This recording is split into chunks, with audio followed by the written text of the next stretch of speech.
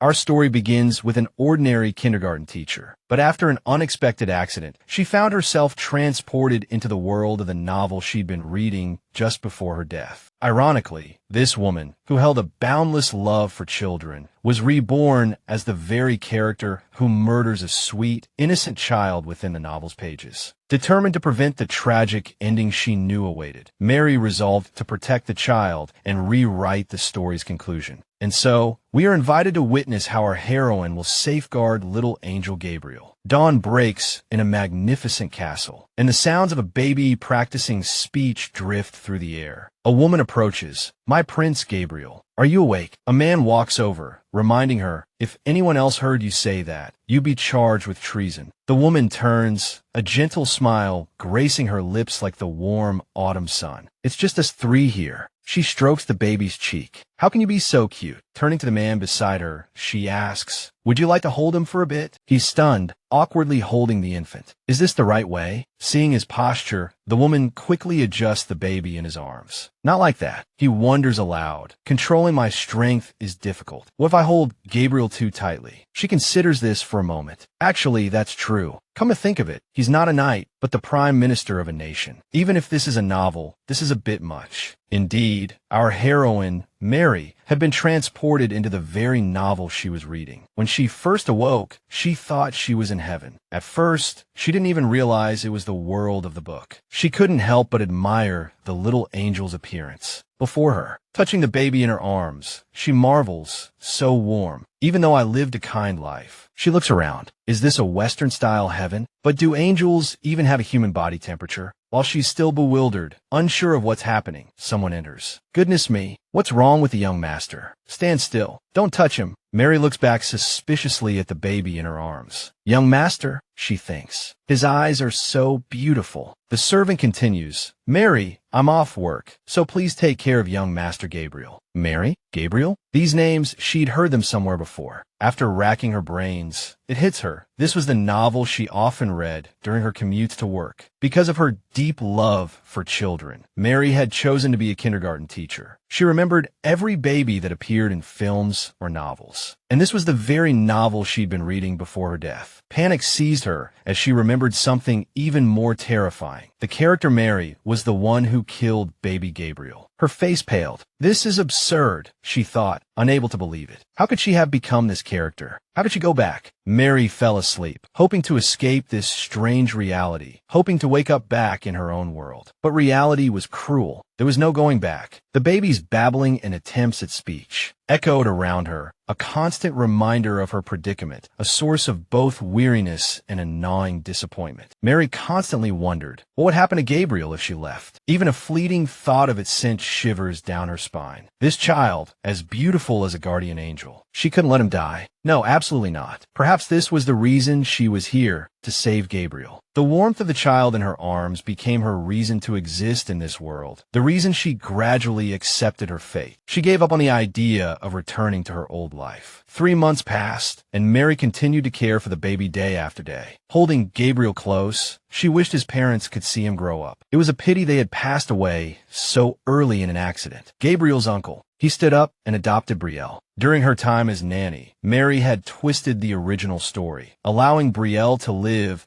and preventing the Count from descending into darkness after Brielle's death. Holding Brielle, Mary murmured, "Thanks to me, you're alive. You mustn't forget me." Looking at the baby lying in bed, "Young master, after you've finished digesting, we'll go and exercise now." She thought to herself. The first time the Count saw her turning the young master over, he thought she wanted to kill him. At that time, the Count drew his sword and pointed it directly at her throat. Fortunately, she was clear-headed enough to argue that doing so would help the young master become independent. Seeing that his suspicions were wrong, the Count sheathed his sword. From then until now, she had built up her credibility, and this lovely baby had already learned to turn over on his own. Mary stood by and praised him. "Well done, young master. "Young master, do you want me to carry you on my back?" She was holding the baby when the Count walked in from outside. Mary said respectfully, "Count, you're here." The baby, in her arms, was delighted to see the Count, but Mary turned him away. "You can't touch the young master," and reminded him, "Please wash your hands before touching the young master." The servants there also closed their eyes and remained motionless. They were too familiar with the nanny's personality. The Count, at a loss, had no choice but to obey her words and turned to go wash his hands. Mary happily said to Brielle, "Young master, let's play." After the Count left, his cold and lonely back receding, laughter continued to echo in the room. Mary teased Brielle, "Are you happy?" Then, seeing the Count standing outside the door, Mary asked, "What are you doing standing there?" She thought to herself, this wasn't the first or second time he'd done this. Brielle was so cute, yet he showed no expression. He was so stiff. Then she suggested, "How about we play peek-boo?" The Count frowned and turned around. "What's that?" Mary looked at him. "Count, watch carefully," and then she and Brielle demonstrated. The Count's face darkened. "Is she asking me to do that?" He recalled the scene at the palace a few hours ago. Absolutely no one would dare ask him to do such a thing. But in the end, incredibly, the Count played the silly game. Brielle laughed heartily. The Count turned and asked Mary, "Did you see that? Let me try again." Mary looked at the Count and smiled, thinking to herself, he looks so silly. If Brielle continued to live like this, nothing would happen. The novel would unfold smoothly. I never want to hurt Brielle. She secretly resolved in her heart to take good care of Brielle. Then she turned and played with Brielle. "Young master, let's practice walking today. Young master, be careful not to fall." Just then,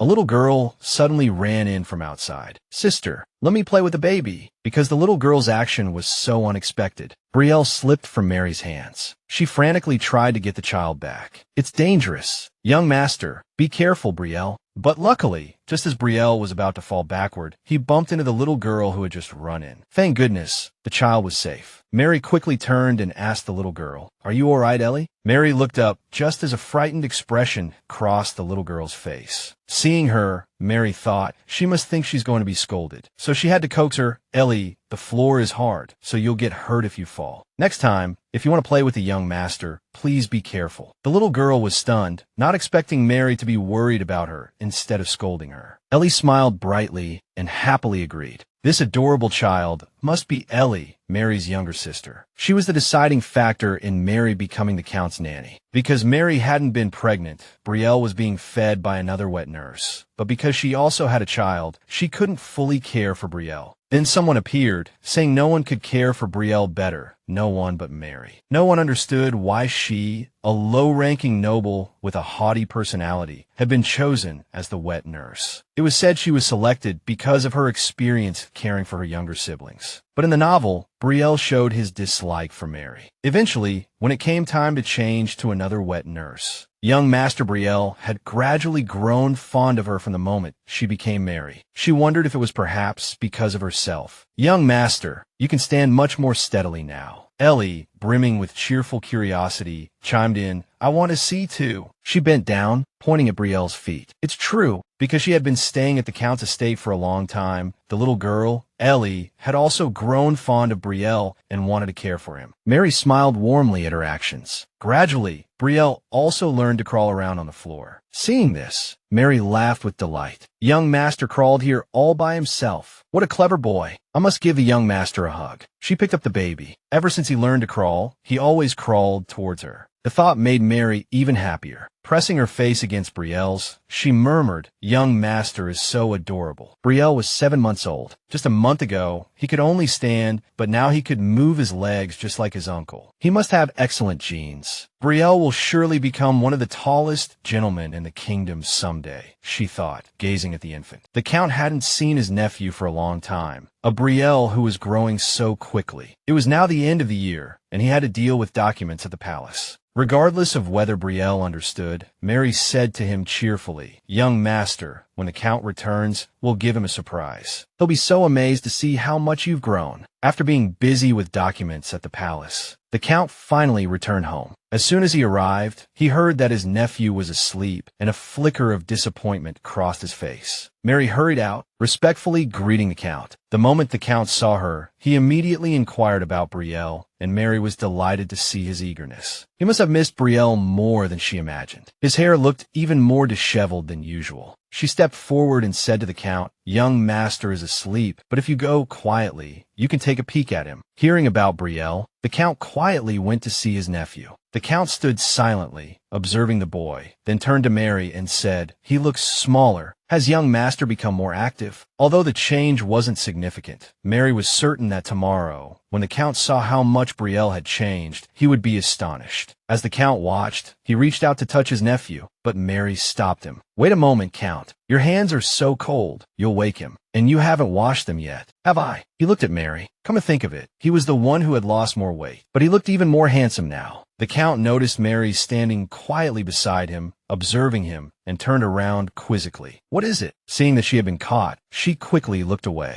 "And nothing. I was just preparing a lullaby for young master. I thought he couldn't see in the dark," she thought. "And why a lullaby anyway? Young master is already asleep." Mary lifted her hand and gently stroked Brielle. Then she began to sing a soft lullaby. Hearing the melody, the Count stood transfixed. For a few moments, Mary continued to stand there, the three of them enveloped in the tranquil sound. The next morning, as soon as the baby woke up, the Count arrived. He walked towards Brielle with a joyful expression. "Are you playing?" Seeing his nephew again today, after a long period of busyness, the Count saw many changes. He had teeth now. He silently reproached himself. "I've been too negligent. I'm always working, but my nephew is the most important thing to me." Mary quickly placed Brielle on the floor. "There's something I want to show you." After setting the baby down, Brielle promptly sat up. This surprised the Count. Mary, seeing this, smiled brightly. Who said the young master would shy away in front of the Count? The Count, however, remained puzzled. "My nephew knows how to sit up now." Tomorrow, Brielle was to spend the day with the Count at the castle, so Mary had to think of something they both would enjoy. Sensory play, that was it. She wanted Brielle to experience sensory play like all children his age. After searching for a while, she found some seaweed. While preparing the activity, Mary thought to herself, "I know I'm at the Count's estate, but in this era, people are still starving. I can't use food as a toy."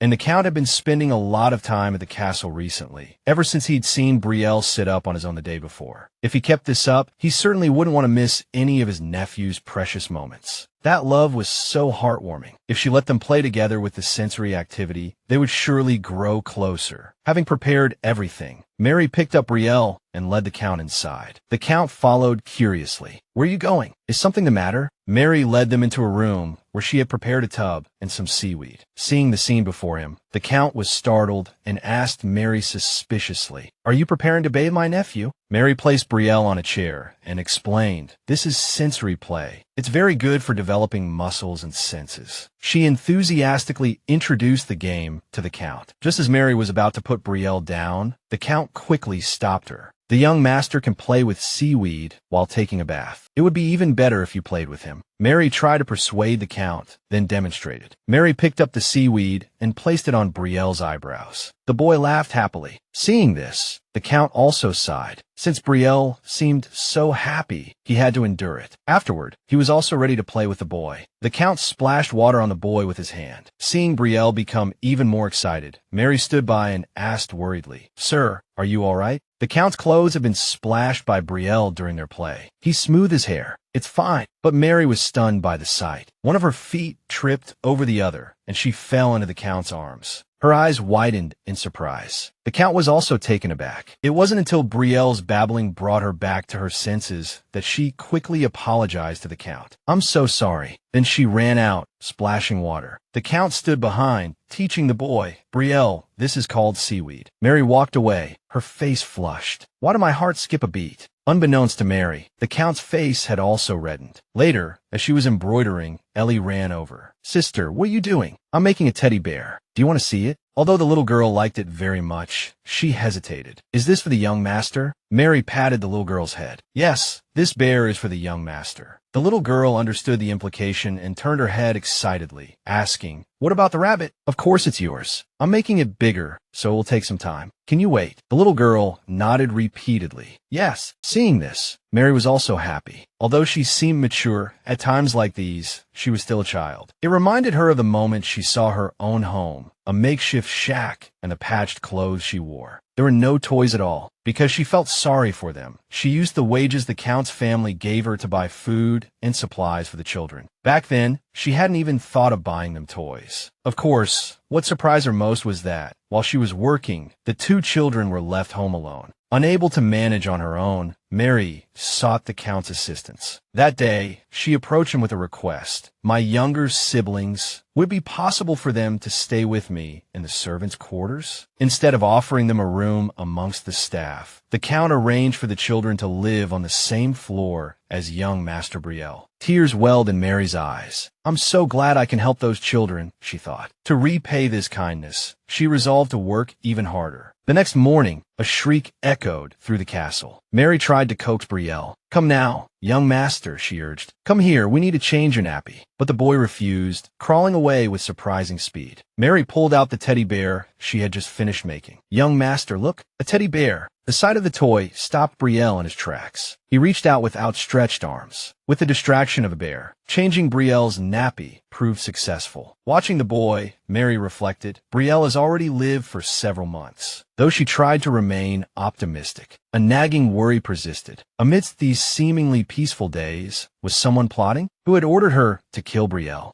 The Count sat down to read Brielle a story. The little dragon in the book asked how children could avoid scary things. Brielle, delighted to have Mary sitting beside him, clearly adored the dragon, nodding his head twice in agreement. I bet he does, the Count chuckled, observing the scene. After only a few days of shared story time, they seem to have grown closer. Whenever I'm away, it's just the two of them, he mused. It's been a while now. Every time I have to fetch something, there's no one to look after Brielle, and he's become increasingly withdrawn. After the housekeeper requested assistance, the Count had gradually begun caring for the boy himself. Brielle had grown accustomed to his scent and stopped crying as readily. However, within 30 minutes of taking charge of Brielle, the Count began to regret his decision. How can a baby be so quick? The Count muttered in exasperation. One moment of inattention, and Brielle was everywhere. The boy, oblivious to his uncle's frustration, continued to explore his surroundings with glee. Brielle's face darkened. What if you fall and crack your head open? He scolded the child. But Brielle, seemingly unconcerned, remained lost in his own world. Suddenly, a book tumbled from a nearby shelf, striking Brielle's foot. The boy was startled, on the verge of tears. Seeing this, the Count panicked. Just then, Mary appeared. She saw the Count's anxious expression. It looks like Brielle is in pain, she thought, observing the child. He's crying. His pupils are dilated. He has a fever. This isn't good. Contrary to the Count's apparent distress, Brielle was nestled in his arms, happily gazing at a picture of a dragon. Mary was bewildered by the contrasting scene.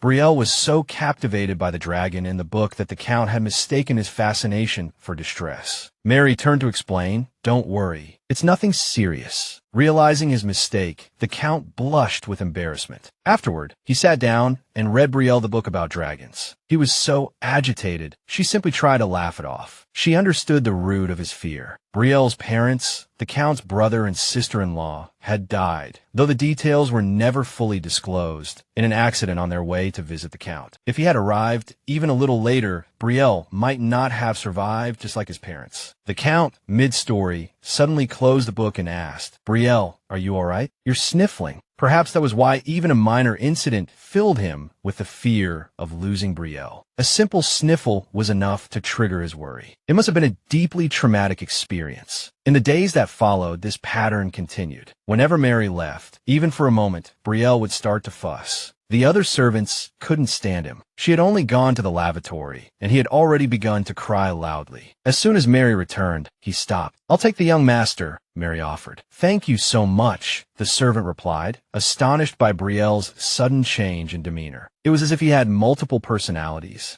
The young master was growing stronger by the day. Mary placed Brielle on the bed and gently ruffled his hair. "I'll be back to hold you after I change your diaper." Brielle's round eyes followed her. Then, he gurgled something that sounded remarkably like her name. Mary was astonished by Brielle's Drennan call. His first word wasn't Mama, Papa, or even Uncle. It was her name. A wave of emotion washed over Mary as she held Brielle close. It was, after all, just the name of a character and story. Yet, since being thrust into this world, Brielle had been her anchor in moments of fear. Every time she thought of this, Mary felt a renewed resolve to keep going, to keep living in this strange place. It was as if Brielle understood her feelings and offered her a precious gift in return. While everyone was enjoying themselves inside the room, a small boy peeked in from the outside. Mary, who had stepped out to fetch some water for Brielle, spotted him. Surprised to see Barry there, she watched as the boy approached. "Sister," he said, "I'm sorry. I didn't mean to interrupt." Mary shook her head. "Why would you say that? Actually, I've been waiting for you.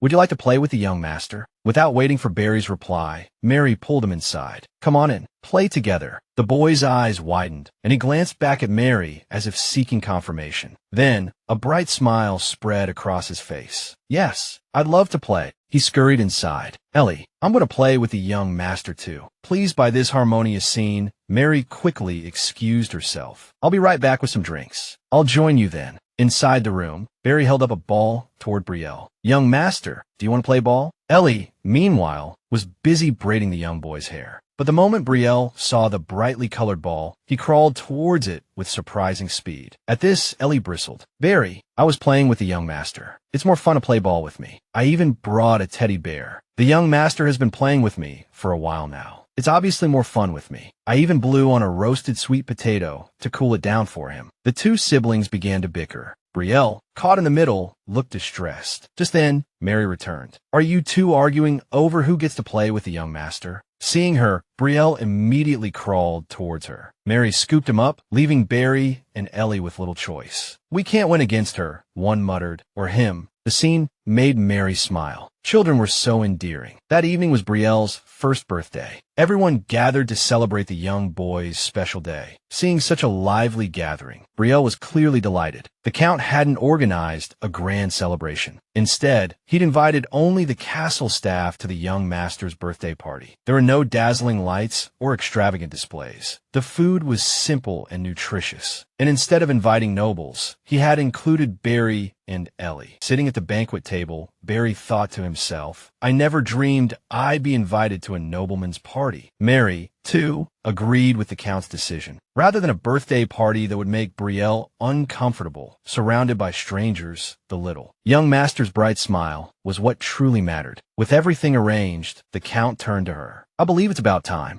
Let's blow out the candles together." Mary was taken aback. "Yes, with me." The Count, seemingly oblivious to her surprise, urged her on. "Come on." This made Mary feel a little awkward, but ultimately, she couldn't refuse. Standing beside the Count, she helped blow out the candles. "Being this close, I suddenly feel uneasy. I bet the young master can hear my heart pounding." After a moment, Mary had to push her thoughts aside. The Count, too, seemed momentarily stunned beside her. Turning to look at her, it was only after everyone counted to 3 that they both seemed to remember. "We almost forgot to blow out the candles." Mary held Brielle close. "Young master, happy birthday once again. May you always be healthy and well." Young Master Brielle, delighted, kissed Mary on the cheek. Everyone who witnessed the scene was stunned. They whispered in disbelief, "Incredible." The nanny received a kiss on the cheek. "I'm so jealous. I have to work harder to get the young master's attention." As the party neared its end, Mary stepped outside. His first birthday, she mused, truly a significant day. In the original novel, Mary hadn't lived to see this day, but now, Brielle had celebrated his first birthday. Mary silently offered her thanks to heaven and earth. The goal she'd set upon entering this world had been partially achieved. "I hope the young master continues to grow," she thought. "Like this." Her thoughts trailed off as she noticed a brightly lit room ahead. The Count isn't asleep yet. Perhaps I should bring him some coffee. But the scene within the room stopped Mary short. The Count stood before a portrait of his brother, weeping. "Brother," he murmured, "I miss you. I'm not sure I'm raising him the right way. I wish you and sister could see his smile today." Mary observed him, understanding now why the Count had held a small, private party for Brielle. The gift he'd prepared for his deceased brother was his nephew's happiness. It's natural to wish for a child to grow up, she reflected. However, we must revisit our goals in raising a child, both the method and the purpose. It's not just about raising Brielle safely, but also ensuring his happiness. This was Mary's second goal after saving Brielle's life. The next morning, Ellie came running excitedly. "Young master," she cried, "the day has finally come." Brielle looked blankly at the little girl, unsure what was so important. "The day the young master will walk." Ellie explained, "Remember, I've taught you how to walk several times, but none were successful." Mary approached them. "Be careful," she cautioned. "It's wonderful that the young master is walking, but it's dangerous if he falls." Ellie nodded. "Yes," she agreed, then happily led Brielle forward. Seeing this, the boy seemed excited as well. "Young master, are you happy? Then can you give me a kiss?" But Brielle refused, turning his head away. Ellie pleaded for a long time, but to no avail. Mary chuckled. "These two children are so adorable." Afterwards, she went to the Count's room.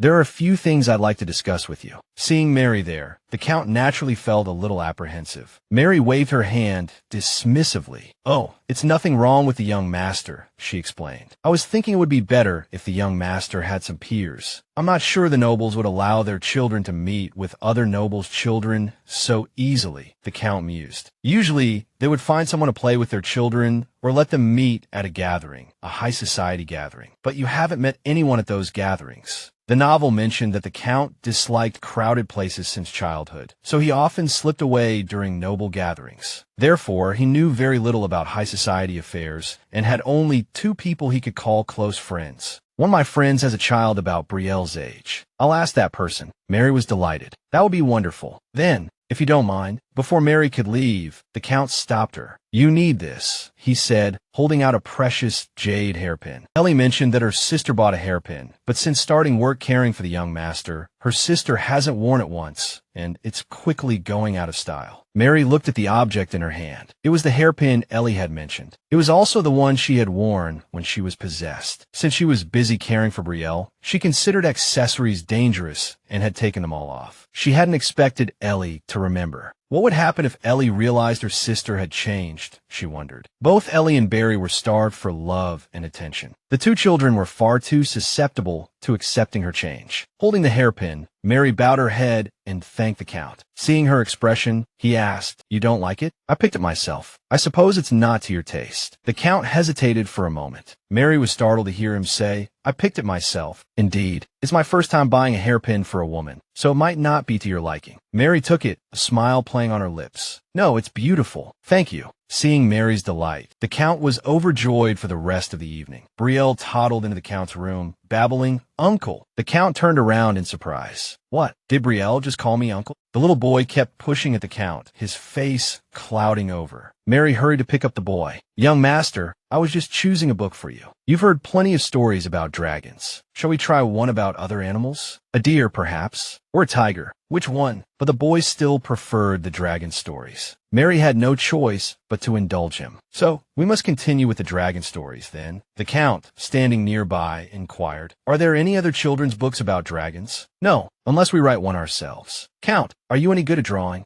If we make our own children's book, how about you write the story?" The 2 of them pondered the idea for a moment, then continued reading the familiar dragon tale to Brielle. After a while, the boy drifted off to sleep. Mary, standing beside the Count, complimented him. "We're getting quite good at this." She thought to herself, remembering what he was like when she first arrived. "I can see he's improved a great deal." Once Brielle was asleep, the 2 of them left the room. As they walked, the Count stopped abruptly, causing Mary to bump into his shoulder. "Did you bump into me? Are you all right?" the Count asked with concern, his expression full of warmth. The proximity between them was too close, making Mary flustered. She quickly regained her composure. "I'm fine, it's nothing. We should leave before the young master wakes up." With that, she hurried away. Once there was more distance between them, Mary breathed a sigh of relief. Honestly, handsome men are dangerous at night. The next morning, as usual, Barry and Ellie came to play with Brielle. Young master, which of these two horses do you think will win? The blue horse, right? Wrong. It's the white one, Ellie said, answering her own question. Seeing this, Barry walked over and flicked her forehead. The two of them began to bicker. Why did you hit me? Don't play chess in front of the young master. I made the red horse win 3 times in a row. For some reason, Brielle suddenly walked over and patted Barry's leg, babbling, silly. The two arguing children turned around in bewilderment. Barry turned to Brielle. Young master, why did you hit me? Both children looked at Brielle.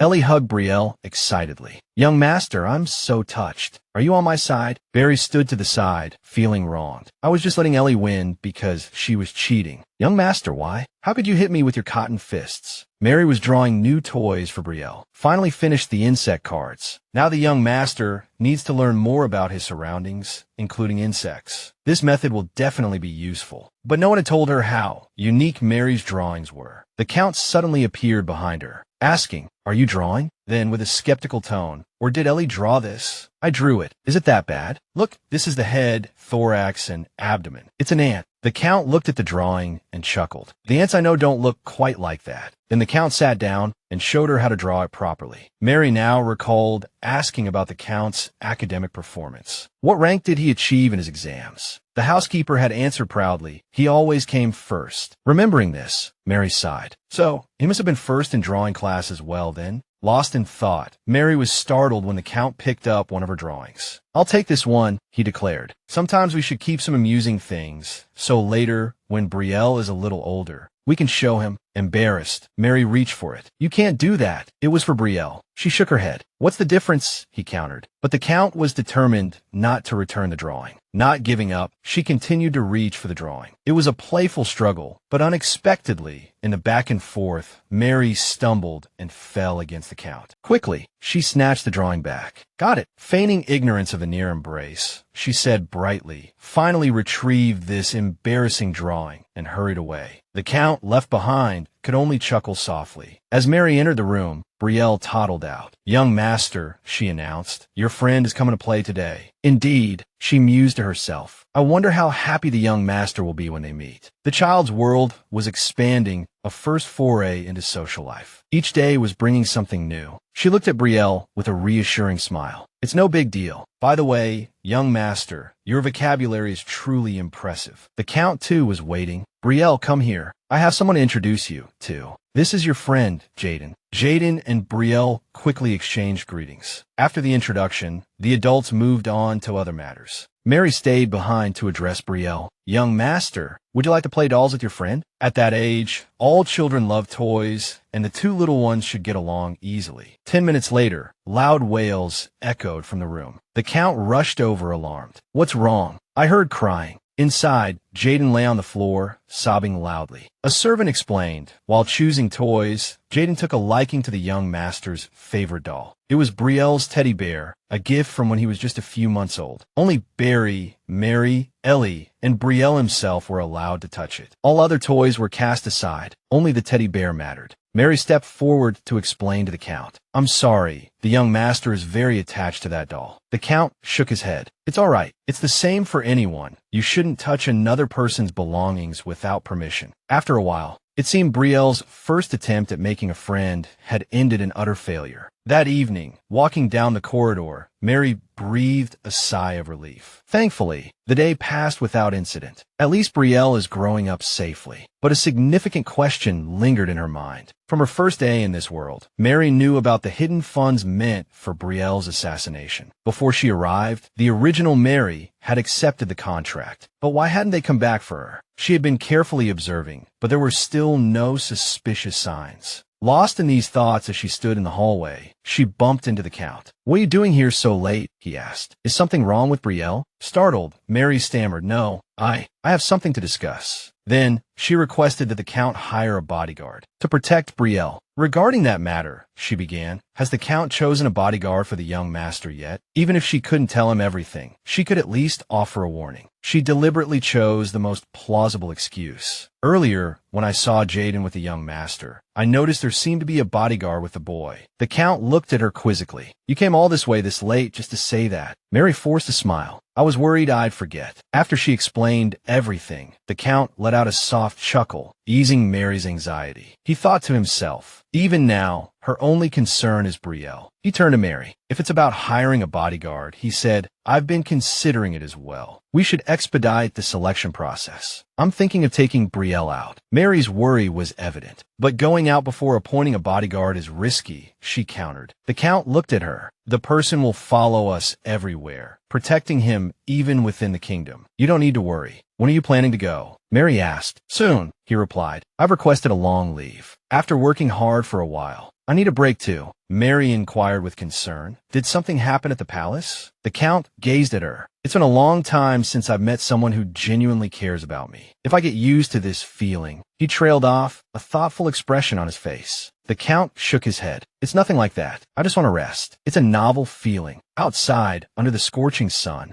Ellie and Barry were bickering again. Barry, it's my turn to play with the young master, Ellie insisted. Ellie, with games like yours, you can't satisfy the young master, Barry retorted. Unwilling to concede, Ellie argued back. That's not true at all. I can come up with games to play with the young master. Brielle sat and watched their squabble. Then his attention was caught by the gardener watering the flowers. A mischievous glint sparked in the children's eyes. Seeing this, Mary smiled, holding a towel at the ready. You've been playing for hours. Are you having fun? She asked warmly. She stood there just as the Count returned. Children, she quickly warned, the Count is back. Stop it. But before she could finish, the Count, to her surprise, jumped right into play with them. The scene of them playing together was filled with unrestrained joy. The Count's attendants stared in disbelief. Was my master the one who was just laughing so brightly? The same person? What did I just see? He tried to convince himself. No, that's impossible. He hurried to the Count's side. Master, please cancel your leave and go back to work. I beg you. If you're not there, the work will be delayed. The Count turned to him. Do you understand the meaning of the word leave? My lord, please, just this once, the attendant pleaded, still hovering, trying to dissuade him. Just then, Brielle toddled over and grabbed the Count's hand, babbling, I like it. The Count looked at the little boy and smiled warmly. All right.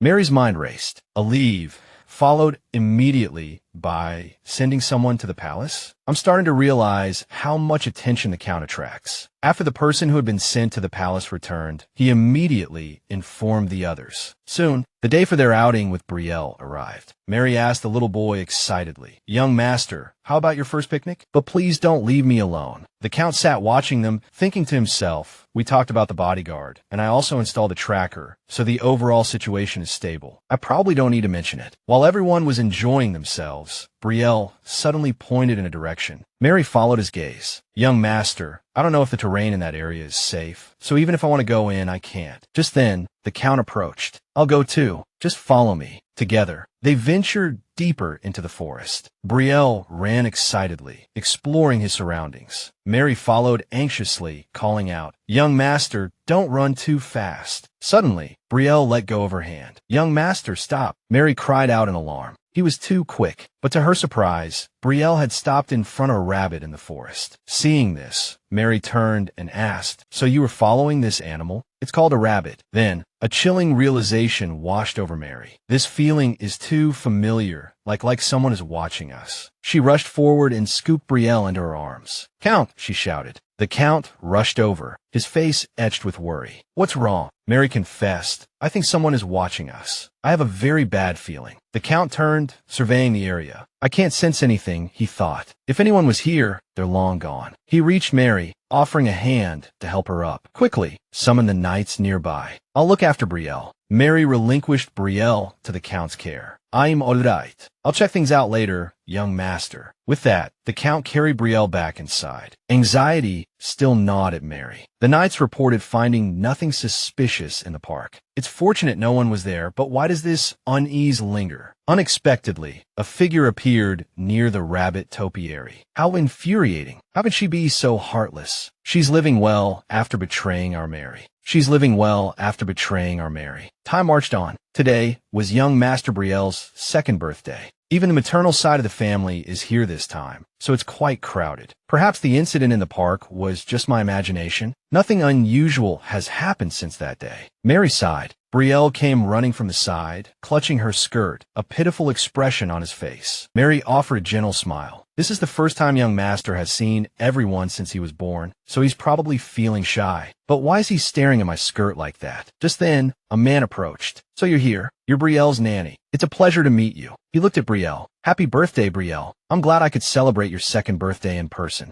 Mary bowed her head. It's a pleasure to meet you. You're Brielle's nanny? It's a pleasure to meet you. He looked at Brielle. Happy birthday, Brielle. I'm glad I could celebrate your second birthday in person. Brielle, however, showed signs of extreme fear, hiding behind Mary. The Marquis did mention that he lived quite far from young master's maternal relatives. His timing is impeccable. This situation is rather awkward. He then produced a gift from behind his back. Look at this. It's a dragon doll. I hope you like it. Brielle's eyes lit up at the sight of the gift. Mary prompted him gently. Young master, you should say thank you. Brielle quickly bowed his head and thanked his grandfather. He then turned to Mary. You've taken such good care of my grandson. Thank you, but it's nothing. It's simply my duty as a nanny. After all, caring for children is always a challenge. Young master is very well behaved, so I haven't even realized how difficult childcare can be. As they spoke, Brielle tugged at Mary's skirt. Mary, teddy bear. Teddy bear. Hearing this, Mary excused herself. I'll just be over there for a moment. Young master seems to want to put this doll with his other toys. She then led Brielle away. He watched them go. There are still many good people around the child, and he's growing up so innocently. My dear daughter, Brielle, that child is growing up so fast. It's truly fortunate, isn't it? So don't worry. I hope you can witness his happiness from heaven. Ellie approached Brielle. Young master, let's go play on the slide before sunset. There was a banquet yesterday, so we couldn't play on the slide. Let's play to our heart's content today. Young master, let's play on the slide first today. She pointed to the slide Mary had suggested. You climb up, slide down, and then climb up again. That slide, let's go. Be careful not to slide down too fast. Brielle's eyes sparkled at the sight of the toy. The two children then played together happily. Ellie turned and asked, Young master, do you like it? It's my turn to slide now. The gardener, observing the scene, smiled. Young Master Riley, last time you wouldn't let me go and even scolded the nanny, but now you're suddenly letting Ellie go first. Ellie turned to Brielle and asked, Young Master, do you want Teddy Bear to have a slide too? Teddy Bear is wearing new clothes. My sister is so cool, Ellie thought smugly. She's truly amazing. When it comes to the young master, she doesn't miss a single detail. Unexpectedly, Brielle, standing nearby, mimicked Ellie's posture. Young master, are you imitating me? Mary, seeing the two interacting, turned around, utterly shocked. Where did you see that pose? Where did you learn that pose? Don't imitate that. You'll bump into someone. Young master, you mustn't learn that pose. It's not right. That evening, at the dinner table, young master, would you like to try some? Brielle finished his food quickly. Seeing this, Mary chirped like a small bird. It seems the potatoes are to the young master's liking. I'm so glad. Then, she turned to the Count. Count, why don't you try feeding the young master for once? The attendant, standing behind them, was startled by her words. How dare you ask the Count to feed the child? But the Count waved his hand dismissively. It's all right. Then, he followed Mary's suggestion and offered Brielle some food. Here, Brielle, let your uncle feed you. But Brielle tightly closed his mouth, refusing to eat. Mary chuckled. Young Master Riley, do you know what he just did?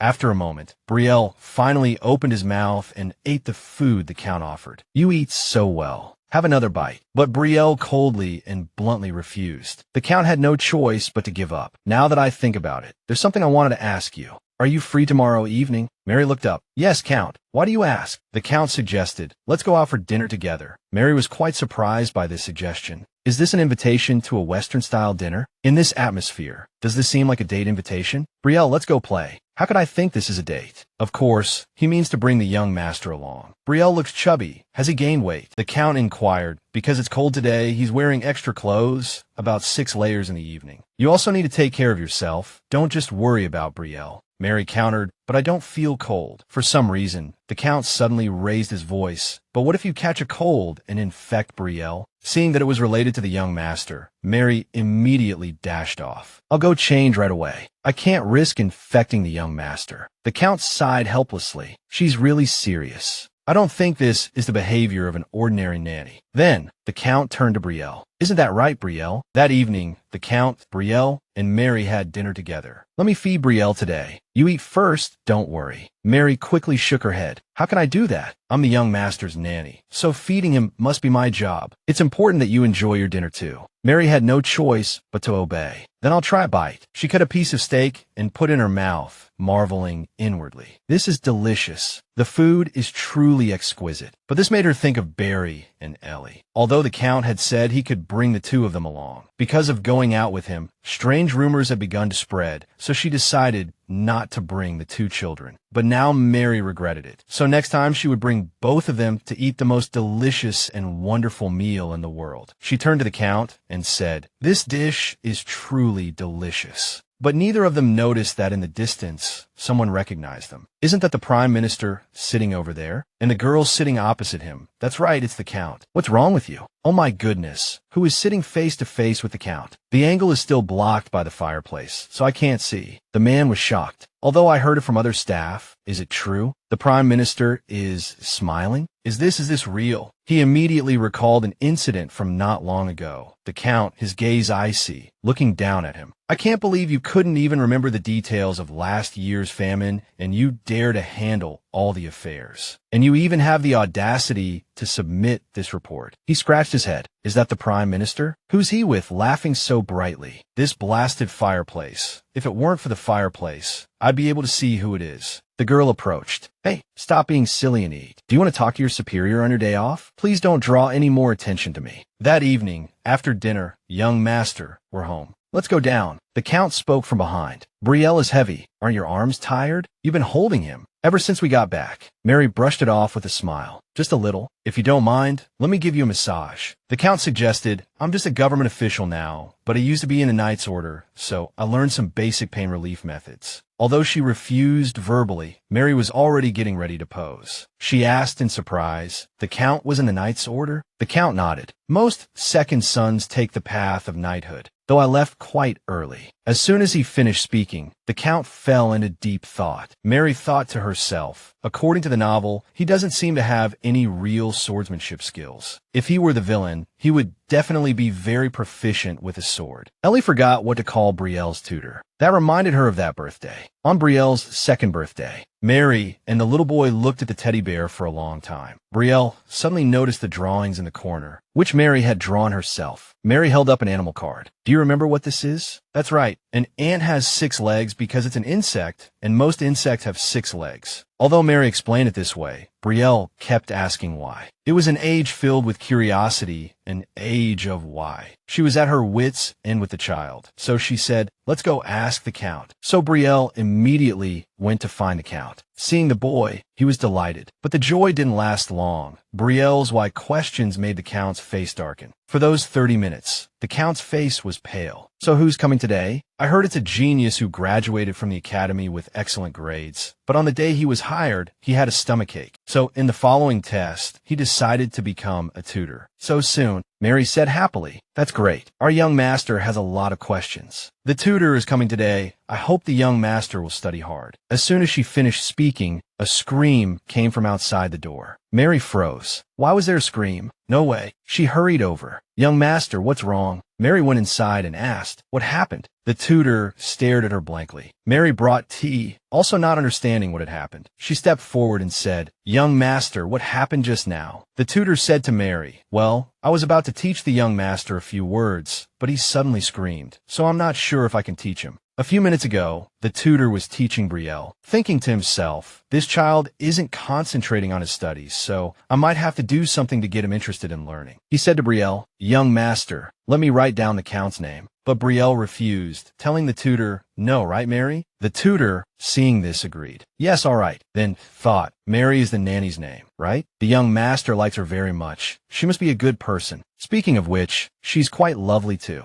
Brielle, seeing this, his expression gradually changed. Brielle pushed away the book and pen. No, don't like. Go away. The tutor found it strange. Young master, we've only learned 2 words. Mary outside heard Brielle's yell. No, that's how it happened. Something both Mary and Julia could understand. Mary looked at Brielle, perched on her lap, and thought, is the young master planning some kind of revenge? He's never been this clingy before. Brielle held Mary tightly. The tutor, sitting opposite them, asked, are there any words the young master dislikes? May I inquire about his preferences? Mary replied, oh, there's nothing the young master particularly dislikes, but he truly adores a few things. Mary began to list them: dragons, apples, bananas, and he really loves flowers. Brielle was playing with Barry. Barry, again. Mary stood at a distance, watching them play. Barry often plays with the young master, which is understandable, as the young master enjoys physical activities. Ellie is weaker than Brielle. Barry and Brielle were playing together when Ellie came running over. Here, Mary watched from above, pleased. Of course, I'm happy to see this. Ellie isn't jealous, but instead tries to find ways to play with the young master. Ellie offered a flower crown. Young master, look at this. But Brielle seemed not to notice the crown.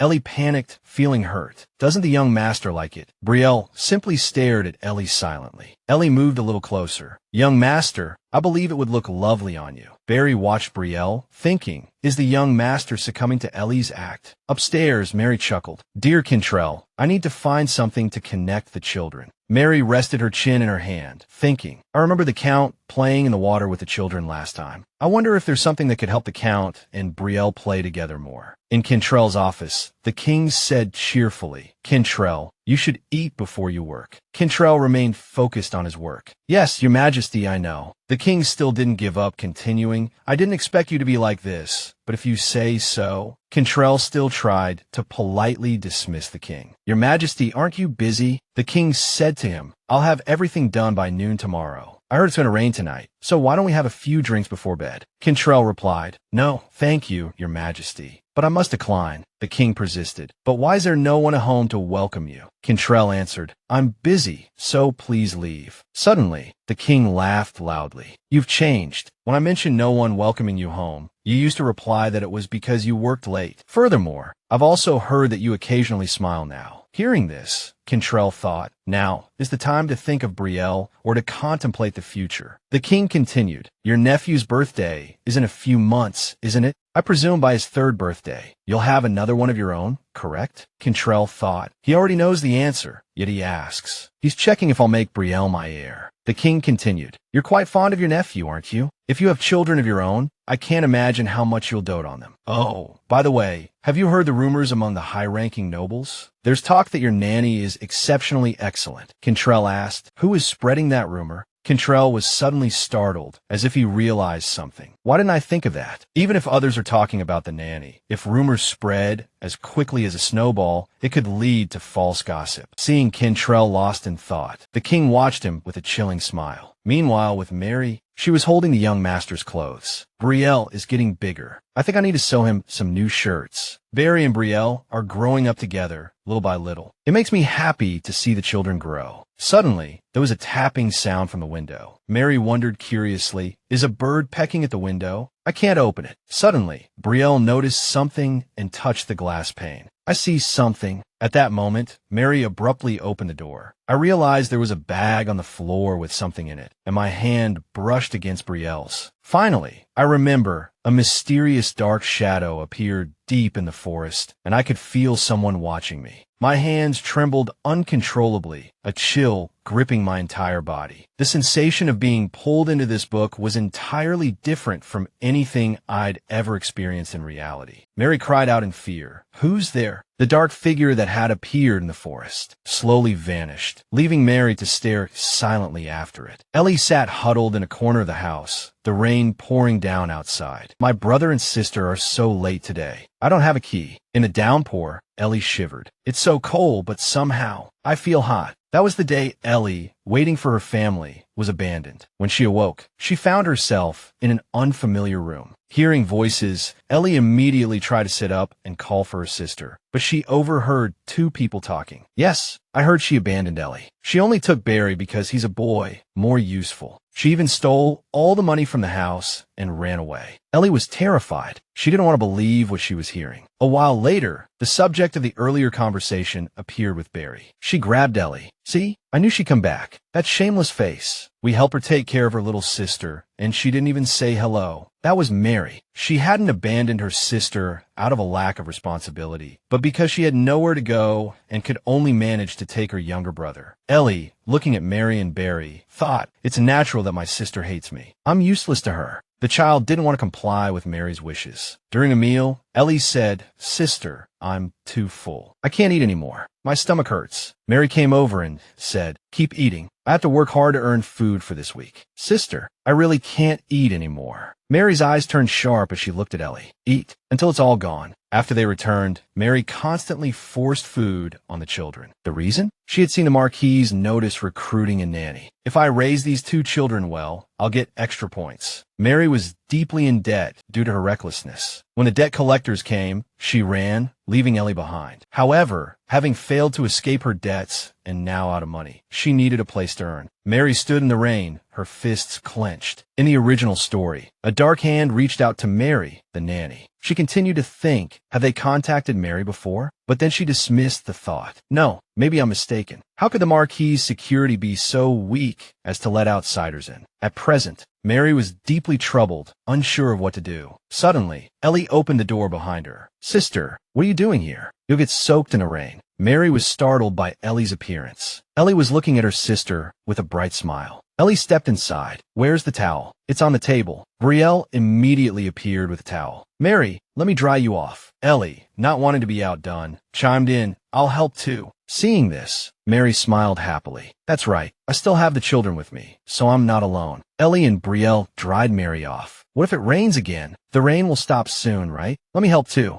At Cantrell's place. "So, you saw a suspicious figure near the residence?" Mary was speaking with Cantrell. "Yes, there was a figure lurking outside the window today. I couldn't see their face clearly, but the moment we made eye contact, they disappeared." Mary looked at Cantrell, thinking, speaking of which, we didn't find that person last time we went on a picnic either. "Will the Count believe what I saw and felt?" "I can't tell him I know the story of the original novel." Cantrell replied, "Well, I've been thinking about recruiting more knights." Mary was surprised at this. "Oh," Cantrell continued, "Brielle and you both have bodyguards, but perhaps that's not enough. I'll take charge of recruiting personnel and inspecting everything as soon as possible so things can be put in place quickly." Hearing this, Mary felt a flicker of curiosity. Why does the Count always listen to me without question? She wondered. I'm truly grateful for his trust. Lost in thought, Mary was startled when Cantrell's gaze settled on her. "What is it?" she asked. Cantrell, caught off guard, immediately replied, "Nothing." Mary, unconvinced, countered, "But your expression says otherwise." "Truly, it's nothing. Please rest," he insisted. After Mary left, Cantrell muttered to himself, "I can't." The king's words echoed in his mind. "Your nanny is quite something." Those words, appearing out of nowhere, are driving me mad. I can't tell you, I don't know why, not even from the very beginning. Cantrell remained lost in his thoughts. Besides that, just like the freezing weather before, and this time as well, who is it that keeps lingering around us? At Brielle's mealtime, the young master refused to eat, fussing incessantly. Observing this, Mary thought, why is this happening? It's so perplexing. She looked at Brielle, his lower lip jutting out. I thought the young master wouldn't act like a child anymore now that he's older. Brielle pointed at the food. "Feed me." Mary rested her chin on her hand, pondering. Is it because he waited too long that his attitude changed? Even though it's time for him to learn table manners. Every day, I lament that the young master is growing up too fast. One day, Brielle won't need my help anymore, and the role of nanny will naturally disappear. More than anything, she wanted to feed Brielle. I want to savor this cuteness a little longer. There are no cameras in this world, so I can't record it. The young master's anger seemed to dissipate just as quickly as it had arrived. Brielle clambered onto Mary's lap. "Let's sleep together," he murmured, then presented her with a storybook. "Read me a fairy tale, and wash my face too." Cantrell was working when Mary appeared at his door. "What is it?" he asked. Mary hesitated in the doorway. "There are a few things I wanted to discuss concerning the young master. His behavior has been a little strange lately." Seeing Cantrell's serious expression, Mary quickly added, "You don't look well." But as she looked at him, Mary thought,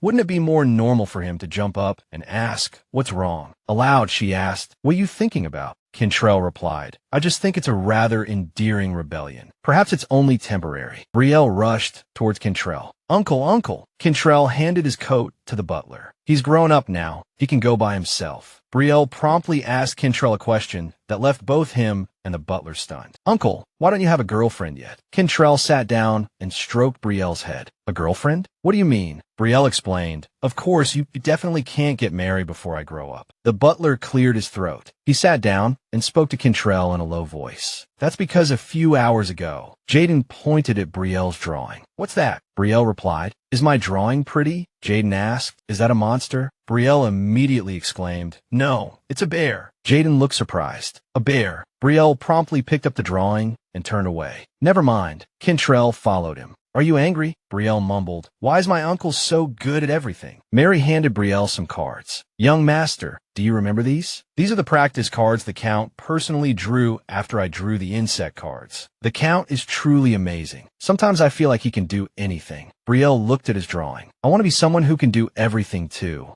Jaden spoke up from behind them. There's one thing your uncle can't do. Brielle asked, what is it? Jaden pointed upwards. Love. Jaden continued. My dad said your uncle is good at his job, but he doesn't understand love. Brielle seemed surprised. Really? Jaden pressed on, but maybe that's a good thing. Brielle was confused. Why? You like the nanny, right? Jaden continued. You're growing up too, so if your uncle gets married, his wife will send the nanny away. Brielle's eyes widened in surprise at this. Impossible. Brielle lifted his drawing, his voice rising. I can't lose nanny. The nearby butler heard everything. Meanwhile, Cantrell at work thought to himself, in the end, I promised not to marry because of that child's careless words. He glanced towards Mary. But why suddenly? Cantrell blushed. When I mentioned love, I thought of her. Mary and Brielle walked down the street. Brielle pointed at a gift box. This one is better. Mary spoke from beside him. Yes, that's right. Ellie likes yellow, so let's get this one. Mary recalled her earlier conversation with Cantrell. I've never heard such a reason before, but as the Count said, if things continue like this for a few more days, the young master will be upset. So is this okay? Even for a normal outing like going out to buy Ellie a birthday present, he's increased security. He also said he's looking for a night out for Brielle. Actually, I'm still worried about a lot of things. The fundamental threat hasn't been resolved. That feeling at the Count's mansion on the rainy day, that must have been the person who hired me to kill Brielle. That was also the day I had my accident. That was also the day the mastermind behind hiring the assassin to kill Brielle told the backstory. Mary thought as she walked, so I don't know who wants to kill Brielle. Suddenly, a hooded figure with a sword at their waist walked past. Mary noticed the person. That person. Mary seemed frightened. Why is that person here? Panic edged into her voice. Why is he here? Derek, the man with the longest sword in the kingdom. In the original story, he was loyal to the villain, Cantrell, and he shows no mercy to his enemies. Why would he appear in the capital? I thought I had escaped the main storyline because Brielle didn't die. Seeing Mary's fear, Brielle called out, Mary, Mary, what's wrong? Seeing Brielle's concern, Mary quickly reassured him. It's nothing. Let's go back to the mansion. I hope the Count doesn't call me in like in the story. Cantrell called Derek into his office. Derek immediately bowed. Count. Cantrell gestured to a chair. Please sit. He began. Forgive me for being blunt, but the reason I called you here is because I believe my brother's death was no accident. Brielle's grandfather visited today. My sister-in-law would be happy to see her father is still alive. Brielle was looking at a picture of his brother when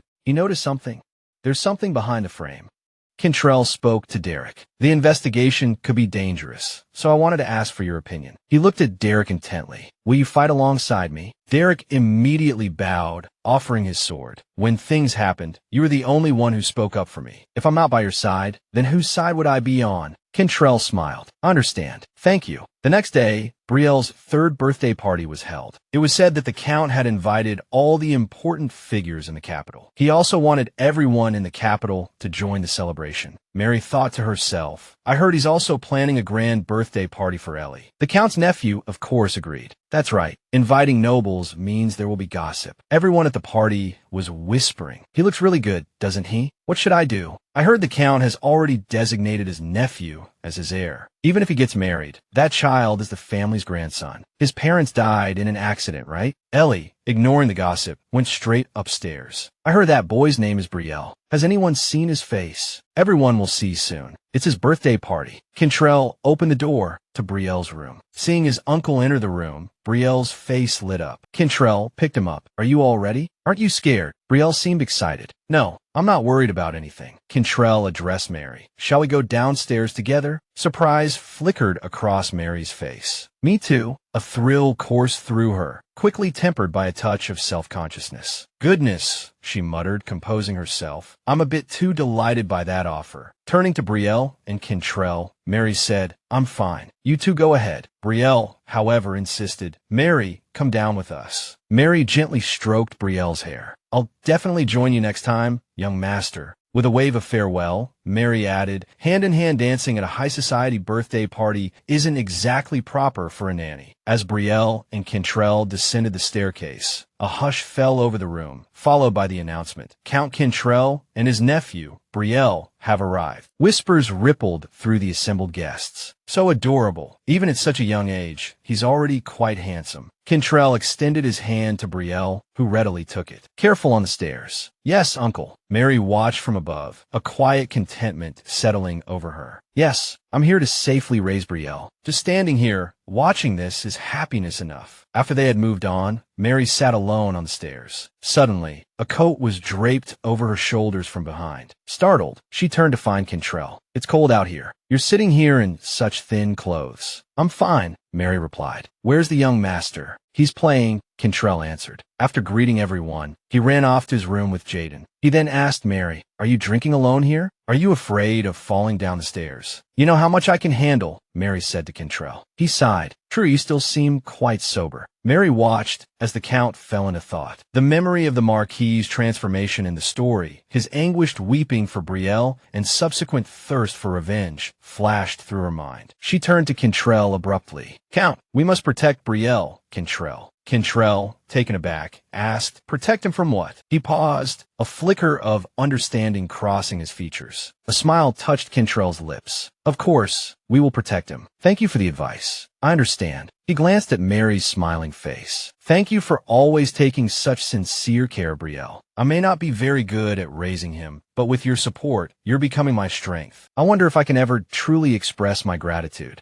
Cantrell was strolling through his estate when a voice called out to him. It was the Queen. Cantrell had heard of the Queen's extravagant lifestyle, yet she was accompanied by only 2 maids. Is she trying to appear virtuous? He mused. Or is she still that concerned with appearances? He bowed. Your Majesty, it's been a while. Cantrell's tone held a hint of displeasure. I know we were once related, but please reconsider how you address me. The Queen replied, Everyone here knows of our connection. Wouldn't it be too distant to call you anything else? Even if we are relatives, Cantrell countered, we only see each other once a year. At this, she abruptly changed the subject. How is Brielle lately? Is he well? While I show no signs of pregnancy. She crushed the rose in her hand. Witnessing this, Cantrell said smoothly, You and His Majesty are living a fulfilling life. Good news will surely come soon. She let the rose petals fall. Ah, of course. In any case, when do you plan to marry? She continued. You haven't been seen with anyone. Shall I introduce you to some of my friends? Everyone knows I've chosen Brielle as my heir, correct? Knowing their own children have no chance at the inheritance, who would want to marry into the Count's family. She patted Brielle's shoulder. You two are quite close, aren't you? With that, she turned and departed. From inside the mansion, Brielle's voice rang out. Mary!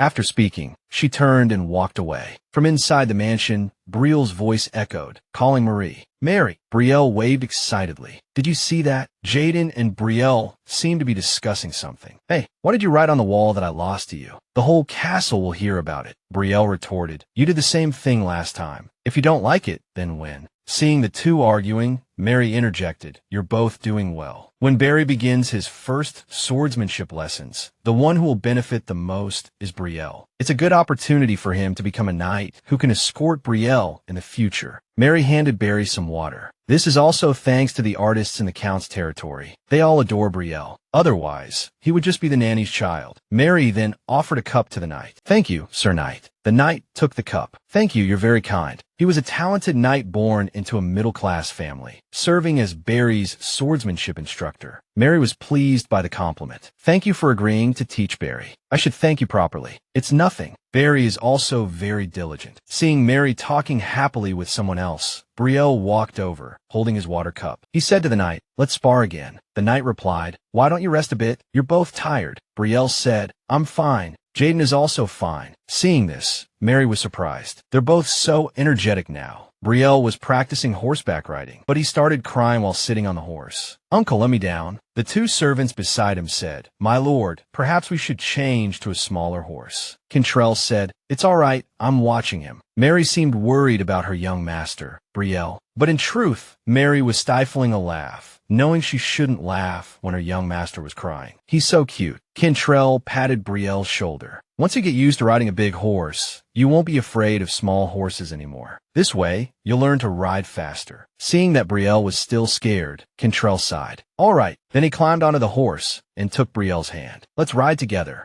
Then, Brielle's horse took its first step. Thanks to Cantrell sitting behind him, Brielle seemed less afraid. He turned around to show off to Mary. "Mary, I can ride a horse now." Seeing this, Mary smiled and waved back at him. Cantrell was also happy to see Brielle, so cheerful. He recalled how his older brother used to teach him how to ride. "See, after riding a big horse, riding a small one isn't scary at all, right? I'll ride with you from behind, Mary." A white horse approached and nuzzled her cheek, startling Mary. Seeing this, the groom said, "This horse seems to like you. It usually doesn't take to anyone." Hearing this, Mary stroked it. "It's lovely." Suddenly, a voice came from behind her. "If you can ride, would you like to try?" Mary, upon hearing this, said, I can't ride." She turned around and found it was the knight. "How about I help you?" He gestured towards the horse. "This horse is called Dan. He's not easy to ride." The knight seemed excited, "But he seems to like you. Perhaps this is our chance to ride together." The groom pointed at the horse proudly. "This is the finest horse. No knight has ridden him and managed to stay on." Hearing this, the knight seemed even more excited than before. Mary asked, "Is it all right if I ride him then?" The knight replied, "It's fine. I usually help young Master Brielle with his riding, but since the Count is riding with him, I'm free." Hearing this, Mary agreed, thinking to herself, "I couldn't ride a horse in my past life because of the rain. I can't miss this opportunity. Besides, it will be fun to ride with Barry." The knight approached. "Excuse me." Then he took hold of her waist and lifted her onto the horse. Mary seemed surprised by the knight's actions. The knight was excited to be teaching Mary how to ride.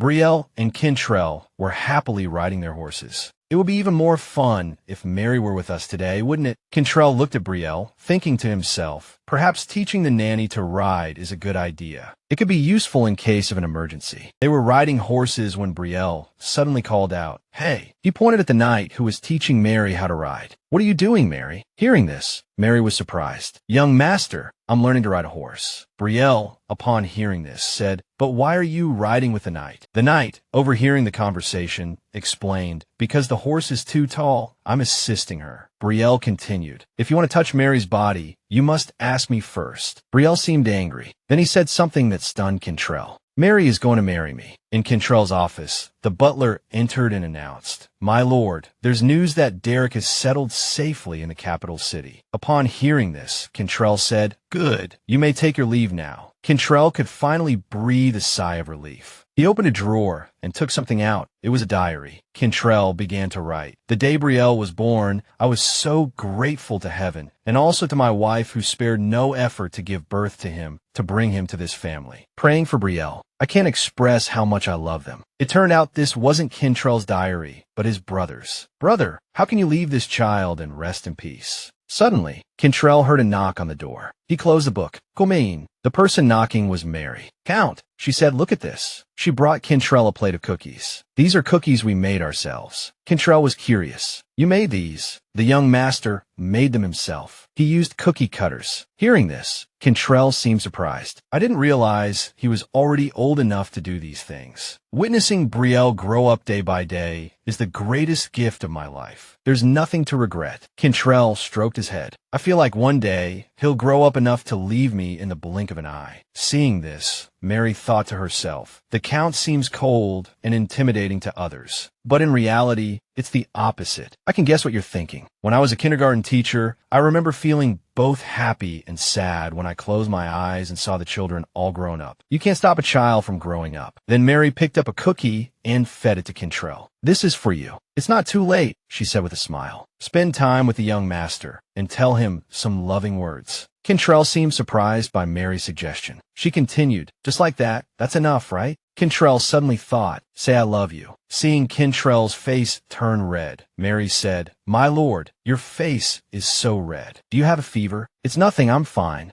Then she touched Kintrell's forehead. I think you're right. Have you been sleeping well these days? I haven't seen you leading studies for days. Suddenly, Kintrell lost his balance and swayed. Mary asked, Are you all right? Suddenly, Kintrell fell directly onto her shoulder. My lord, are you really all right? In Kintrell's room, Brielle said, Mary, will Uncle be all right? Mary stroked his head. The butler said if he rests for 3 days, he'll be fine. Don't worry. This is an emergency for the Count's family. The Count fell ill after working day and night. I acted calm because I was worried that if I showed any anxiety, Brielle would also worry. She said to Brielle, Come on, young master. You might catch a cold, so go find Barry and Ellie. Brielle was still crying. I want to stay with Uncle. Mary wiped his tears. After the Count recovers, young master must show him how strong he has become. Don't worry, I'll be by his side taking care of him. Brielle finally agreed, and he went out with the butler. Only Mary was left in the room to take care of the Count. Although he has a high fever, everyone is much better now. I'm much more at ease now. Kintrell woke up and asked about Brielle. Did he cry? Mary sighed. He was very worried about you, my lord. The last time he cried was when he declared he was going to marry his nanny. Hearing this, Mary changed the subject. Children usually only say things once. Please give me the bowl after you finish eating. I think I owe you a great deal, Mary, Kintrell said. Mary asked, Why is that? I heard from the housekeeper that you've been looking after me constantly. He was too worried, so I came to take care of you in his stead, Mary replied, but thought to herself, it would be embarrassing if I said I was worried. I see, Kintrell responded. Mary continued, If you understand, please lighten your workload a bit so you can spend more time with the children. Please take your medicine if you're finished eating. Kintrell gestured towards the medicine. It's too bitter. Seeing this, Mary laughed. Are you playing dumb? Kintrell, observing her, said, Go ahead and laugh. Realizing she had laughed a bit too loudly, Mary composed herself. But I've been extra careful these past few days. I wonder if you would have laughed if you saw how clumsy I was when I used to take care of the children. Kintrell suddenly interjected, Right, I don't like that. Mary, hearing this, was a bit perplexed. I'm sorry. Kintrell looked at Mary. I want you to be comfortable around me. Mary still seemed to misunderstand Kintrell's meaning. What do you mean? Kintrell, seeing this, was silent for a moment. We're family now, aren't we? Or am I the only one who thinks so? Hearing this, Mary replied, Yes, that's right. I've been living in the Count's estate for a few years now. Haven't I? Suddenly, Mary's face flushed. I thought I had become closer to the Count, just as I had become closer to Brielle, but I never thought I'd hear such words. Mary was still lost in thought. I don't know why I feel like crying. If I had foreseen this, I wouldn't have been so harsh when reading the novel. Kintrell, a dark character, received a lot of criticism from the protagonist's fans because of his role, including myself, but now I think I understand. If anyone dares to harm Brielle, I'm not sure if I would become like Ellie in the original story. Suddenly, Mary asked, My lord, do you hate anyone? The Count was a little surprised. Hate anyone? Mary elaborated, I'm just giving an example. Suppose an official was intimidated by your harsh words, or a subordinate suddenly left a resignation letter one day, or among the servants in the mansion. Hearing this, Kintrell asked, Am I usually like that? Mary waved her hand. No, that's not what I meant. Just in case. Kintrell replied, No one. Seeing this, Mary thought to herself. He answered too quickly. It's unbelievable. I wonder if it's okay to ask again. Well, please get some rest. With that, Mary left the room. He sat in his room, thinking about what Mary had just said. Hate anyone? She asked that because of what I said earlier. Kintrell lay in bed, thinking. Actually, there were some people who were hostile towards me. They disappeared after I became prime minister. More importantly, if they aren't targeting me, what about Brielle? Will they hold a grudge against my brother? But I don't think so. My brother didn't have any enemies. Also, it could be hatred towards my parents, who had to sacrifice their lives after being caught up in that incident. Impossible. The next morning, Kintrell was walking when Brielle came running. Uncle, he asked Kintrell, Are you feeling better now? Kintrell replied, I've had enough rest. I'm feeling very healthy now. Brielle offered Kintrell something. I brought this for you. Brielle opened his hand, revealing a piece of candy. I'm giving this to my uncle, who doesn't like bitter medicine, as a small gift. Kintrell, hearing this, said, How did you know? I have my own ways of gathering information. Mary came running from behind. Young master, don't run like that. Seeing Mary arrive, Kintrell said, Did you tell Brielle about my complaints? Who would complain about those things? Kintrell, suddenly startled. I've only just noticed. He said to both of them, I have something to ask you both. Let's have tea together. An academy? Mary questioned. Cantrell replied, I'll ask Barry directly, but I wanted to get your opinion first. There are limits to what you can teach the children. The thought of the academy brought a flicker of worry to Mary's eyes. She thought of Brielle. Such an opportunity wouldn't be possible for someone from a declining family. The tuition was exorbitant, so high that even most noble families only sent their eldest sons. She'd heard that knights who graduated from the academy were naturally treated differently. I understand it's a good opportunity, Mary responded, but this offer is too much. I've already received so much from the Count. Cantrell said, the knight told me Barry has a talent for swordsmanship. If I've already praised someone's swordsmanship, then you should consider it a gem that will shine even brighter once honed and polished. It would be advantageous to our family if Barry becomes a fine knight. I told you before, didn't I? We are family. Mary still hesitated. Until the culprit behind the assassins is caught, no one is safe. It will be better if he could protect himself. She addressed Cantrell. I also wish for Barry to attend the academy, if that's what Barry wants. Cantrell conceded. Well then, bring Barry here quickly. Suddenly, Brielle shouted from beside him, no. He then ran out of the room. Mary, surprised, called after him. What's wrong, young master? Mary's family was caught up in their own emotions, for Brielle would soon be leaving for the academy. Fortunately, everyone in the mansion congratulated him, except for one forlorn soul. A cry echoed from the garden. Young master, Brielle. Where is the young master? It was Barry, searching for Brielle. After a while, he finally found him. Do you really have nothing to say before I leave? Young master, aren't you going to say goodbye to me? Brielle remained unresponsive, turning his head away. Oh dear, what's wrong with our young master? Brielle burst into tears. They said you're leaving me. Hearing this, Barry was taken aback. I'm going to the academy. A pang of sadness struck Barry as well. He rushed forward and hugged Brielle. If you go, I'll have to practice swordsmanship alone. There will be no one to spar with, and I won't be able to give you piggyback rides anymore. But this is a once-in-a-lifetime opportunity to go to the academy. It's hard to refuse, and my nanny always says you have to be a smart and kind child. Barry and Brielle cried together for a long time. Barry said, I'll definitely come back a fine knight. Will you be my master then? Brielle sniffled. I'm not worthy of being your master yet. Hearing this, Barry chuckled and patted his head. What are you saying? You're a very kind and lovely boy, and that's enough. Brielle lowered his head at the compliment. Then I won't embarrass you. So become a knight quickly and come back to me, okay? Hearing this, Barry smiled. Yes, sir. Later, Barry left for the academy. Ellie wanted to say goodbye to him, but in the end, she was left behind. Ellie was crying alone in her room when Mary entered. Ellie wiped her tears and looked back at her. Mary asked, do you want to go out tonight? Ellie asked, is it all right? Of course. It's the king's birthday celebration outside. It'll be fun. On the king's birthday, all the shops in the capital are decorated with flowers, and musicians play music all night. Security at the royal palace will be tight, but it should be fine if it's just the two of us. While Barry is asleep, let's take a walk nearby.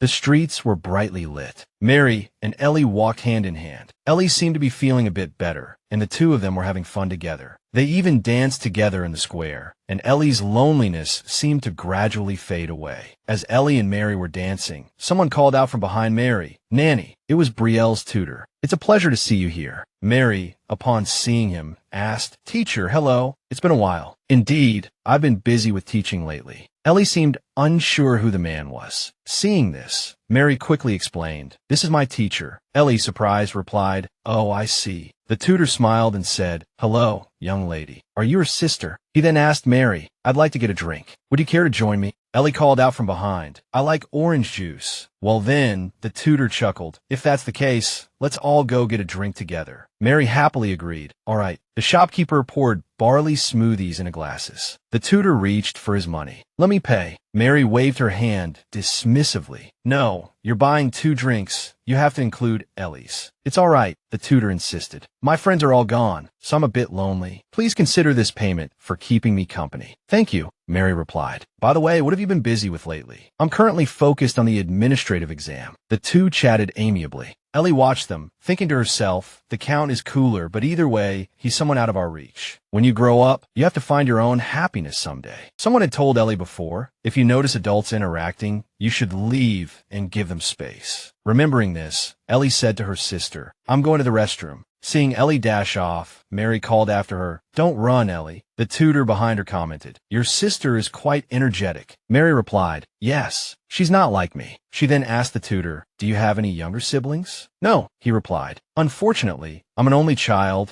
so I get a little envious when I see others with siblings. I'm only telling you this, but sometimes I think young Master Brielle is quite like a noisy little monkey. Mary looked puzzled. Young Master is noisy? Yes, the tutor confirmed. He's usually obedient, but if I simply ask where you are, he immediately gets upset. Hearing this, Mary smiled to herself, thinking, how cute. I wonder what goes on in his little head. Ellie, hiding around a corner, watched her sister. I hope she's happy. I found someone who truly loves my sister. I hope she's happy forever. The king's birthday finally arrived, and it was also Brielle's first time entering the palace. Mary, how do I look? Seeing Brielle approach, Mary beamed. Young master, you look so handsome. You'll be the most handsome person there today. Basking in the compliment, Brielle asked, more handsome than my master? Of course, there's no comparison. Cantrell approached from behind. How could you compare me to a child? Hearing the familiar voice, Mary turned around. Count, she thought to herself, he looks even more handsome and cool than usual today. Thinking this, she said, of course, no one can compare to young master. I know how to rub salt in the wound. Brielle tugged on his master's sleeve. Master, how do I look? Cantrell picked Brielle up. Let me see. My nephew is very handsome. Will I do well today? Mary smiled at the sight. Young master has memorized all the gentlemanly etiquette. Young master will be fine. Count Cantrell and his heir. With the introduction, Brielle and Cantrell walked inside. Nearby, whispers arose. What about you? I haven't finished the work the Prime Minister gave me. Forget it. I won't let you marry into the Count's family. You're just looking for a mother. Oh, is that Cantrell and Brielle? He's such a lovely child, just like the rumors say. I wonder which lucky young lady will get to marry him. Hearing these comments, Cantrell's expression visibly darkened.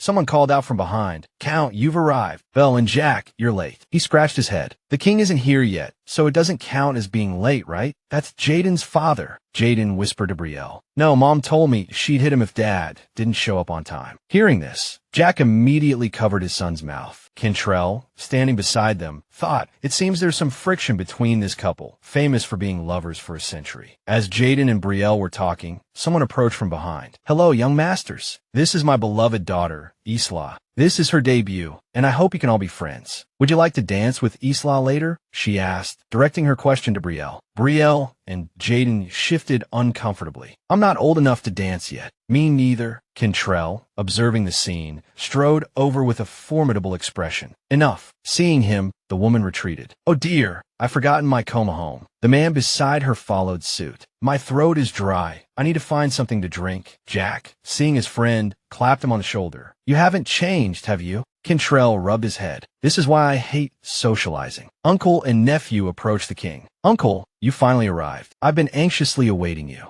Both Brielle and Cantrell bowed to the king. The king gestured towards Brielle. So this child is Brielle. He's such a polite child. Brielle was praised, but his attention wasn't on the king. Brielle was captivated by the glittering crown upon the king's head. Brielle asked his uncle, the crown is so big. The emperor's old neck must hurt, right? Hearing Brielle's question, Cantrell chuckled. Indeed, the king, looking down, thought I knew he would still laugh. He looked at Brielle. Brielle, come here. Brielle looked at his uncle and, seeing Cantrell nod, walked step by step towards the king. You're such a good boy, the king said, embracing Brielle as he drew near and then settling him on his lap. Brielle's expression shifted, a clear discomfort settling upon his features. Murmurs rippled through the surrounding onlookers. Cantrell stepped forward and picked up Brielle. You're going too far, your majesty. Hey, don't be so angry, the king said. Brielle is so adorable, I couldn't resist. A king without siblings or children showing affection for a young nobleman could have very different implications, especially when he embraced Brielle, a distant relative of the queen. This could stir up undercurrents within the nobility. Later, the Marquis, angered, left without a word and subsequently took a few days' leave. Everyone went for a walk. Mary, observing this, thought, how many days has he been resisting like this? The Marquis, a candidate for prime minister, being absent would put a lot of pressure on the king. A passerby, seeing them approach, remarked, "Oh my, the whole family is here." Mary was taken aback.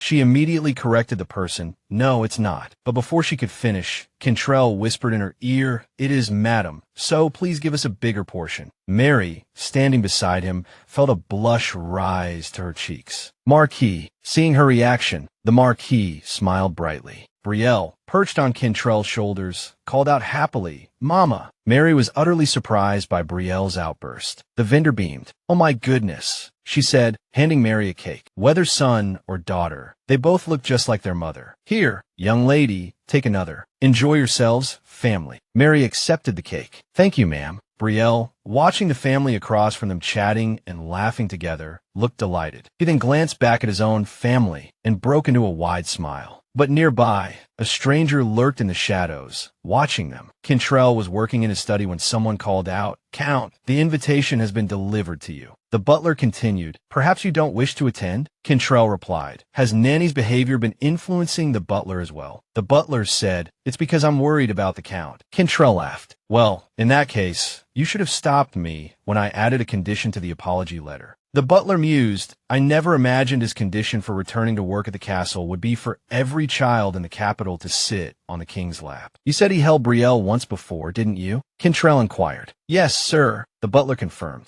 "So the day I return to the palace is from the date written on the invitation." "I'll think about it later," Cantrell replied. "I'm enjoying this time off." Despite his words, he continued to work through household affairs. "Where's Brielle?" he asked. "He's with his tutor and the nanny. The nanny is on the terrace where she enjoys reading." The butler answered, thinking to himself, he's been asking about the nanny more and more these days. Brielle set down his pen. Seeing this, Cantrell put aside his own work. "I suppose I should look at the newspaper as well." The butler looked puzzled. "Didn't you read it this morning, sir?" Cantrell stood in a corner of the room, watching Mary read. "She's dozing off again today," he murmured. He called to the butler, "Tell the servants to bring her a blanket." The two of them watched Mary sleep. Suddenly, she jerked awake, her head bumping against the table. Another maid stepped forward and gently draped a blanket over her. Tucked in, Mary slept more soundly. A while later, she startled awake. She found a pillow beneath her head and a warm blanket around her shoulders. Sitting up, she looked around, trying to see who had been so thoughtful. Spotting a figure in the corner, she called out,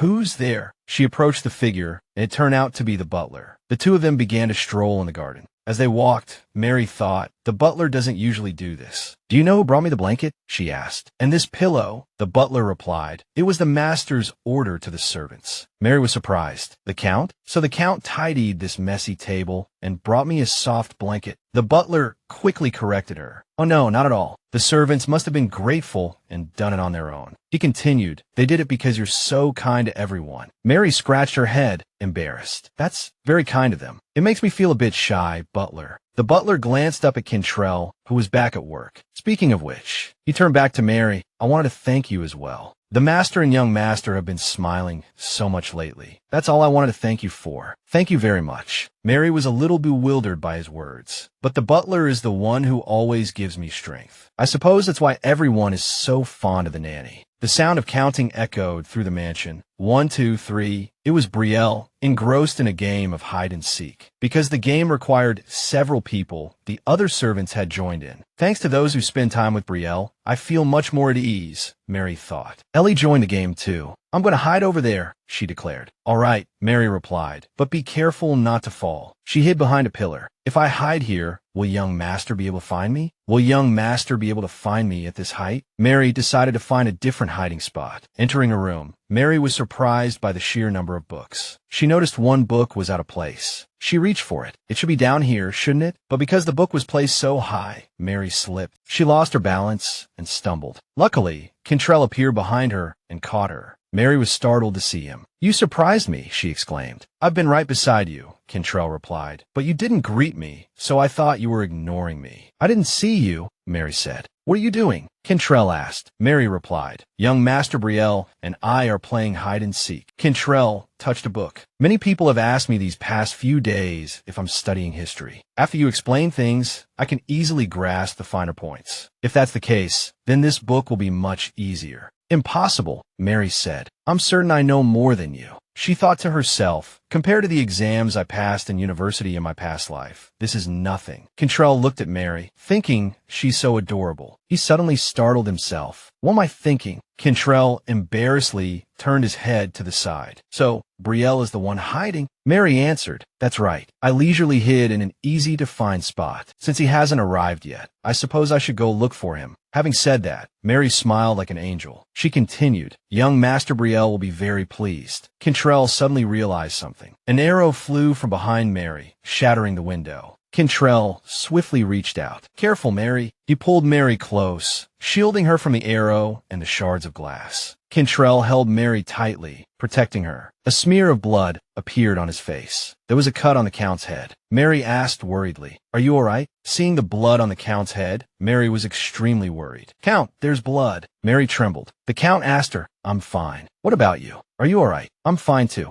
Cantrell looked at the arrow, his eyes hardening with anger. This thing, a loud crash echoed, and the butler came running. Master, what happened here? A sudden, loud noise had startled them. The Count said to the butler, please escort the governess to safety, and immediately lock down the mansion's entrances. Mary was terrified, her body trembling, her legs frozen in place. The Count said to her, only a few trusted servants have been stationed around the mansion. Mary replied, I understand. Her hands still couldn't settle, continuing to tremble. As I thought, the governess still seems frightened. He said to her, just in case, could you stay with Ellie in young Master Brielle's private rooms? I'll come there immediately once the matter is resolved. Thank you very much. With that, the Count turned and left. Mary stood there, thinking, I thought it was just Brielle, but it wasn't enough. Even the Marquis is in danger because of me. If I had read the part where the mastermind appears, perhaps things would be different. The sound of a door opening came from behind her, startling Mary. It was Ellie and Brielle. Sister, what's wrong? Is something the matter, Mary? Afraid to worry the two children, Mary said nothing. I might have eaten too much for dinner. Ellie came closer. Then I'll pat your back. Brielle took Mary's hand in his small one. I'll clap for you. Seeing the two children worried about her, some of Mary's anxiety eased. She patted Ellie's head. That's right. Don't bury yourself in the snowdrift anymore, but find a way out. She took the children's hands and led them to the room. With these two little treasures, nothing can scare me anymore. However, 2 days later, the culprit still hadn't been caught. The tutor was walking down the hallway when he ran into Ellie. He waved. You're Ellie, right? Ellie greeted him after seeing him. You're Brielle's tutor, aren't you? Yes, that's right. Ellie asked him, do you have a lesson today? The tutor replied, no, but I finally passed the civil service exam, so I'm on my way to make the announcement. Tutoring sessions might not be as frequent as before. Ellie was startled upon hearing this, thinking to herself, what about pursuing my sister? The tutor continued, but why is the house in such a disarray? Did something happen? Ellie replied, I'm not sure either. She lowered her head, thinking, because neither my sister nor the Marquis told me what happened. He continued, do you know where the governess is? I like to at least say goodbye, as we won't be seeing each other often from now on. Brielle came running from behind, shouting, Julia! Julia! Julia was the tutor's name. Brielle held out a practice sheet. I don't understand this part. Julia addressed Brielle, but young master, there's no lesson today. Brielle refused to be deterred. I don't care, tell me. In truth, Brielle didn't want Julia going to marry. Julia had no choice but to give in to Brielle's insistence. Understand. Please slow down. Don't run so fast, young master. Ellie stood alone, seemingly lost in thought. Then, she approached Cantrell's room and knocked. My lord, it's Ellie. Cantrell opened the door and stepped out. Ellie, what is it? He asked. I have something to tell you.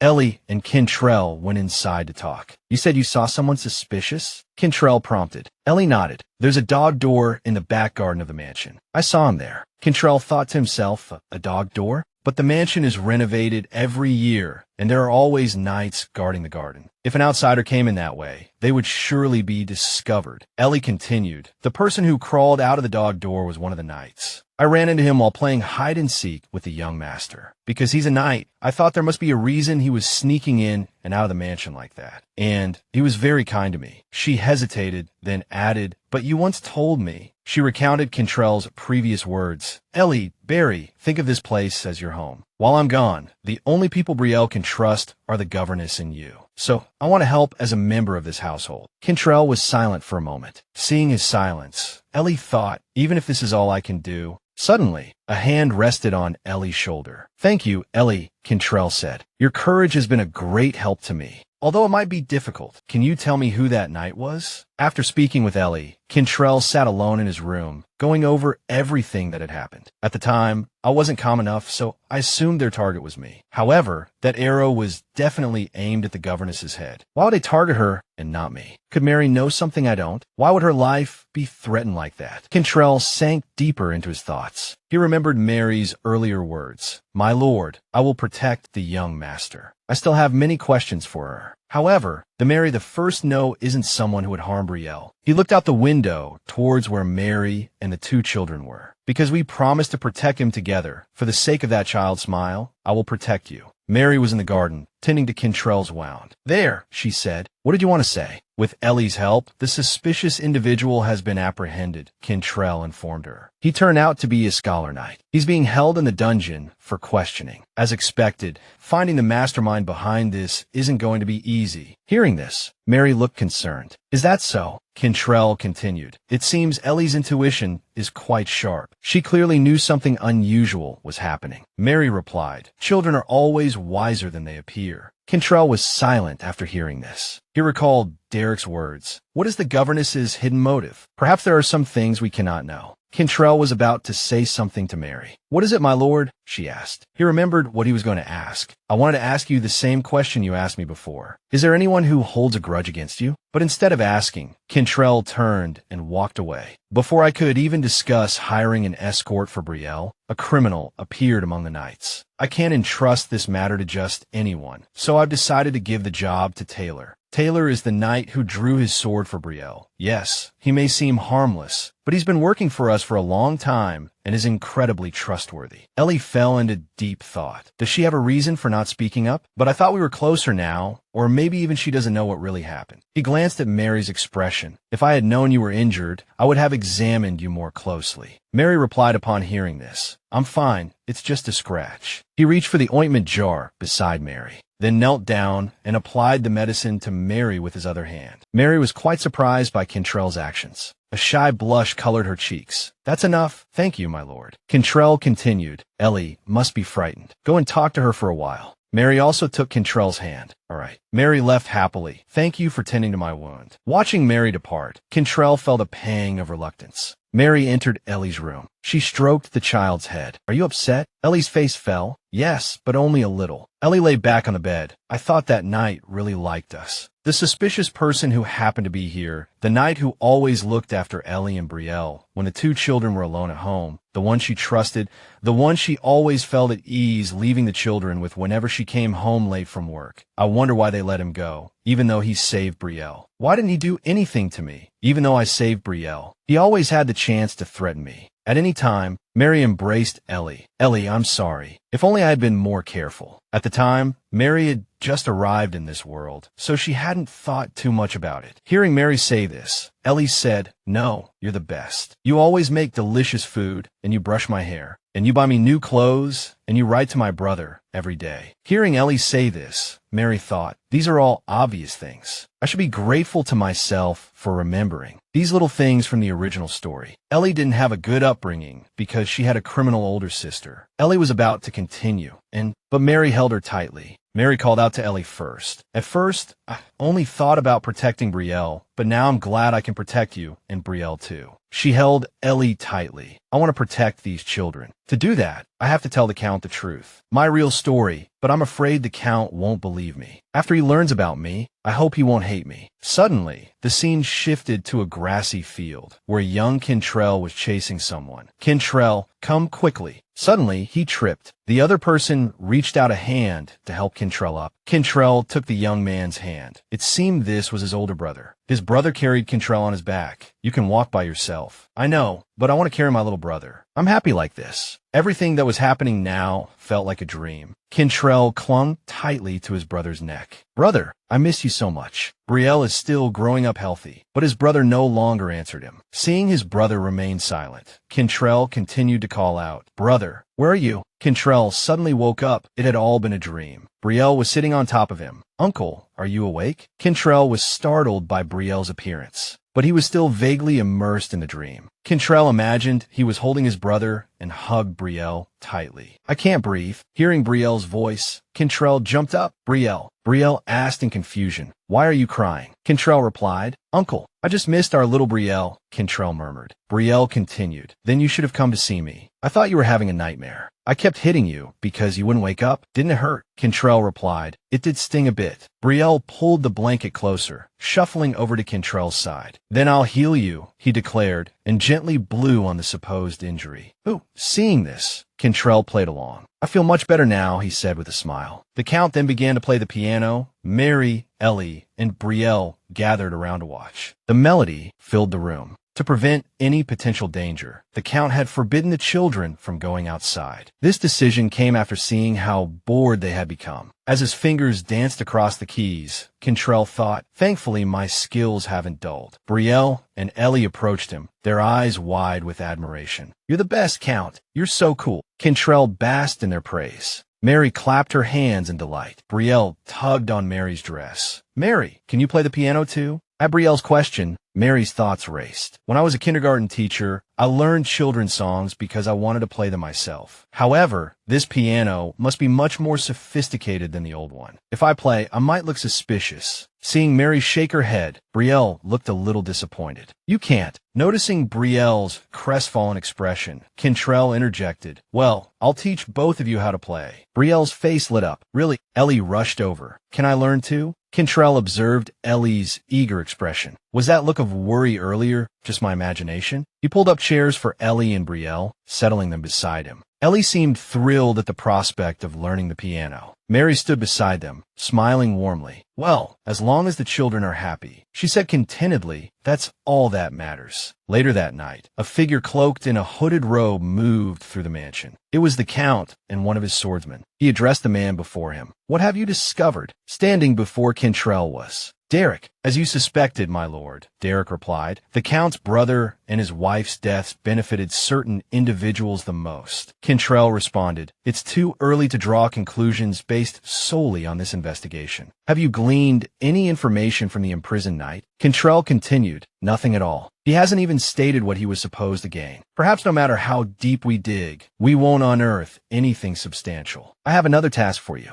Cantrell handed him a letter. "I found this letter in the knight's quarters." Derek asked, puzzled, "Is this related to the matter at hand?" Cantrell answered, "No, it's been encrypted. I can't determine the exact contents, but thanks to your recent report, I can now make certain deductions." He continued, "I apologize, but as soon as we return to the mansion, I'll have another important task for you." Derek replied, "Anything, my lord. Just tell me." As Cantrell turned to leave, Derek called out, "My lord, have you considered what I said before?" Cantrell paused, recalling Derek's previous words. "About the governess. Are you certain she can be trusted?" Hearing this, Cantrell replied firmly, "Of course she can be trusted." Derek persisted, "However, the governess hasn't been known to you for very long, my lord. If she were to interfere in these matters, it could easily be misconstrued." Cantrell held up a hand, silencing Derek. "Enough. I understand your concerns. If the governess were truly a malicious individual, she would have harmed Brielle long ago. She cares for him as much as I do. You can leave this matter to me." Turning to leave, Cantrell added, "There may be certain aspects about her that seem suspicious, but she is not the mastermind behind these events. She's working just as hard as I am to protect Brielle." The swordsman escorting Cantrell thought, "Since the Lord speaks so highly of her, I doubt I'll be able to stop him in the future." Finally, their conversation came to an end. Cantrell clapped Derek on the shoulder. "That's enough of that. Speaking of which, should anything happen to me, please look after her and her family as well. I trust you, all right?" Hearing these words, Derek immediately replied, "Yes, I will obey your command, Count." Elsewhere in the mansion, Ellie asked Mary, "How much longer until he gets back?" Mary replied, "Brielle will be back soon. Let's wait a little longer." Seeing Ellie's joyful expression, Mary thought, "Ellie is so excited." She circled today on the calendar. Yes, today. This is the first day Brielle is coming back to the mansion for summer vacation. Mary saw the carriage returning from afar. She said to Ellie, "Since his friend is coming too, you should be nice to them and avoid arguing with Brielle, okay?" Ellie replied, "I know." Seeing Ellie like that, Mary's eyes welled up, just like when children grow up and bring their friends home. It's a good opportunity. When the children get bored at the mansion vacation with Brielle and his friend. It will be a nice change of pace. As soon as Brielle got off the carriage, he saw Ellie. He immediately ran over and hugged his sister. How have you been? Brielle's friend emerged from the carriage, and Brielle introduced him. This is my friend, Taylor. Seeing the person before her, Mary was surprised. Taylor? She stared at him. Isn't he the main character from the original story? Platinum blonde hair, shimmering in the warm sunlight. A face that the word beautiful couldn't fully capture. Taylor is the male lead from the novel I read. In other words, he's also the one who will eventually defeat the villain, Cantrell. The swordsman, standing nearby, observing their conversation, thought to himself, this guy is ranked 3rd in the entire Swordsmanship Academy. Just by looking at his hands, you could tell he's not someone to trifle with. Besides being Brielle's friend, he seems like a good person, but for some reason, I want to have more guards watching the young master. Brielle, being held by the swordsman, seemed to be causing quite a stir. The Empire hadn't been a monarchy for very long, and there were numerous noble families, both large and small, so it was understandable that people wouldn't know who belonged to which family. Taylor also seemed to be from such a minor family. He tried to coax Brielle. Come on, young master, let's go see the Count. Brielle said angrily. Why? I want to greet the guests too. Outside, Mary was talking to Taylor. You must be tired after such a long journey. Would you like something to drink? Taylor replied,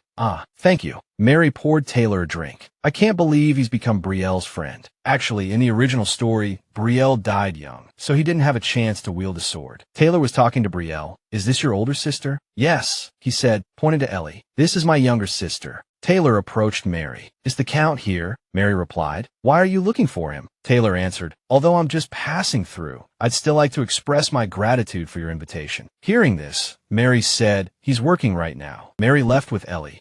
You must be tired, so please rest for a while. I'll come get you in the evening. Thank you. As Mary walked away, she thought, is it okay to let those two meet? In Brielle's treehouse, Brielle lay angrily. I hate everyone. Everyone talks without inviting me. They want to greet the new guest without inviting me too. Taylor called up to Brielle. Young master, may I come up? Brielle said angrily, no. Isn't this the secret hideout Uncle made especially for me? Brielle hugged his teddy bear sadly and sobbed. I want to play with Brother Brielle too. He thought, Brother Brielle is growing up so fast. When will I be as tall as him? Everyone keeps secrets from me. I have to grow up like Brother Brielle before they'll tell me things. Taylor was pointing out Brielle's location to Mary. Mary walked to the treehouse and called out, young master. Mary looked up at the treehouse and saw Brielle's small feet. Taylor said to her, he seems very upset. Mary approached Brielle, silent and unreadable. Watching her, Brielle thought, why is she so quiet? Should I climb down? No, if I climb down now, they'll think I'm not angry anymore. Suddenly, Mary spoke. Young master, she addressed Brielle, the reason I've been so quiet is that I've been carefully, ever so carefully, climbing up the treehouse step by step so you wouldn't notice. Brielle was astonished. How? Mary replied, I used to climb trees a lot when I was younger. A thought suddenly struck Brielle. Wait, I don't have time for this. Brielle turned his face away. You abandoned me. Mary thought, because he's a guest, I was planning to introduce him to you slowly. I don't care, Brielle continued. You abandoned me. You're mean. Hearing this, Mary wondered, should I tell him that the young master looks adorable? Would he invite me to join them? Suddenly, Mary startled and slipped, tumbling from the tree branch. Luckily, someone caught her. It was Cantrell, as expected. Honestly, he said, I told you to be careful. Cantrell set Mary down. Are you hurt anywhere? He asked. No, thank you, my lord, Mary replied. Taylor came running from the distance. Are you all right? He called. Brielle, too, peered down from the tree. Are you okay, Mary? Cantrell turned to Taylor. Can you look after Brielle for me? Taylor and Brielle began talking, seemingly teasing Mary. Brielle, look, you have to be careful, or you'll end up like Mary. Brielle giggled. I'm always careful. Mary needs to be more careful. Mary, overhearing them, murmured, yes, I'm sorry. Cantrell scooped young Brielle into his arms. Good, that's how you should tease her. Brielle looked up at him. Yes, I was so surprised. Where did you come from? Cantrell explained.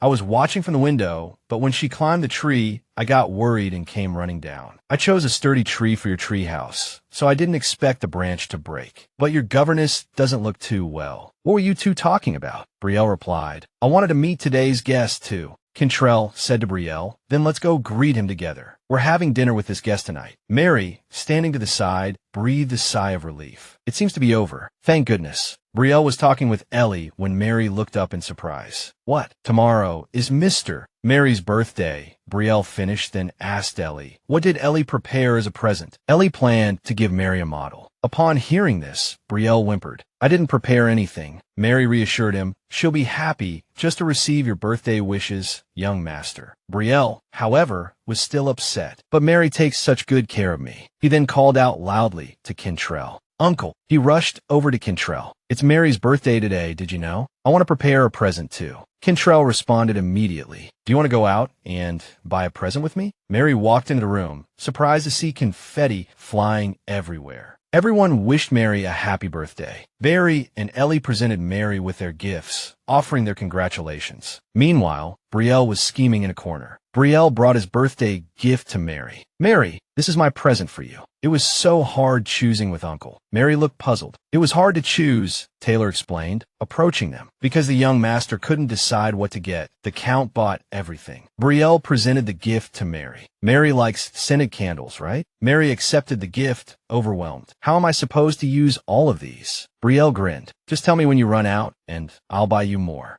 Kentrell stood nearby, trying to catch Mary's attention. Later, she received Kentrell's gift. This is my present, he said. Because you didn't wear the hair clip last time, I thought you didn't like jewelry. Mary laughed awkwardly. That's because I was worried the sharp edges might be dangerous for the children. She thought, I didn't expect him to notice that kind of thing. Kentrell replied, was it not because you didn't like it? Mary thanked him. Of course, I like it very much. Kentrell flushed crimson at the words, turning his head sharply away. Mary had received a mountain of gifts for her birthday, a testament to the affection she inspired in the household. She expressed her gratitude to everyone, her happiness reflecting in their beaming faces. She brushed a light kiss against Brielle's cheek. Thank you, young master, she murmured. I'll treasure these. Brielle returned the gesture, planting a kiss on Mary's cheek. Kentrell, flustered, turned his back, a movement that didn't escape Ellie's watchful gaze. The room erupted in a chorus of well wishes. Happy birthday, Mary. In her previous life, Mary's parents had been locked in a bitter, loveless marriage, forcing her into an unwanted union. She couldn't even recall the last time she'd celebrated a birthday. Accepting the cake, a poignant thought crossed her mind. I tried to forget, she mused, because it isn't even my real birthday. But now, with so many people willing to celebrate with me, I think I'll look forward to next year. Mary placed the gift Ellie had given her, a delicate ornament, atop her head. What do you think? She asked. Does it suit me? Ellie's response was immediate. Yes, she declared. It's beautiful. You look lovely today. Mary smiled. I'm going to meet a friend, she announced. Ellie's brow furrowed in confusion. Who? She inquired. Mary replied. Just a close friend. Ellie pondered this. If it's just a close friend, why is she dressed so nicely? She wondered. Something's definitely up. Meanwhile, Mary gazed at her reflection. I need to be relaxed when I apprehend the culprit, she thought. It's been far too long since I've been out. Mary went to greet her visitor. It turned out to be Ellen, Brielle's former nanny. Mary, Ellen exclaimed. It's been ages. Mary settled into a seat beside Ellen. Your child has grown so much, she remarked. Ellen nodded. I've been off for about a year, so he really has shot up. How is the young master doing? My Mary, you look stunning today. Do you have other plans after seeing me? Are you going on a date? Mary chuckled. Well, Ellen continued. He's looking more and more like the Count. I bet he'll be quite the handsome gentleman when he grows up. Mary simply smiled. I don't have a date, she clarified. I just wanted to wear the ornament Ellie gave me. Ellen laughed heartily. It suits you. Don't bury yourself in work all the time. Get out more. Mary replied. The housekeeper mentioned the young master today, so I can stay out late. Ellen's eyes lit up. Really? Then I should treat you to dinner. Suddenly, Mary's attention was drawn to another arrival. It was Julia. Julia recognized her instantly. Ah, Mary, isn't it? Mary, pleased to see a familiar face, responded warmly. I've always regretted not saying goodbye when you decided to leave. Do you live nearby? Julia replied. Not far. It's good to see you again. Mary then introduced Ellen. This is Mr. Julia, the young master's former tutor. Ellen smiled. I see. We've all worked in the same place. If you're on your own, join us for dinner. Julia's face brightened. Would that be all right? I hope I'm not intruding. Mary reassured him. Not at all. Of course you can join us. Come and have dinner with us. Feeling welcomed, Julia readily joined them. You're both so kind, he said. Taking in Mary's appearance, Julia offered a compliment. "You look beautiful today, Nanny." Mary thanked him graciously. Ellen watched them, a wistful thought crossing her mind. "When will I see such a scene again? Youth truly is—" Back at the mansion, someone called out for Ellie. It was Brielle. "Where did Mary go?" he asked. Cantrell sat nearby, reading the newspaper and sipping tea. Ellie replied, "She went on a date." The words caught Cantrell off guard, causing him to spray tea across the table. He dabbed his mouth with his hand, spluttering in disbelief. "What?" he exclaimed, a mixture of panic and annoyance in his voice. "With whom? Where?" Ellie responded calmly, "I don't know." Seeing Ellie's nonchalance, Brielle snatched her book away, tears welling in his eyes. "No," he cried. "Mary is mine." Ellie, overhearing, said, "Young Master Brielle, she needs to find her own happiness, too. She can't spend all her time looking after us." Cantrell, listening from behind them,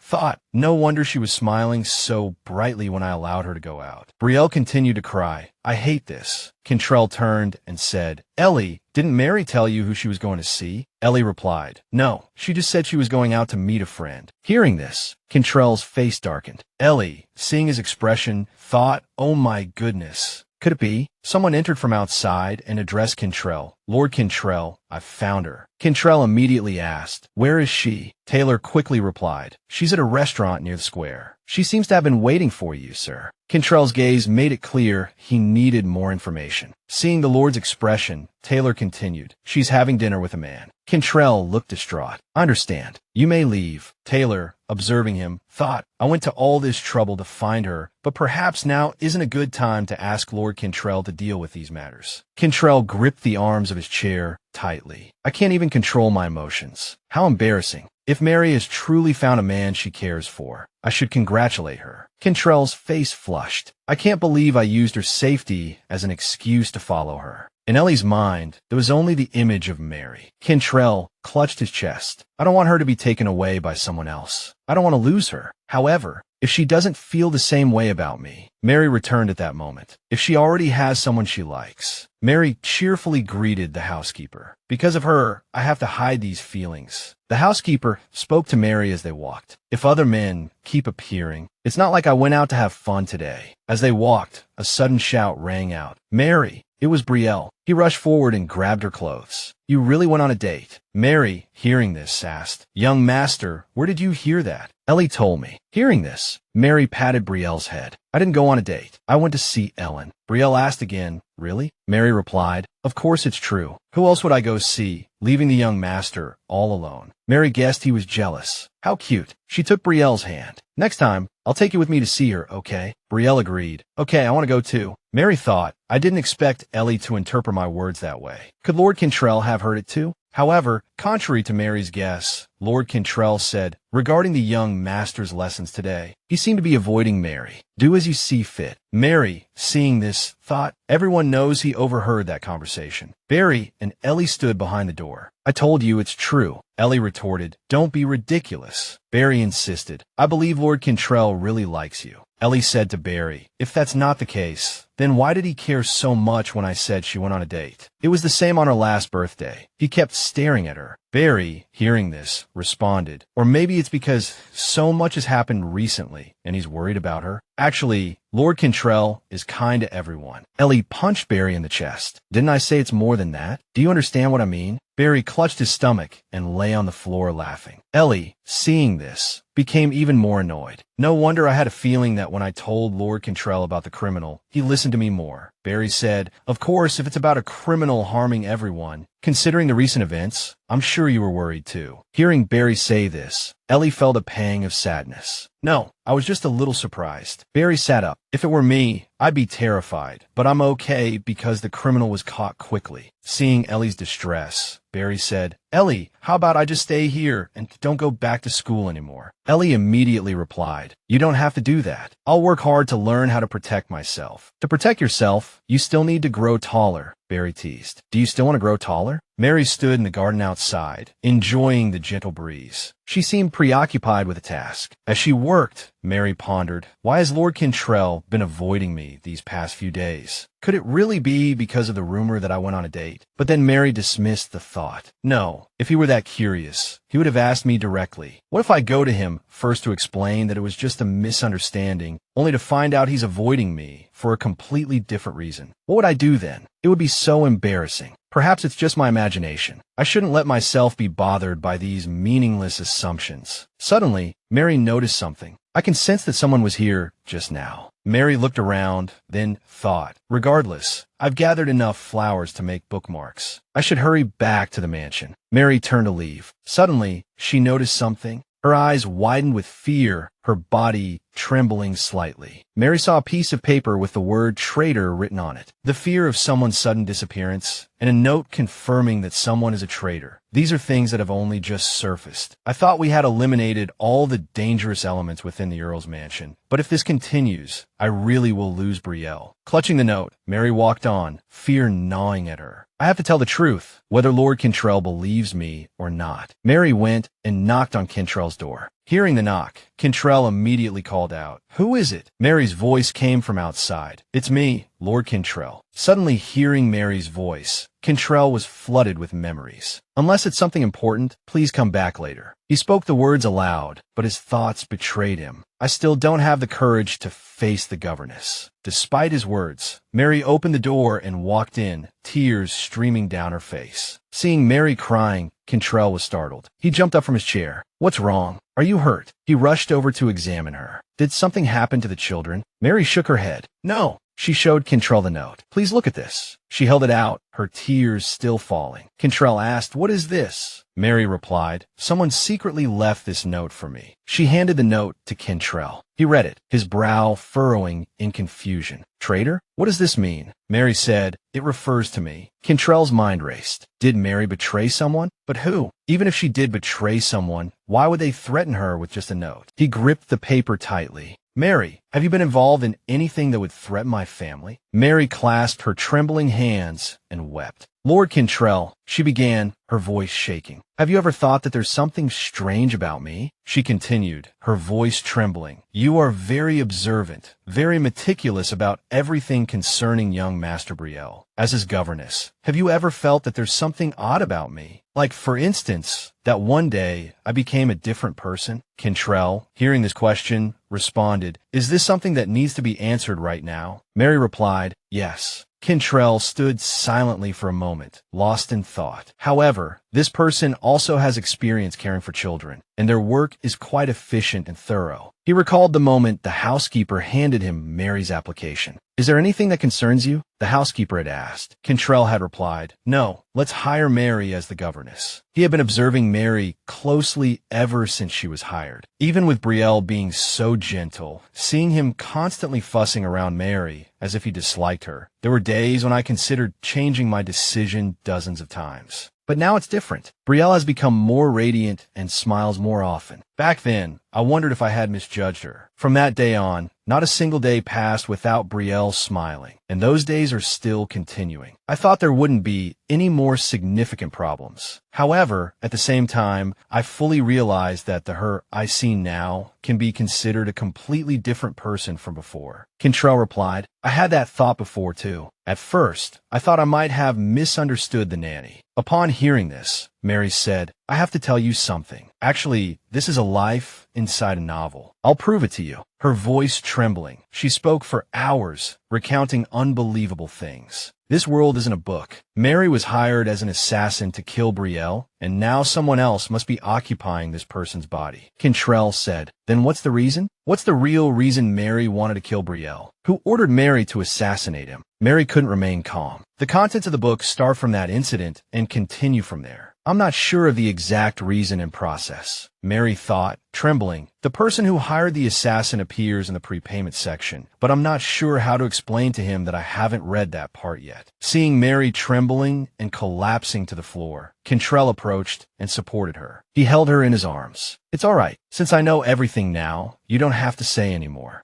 You must be having a hard time. Calm down, Mary.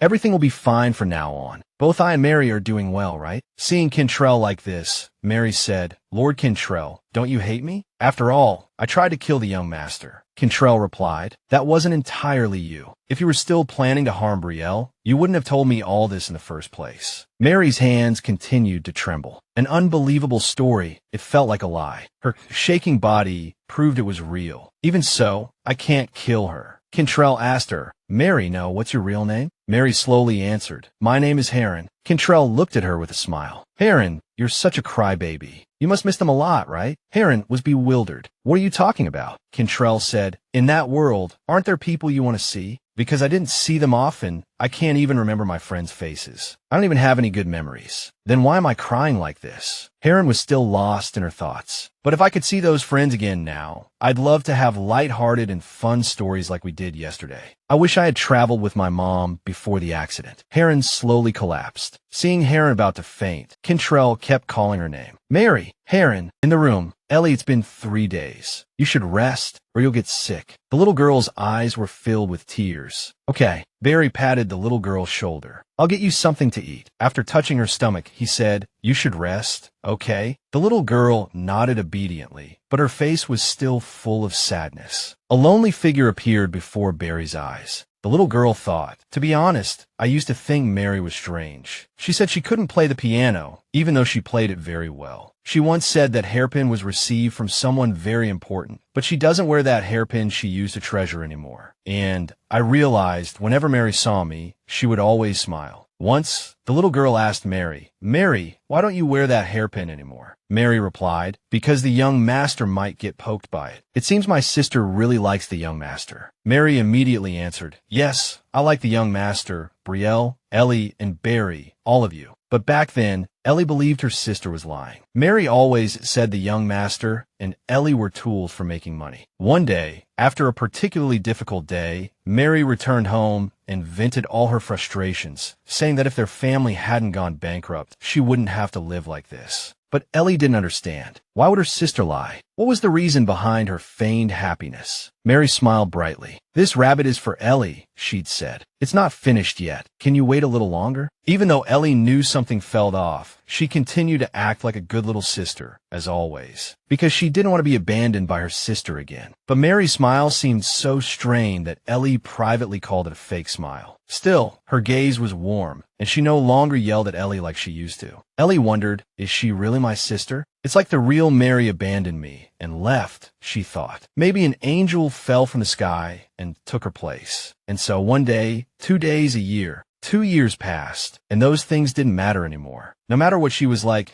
this was her precious sister, her family. But when Mary suddenly fell ill, Ellie felt a pang of fear, a sense that her sister might revert back to her old self. For a moment, she thought Mary might leave her and never come back. Ellie's hand trembled as she stroked Mary's cheek. 2 streams of tears began to fall. Sister, she whispered, please don't go. Outside the room, Lord Cantrell stood silently. He, too, was thinking of his younger brother. His mood was no better than Ellie's. Unable to bring himself to enter, Cantrell turned and decided to leave, seeking solace in another room. A knight was already waiting there. The atmosphere in the mansion is strange, my lord, the knight observed. Has something happened? Brielle's nanny has fallen ill, Cantrell replied. The knight lowered his head in thought for a long moment. Cantrell continued, what's the progress on the task I gave you? The knight answered honestly, I am nearing completion, my lord. I see, Cantrell said. It seems we won't have to wait for our enemy to reveal themselves. The next morning, in Mary's room,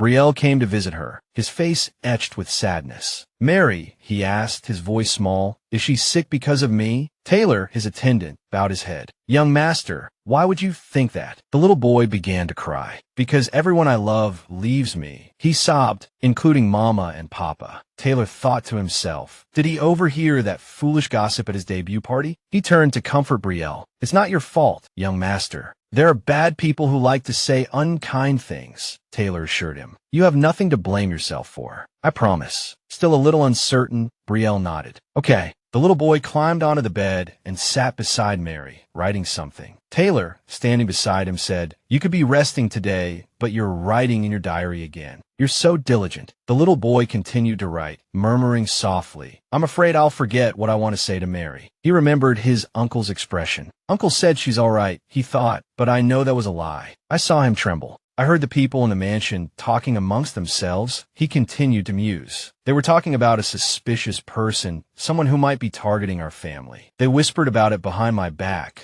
like it was a secret for me, too. Is it because I'm too young that they can't tell me? I want to grow up quickly, so I can help everyone. He thought with a sigh. All I could do now is play, and that makes me sad. I don't want to study engineering and valuation lessons. He looked at Mary's still form. So please wake up soon, he whispered. When you wake up, we'll go see Alan like we promised. We'll go to the market with Uncle, Ellie, and Barry too. Mary remained on the bed, her eyes closed. Brielle turned to Taylor and asked, Taylor, can I stay here? Taylor shook his head, indicating that he couldn't. Brielle had no choice but to obey. Okay, he said softly. Then we'll come visit Mary again tomorrow. Taylor stepped forward and gently embraced Brielle. Young master, he said, you should rest as well. At this rate, she might mature too quickly. Please wake up, Mary. After collapsing, Mary remained unconscious for 5 days. Upon hearing the news, Brielle rushed to her side. Tears of joy streamed down Brielle's face as he saw his beloved Mary awaken. Laughter filled the Earl's mansion once more. Lord Cantrell approached. Brielle has been looking for you. I told you to rest more. You've only just recovered. Mary looked at him. It's too stuffy staying inside all the time. And we still don't know who left that note, so it's dangerous to go out alone. Mary shook her head. I won't leave the garden. Aren't there knights guarding it? But Lord Cantrell was still worried. Don't push yourself. Mary looked at him. May I say a few more words? Then, looking closely at Lord Cantrell's face, she said, You're the one who needs more rest. You've lost so much weight. A blush crept up Lord Cantrell's face. Mary smiled. Are you that worried about me? Lord Cantrell stared at Mary, speechless. Then, he suddenly frowned. Yes, I was worried, because you collapsed right after we parted ways. It feels like we're drifting apart, and I can't express what I want to say. Mary scratched her head. What do you mean? This atmosphere, is this a confession? Lord Cantrell spoke frankly. If you have someone you like, I'll gladly give you my blessing, as long as you can stay here and care for Brielle until he grows up. Mary felt as if struck by lightning. So he still thinks I went on a date. Speaking of which, I was planning to visit Alan with the young master, but it might be a little difficult time-wise from now on. Lord Cantrell was puzzled. Why do you suddenly want to visit Alan? She explained, because the last time I went out to see him, the young master was jealous. I was wearing the hat Ellie gave me that day. She explained this, hoping to clear up the misunderstanding. But for some reason, Lord Cantrell's expression grew even darker. You went to see Alan that day? Mary broke out in a cold sweat. That was the day I was allowed to go out and play. Lord Cantrell thought for a long moment, then turned to leave. Well, perhaps going out will be a little difficult from now on. Why don't you write a letter? I'll send it for you.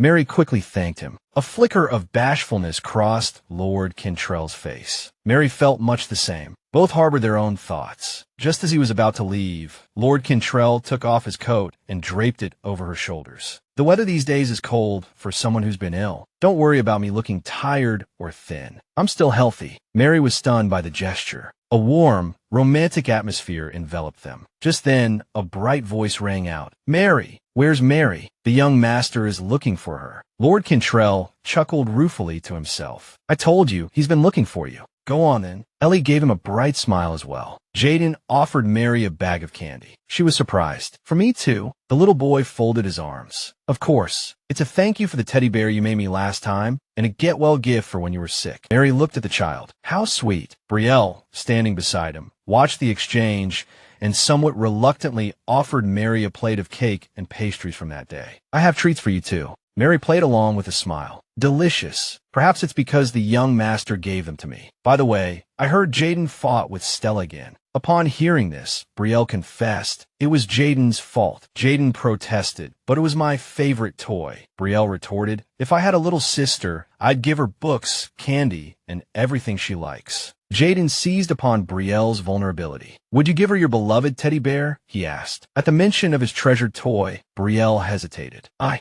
could give everything, he whispered. Jaden scoffed. Liar. Mary, watching from the doorway, smiled. How sweet, she murmured. In the reception room, Jack questioned Cantrell. So, nothing serious happened? That's right, Cantrell confirmed. Nothing to worry about. Jack pressed on. I heard rumors that security at the Duke's mansion was suddenly tightened. Something must have happened. If there's anything I can do to help, just let me know. Jack, a longtime friend and staunch ally, always offered his support. Cantrell, however, couldn't risk involving him. Jack had children of his own. Cantrell shook his head. No, I don't need any help. Jack pouted. Your stubbornness is the problem. He sighed, resigned. Whenever you need help, just tell me. Cantrell looked at Jack, a flicker of vulnerability in his eyes. And if something were to happen to me, at least you could look after Brielle. You're a reliable man. Cantrell lowered his gaze. Well, he began. Thank you. The situation remained unclear. He needed more concrete evidence. He would gradually narrow down the suspects, starting with those who benefited most from his parents' deaths. In the royal palace, a man entered. Your Majesty, he greeted. It's been a while. How are you? I'm well. Your Majesty, thank you for your concern. The man who had just entered was the king's father-in-law, the current queen's father. He approached. Your Majesty, he began. Have you heard the news? It seems there's been some trouble at the Earl's mansion. The king smiled faintly. Yes, I've heard, but judging by how quickly you've come to report it, it seems to be interesting news for you. The queen's father, Carrot, lowered his head. That's not it, Your Majesty. I'm simply concerned for my grandson's well-being. The king tapped his hand. Indeed, the Earl is your grandson. I sent your grandson to maintain his position. The atmosphere suddenly turned somber. No one had expected the king to so openly allude to his political vulnerabilities. The queen thought to herself, if I assist the king here, it also means drawing a line between myself and the Earl. But once again, I have no right to criticize my own actions. The queen glanced at the king, then turned to her father. So, is Cantrell all right? And Brielle? At her words, the king shot her a sharp look. Impossible. She hasn't heard anything until now. Is she trying to cover for her father?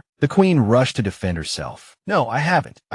But before she could finish, the king cut her off. Just look at you. The two of you are truly alike. Hurt, the queen looked at the king. Carrot, sensing the tension, excused himself. Your Majesty, I have urgent matters to attend to, so I request permission to leave. The king waved a dismissive hand. Very well. Perhaps I should retire as well. My wife, you may leave now. With that, the queen departed. Before she reached the door, Carrot patted her shoulder, then turned and left without a word. The servants, watching from afar, whispered amongst themselves. He tried so hard to see Her Majesty, and, after 2 weeks, it's over so quickly. Our poor queen. At the stables, Taylor approached. Barry brightened at the sight of Taylor. I heard something happened at the Earl's mansion. I'm glad you returned to the academy safely. I'll be going with you from now on. Taylor slung an arm around Barry's shoulders. I heard the Earl's mansion is in chaos. Is it true? Barry shook his head. It's not just one thing. It's a lot of things. Taylor's brow furrowed with concern. Is your family safe? A flicker of weariness crossed Barry's face. Of course I'm worried. I left my sister and younger sister there. A few days before Barry's departure, he went to see Lord Cantrell, but before Barry could speak, the Earl addressed him first. You're here to tell me you don't want to return to the academy, aren't you? Barry was taken aback. I know you're uneasy about the situation at the mansion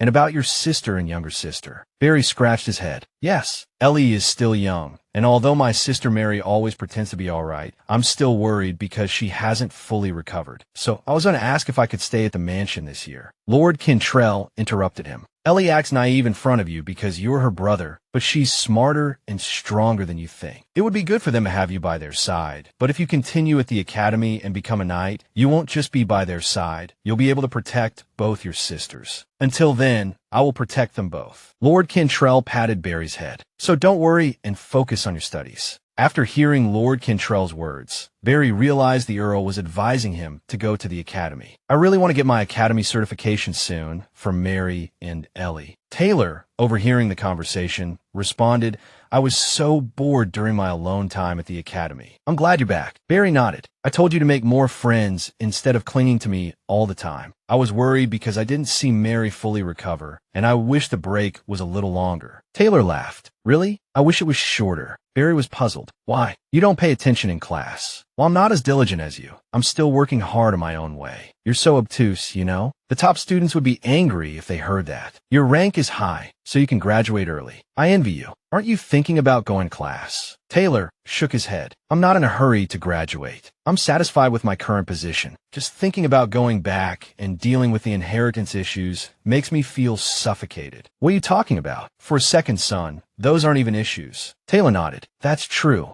Barry looked at his friend. I always thought you were a diligent student, but it turns out you just want an ordinary life. You always show off because you think you're handsome and talented, but this time I'll definitely beat you and show you. Don't underestimate me, Taylor said cheerfully. Of course. But inwardly, he thought, the truly capable one is you, Barry, but you still seem dissatisfied with your own strength. Initially, Taylor thought a failed noble like Barry was blinded by ambition for success. But if Barry had so much he wanted to protect, he figured he could also want to grasp the entire country to become as powerful as possible. When Taylor went to his house, he was truly envious of that castle. Brielle was sitting in his room, gazing out the world. Young master, if I find out you're not studying properly, how should I punish you? After the young master's tutor left, it was difficult to find a new, reliable tutor. Brielle's education had been neglected for a year, after which Ellie directly taught him. So Ellie personally tried to teach him to write. But Brielle was facing the biggest crisis of his 4 years of life. His spelling was atrocious. Brielle cried, 2 long streams of tears running down his cheeks. I want to play chess with Ellie. Not this, he complained to Mary. She shook her head uncompromisingly, explaining, no, you promised you wouldn't play until you wrote the misspelled sentences 10 times. Although several months had passed, because they couldn't leave the mansion, the children were doing well, not having used up all their game materials. Finished, Brielle happily placed his pen on the table. Mary smiled brightly, announcing to the boy, all right, you can go out and play now. Brielle excitedly called to his friend, Ellie, let's go. Mary glanced at the 2 children. My biggest worry is, she sighed despondently, how am I going to handle Ellie's education? It's not as good as the academy Ellie used to attend, but she was going to the local school where the neighborhood children gathered. She looked up at the large window. Since we're all forbidden from going out, Ellie suddenly appeared before her, her expression serious. Sister, she declared, I want to be a teacher. What? Mary stared at her in surprise. Ellie repeated herself. I said, I want to be a teacher. Why so suddenly? Mary turned to look at the girl, but Ellie shook her head in protest. It's not sudden, Ellie replied shyly. I've been thinking about it for a while. But seeing Mary's puzzled expression, she elaborated.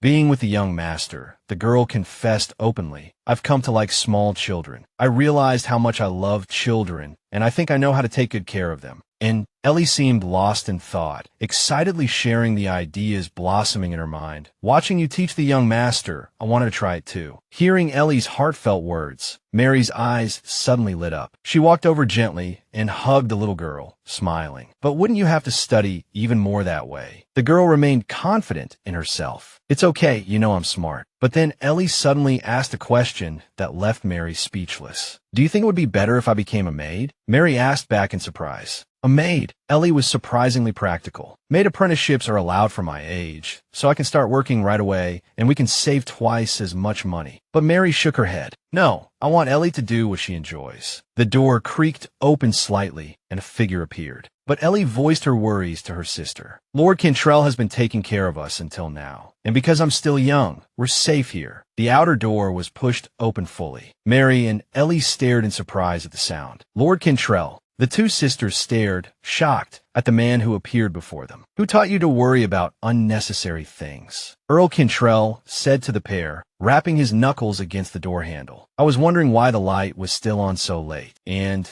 even if it is the Earl's mansion, I should still check in from time to time, shouldn't I? Mary gave an embarrassed laugh, trying to find an excuse. I wanted to review my studies before bed. Ellie, intimidated by his presence, moved closer to her sister. Mary, Ellie, he bent down, softly calling their names. Cantrell smiled at Ellie. You can stay as long as you like, if you wish. You're a precious friend to Brielle, too. He looked up and asked Mary, but why the sudden talk of being a maid? She answered frankly, revealing the girl's dream. If she doesn't have to become a maid, Ellie said she wants to be a teacher. A teacher, Cantrell repeated. Then he sincerely praised the girl. That's a wonderful ambition, Ellie. You could be an excellent teacher. Really, hearing someone acknowledge her dream, the girl looked up at him with wide, hopeful eyes. Yes, he nodded in agreement. If not a bright and kind child like you, who else would become a teacher? Mary was also surprised to hear Earl Cantrell say these words. When this period of confinement is over, I'll also hire a tutor for you. The 2 exchanged surprised glances. Lord Cantrell, it's all right, the girl said hesitantly. You've already helped us so much. much. Cantrell brushed aside her words, asking in return, "You want to be a teacher, correct?" "Yes, but," Ellie was about to continue, "I want to explore how I can achieve that without a tutor." "First," Earl Cantrell sighed and nodded. "I understand, but if you need my help, you can always ask me." "Yes." Ellie beamed, accepting his offer. Under the starlit sky, Cantrell murmured to Mary, "I'm surprised. This is the first time I've heard about Ellie's dream." They stood just outside the bedroom door, peeking in at the sleeping girl. "I thought she was too young. I wondered when she'd grow up enough to think about her future." "It's like that." Cantrell understood. "I feel the same way. Brielle still seems like a newborn to me." She chuckled softly. "It feels like only yesterday the young master was running around, refusing to have his diaper changed." He smiled in response. "And they've both grown up so well." Mary agreed. "Yes, Mary." He spoke her name softly. "You're truly wonderful. I've always been grateful." He glanced at Mary's eyes, always so full of light. "Thank you, Lord Cantrell. My family is happy and has benefited greatly." A slight tremor ran through him as he slowly reached out and took her hand. "I'm simply doing what's right for my people, so don't be too grateful. Just accept it." "Thank you." Mary blushed, turning away. "My people." He felt a pang of awkwardness. "Oh, right." Cantrell asked her, "Do you have a dream?" Mary, surprised, starlit eyes flickered up to the Earl. She shifted her weight slightly, lifting one foot. He nodded encouragingly. "Yes, you. Whether it's in your original world or here." Then Mary spoke softly. "I want to take care of children like Ellie. In the past, due to various circumstances, I couldn't become a kindergarten teacher, so I became a child care provider." Lord Cantrell furrowed his brow, hearing the unfamiliar word for the first time. "Kindergarten." She sighed, explaining it to him clearly. "It's a place in my world." Even so, she shared openly with him, "I'm content. My previous dream came true." Mary sighed softly. "Although I'd thought about my next step before coming here." She turned back with a smile, continuing, "Now, my wish is for the children to grow up healthy and safe." Lord Cantrell nodded in agreement. "Take your time thinking about it. The children are growing up every day." Mary smiled, listening obediently. She turned to him. "It's late. Let's go inside and sleep. Good night." Lord Cantrell stood there, watching her figure gradually disappear from his sight. "Mary, if you have a new dream after coming here, no matter what it is." Cantrell looked at the door that had closed with a soft click, his expression softening. "I hope I can stand by your side and walk with you." Mary, wrapped in her fur cloak, left the Earl's mansion. She glanced back, murmuring, "Ellie and the young master are probably still studying." She smiled, recalling the previous day. "They're probably anxious to leave." "Uncle." From the bookshelves, lined with various volumes, came Brielle's voice, calling for Earl Cantrell. "The snow is melting," the young master exclaimed. Elsewhere, Ellie, diligent as ever, showed Lord Cantrell her work. "I've solved them all." "Lord Cantrell, you need to redo this one." The girl listened intently to his instructions, while on the other side, Brielle's face puffed up in frustration. Another season had passed, and still no clues to the culprit had been found. He looked somberly at the two children seated at the table. Lord Cantrell addressed Brielle. "If you finish these problems, I'll let you play." Mary entered, breaking the tense atmosphere. "Time for a break. Please enjoy some hot cocoa." The boy gasped in surprise. "This is yours, Lord Cantrell." She stepped forward respectfully, offering him a cup. Cantrell reached out and took it. "Thank you." The Earl then resolved to teach the children. "How is Ellie doing?" she asked, approaching him and glancing at him softly. Cantrell looked at her and replied with a smile. "She's doing very well. She's intelligent and enthusiastic." While Brielle grumbled, Ellie, in another room, diligently reworked the section Lord Cantrell had shown her. But Mary's eyes held a flicker of worry as she watched her, not entirely reassured. "What are you still worried about?" Mary asked, flustered. "It's just, I already said you don't have to leave the mansion." Earl Cantrell reiterated his reassurance. Mary fidgeted with a strand of her hair. "And you'll tutor her privately." She acknowledged his words, but a persistent worry lingered in her voice. "But you're doing so much for someone who's just a nanny." Earl Cantrell cleared his throat. "She only needs to pass the exam to become a teacher. Learning from me, someone who passed the government exam with top marks, is better than attending the local school." Mary chuckled. "I'm finished." Brielle, who had been standing nearby, ran off to show Earl Cantrell her work. "Me too."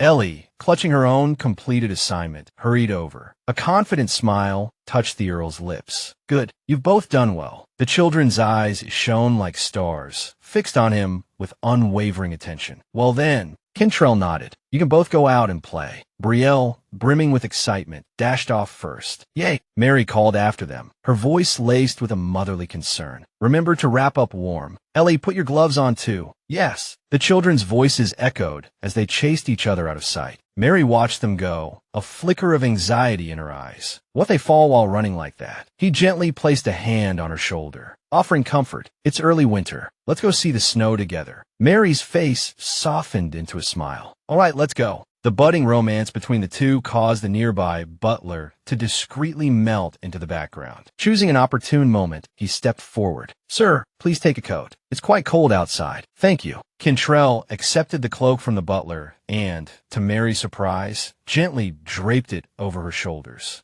No, she turned slightly, a gesture of refusal. You should wear it, not me, my lord. But the Earl demurred. You seem more susceptible to the cold than I am. But Mary glanced at the butler, her voice a hushed whisper. The butler is here as well. He misinterpreted her concern. I anticipated this, so I brought an extra. Mary froze. That's not. She turned away, her thoughts tumbling over each other. Too much for a simple nanny. Still, an extra is good. Behind them, Kentrell gave the perceptive butler a subtle nod of approval. Outside in the courtyard, deep footprints marked the snow where Brielle and Ellie played with unrestrained joy. She reached out, catching the softly falling snowflakes in her hand. This is the first early winter snow since I was reborn into this world, Mary murmured, savoring the sensation. It's also the first time I helped the young master when he couldn't even walk properly. A fond smile touched her lips as she recalled those early days. That tiny child is now running around full of energy over there. And the Earl, who I initially thought would be difficult to get along with, is now walking beside me. She glanced at him, noticing that Earl Kentrell was looking at her with an intensity that made her heart flutter. He gently drew her closer. There's something I want to tell you, he said, his voice low enough for only her to hear. Her eyes widened in surprise, her gaze fixed on him. The Earl is kind to everyone who belongs to him. But to me, before she could finish her thought, a snowball hurtled towards them from out of nowhere. Earl Kentrell reacted instantly, pulling her into his arms and shielding her with his body. Brielle, still mischievous, packed another snowball, looking at the Earl with a playful challenge in his eyes. Uncle, aren't you going to have a snowball fight with me? Behind him, Ellie, her face etched with worry, rushed forward to stop him. Young master, let's go play over there. The girl quickly pulled Brielle away before any further disaster could strike. He released Mary, a sigh of relief escaping his lips. We'll continue this later. Earl Kentrell turned slightly, a faint blush coloring his cheeks. Mary smiled and nodded. Yes, there's no need to rush, Mary thought, gazing at the joyful scene before her. What mattered most was the peaceful and healthy life she now shared with the children. Both Ellie and Brielle were in the room, watching her decorate a large board. What's this? Brielle asked, his eyes wide with curiosity as he watched. It was the first time he'd seen anything like it, a puppet theater. Ellie, drawing on all her knowledge, explained, I think it's called a puppet theater. A puppet show? The boy's eyes sparkled with anticipation. Ladies and gentlemen, welcome, he declared, completely engrossed. Uncle. Brielle stared in surprise as Kentrell casually emerged from behind the puppet theater. What followed was an introduction to Earl Kentrell. Rewinding to earlier, Mary looked at the clutter on Lord Kentrell's desk with a puzzled expression. Do you remember when we made cards for Brielle? He asked. She nodded. Of course. He sighed softly, confiding his concerns. The children seemed bored,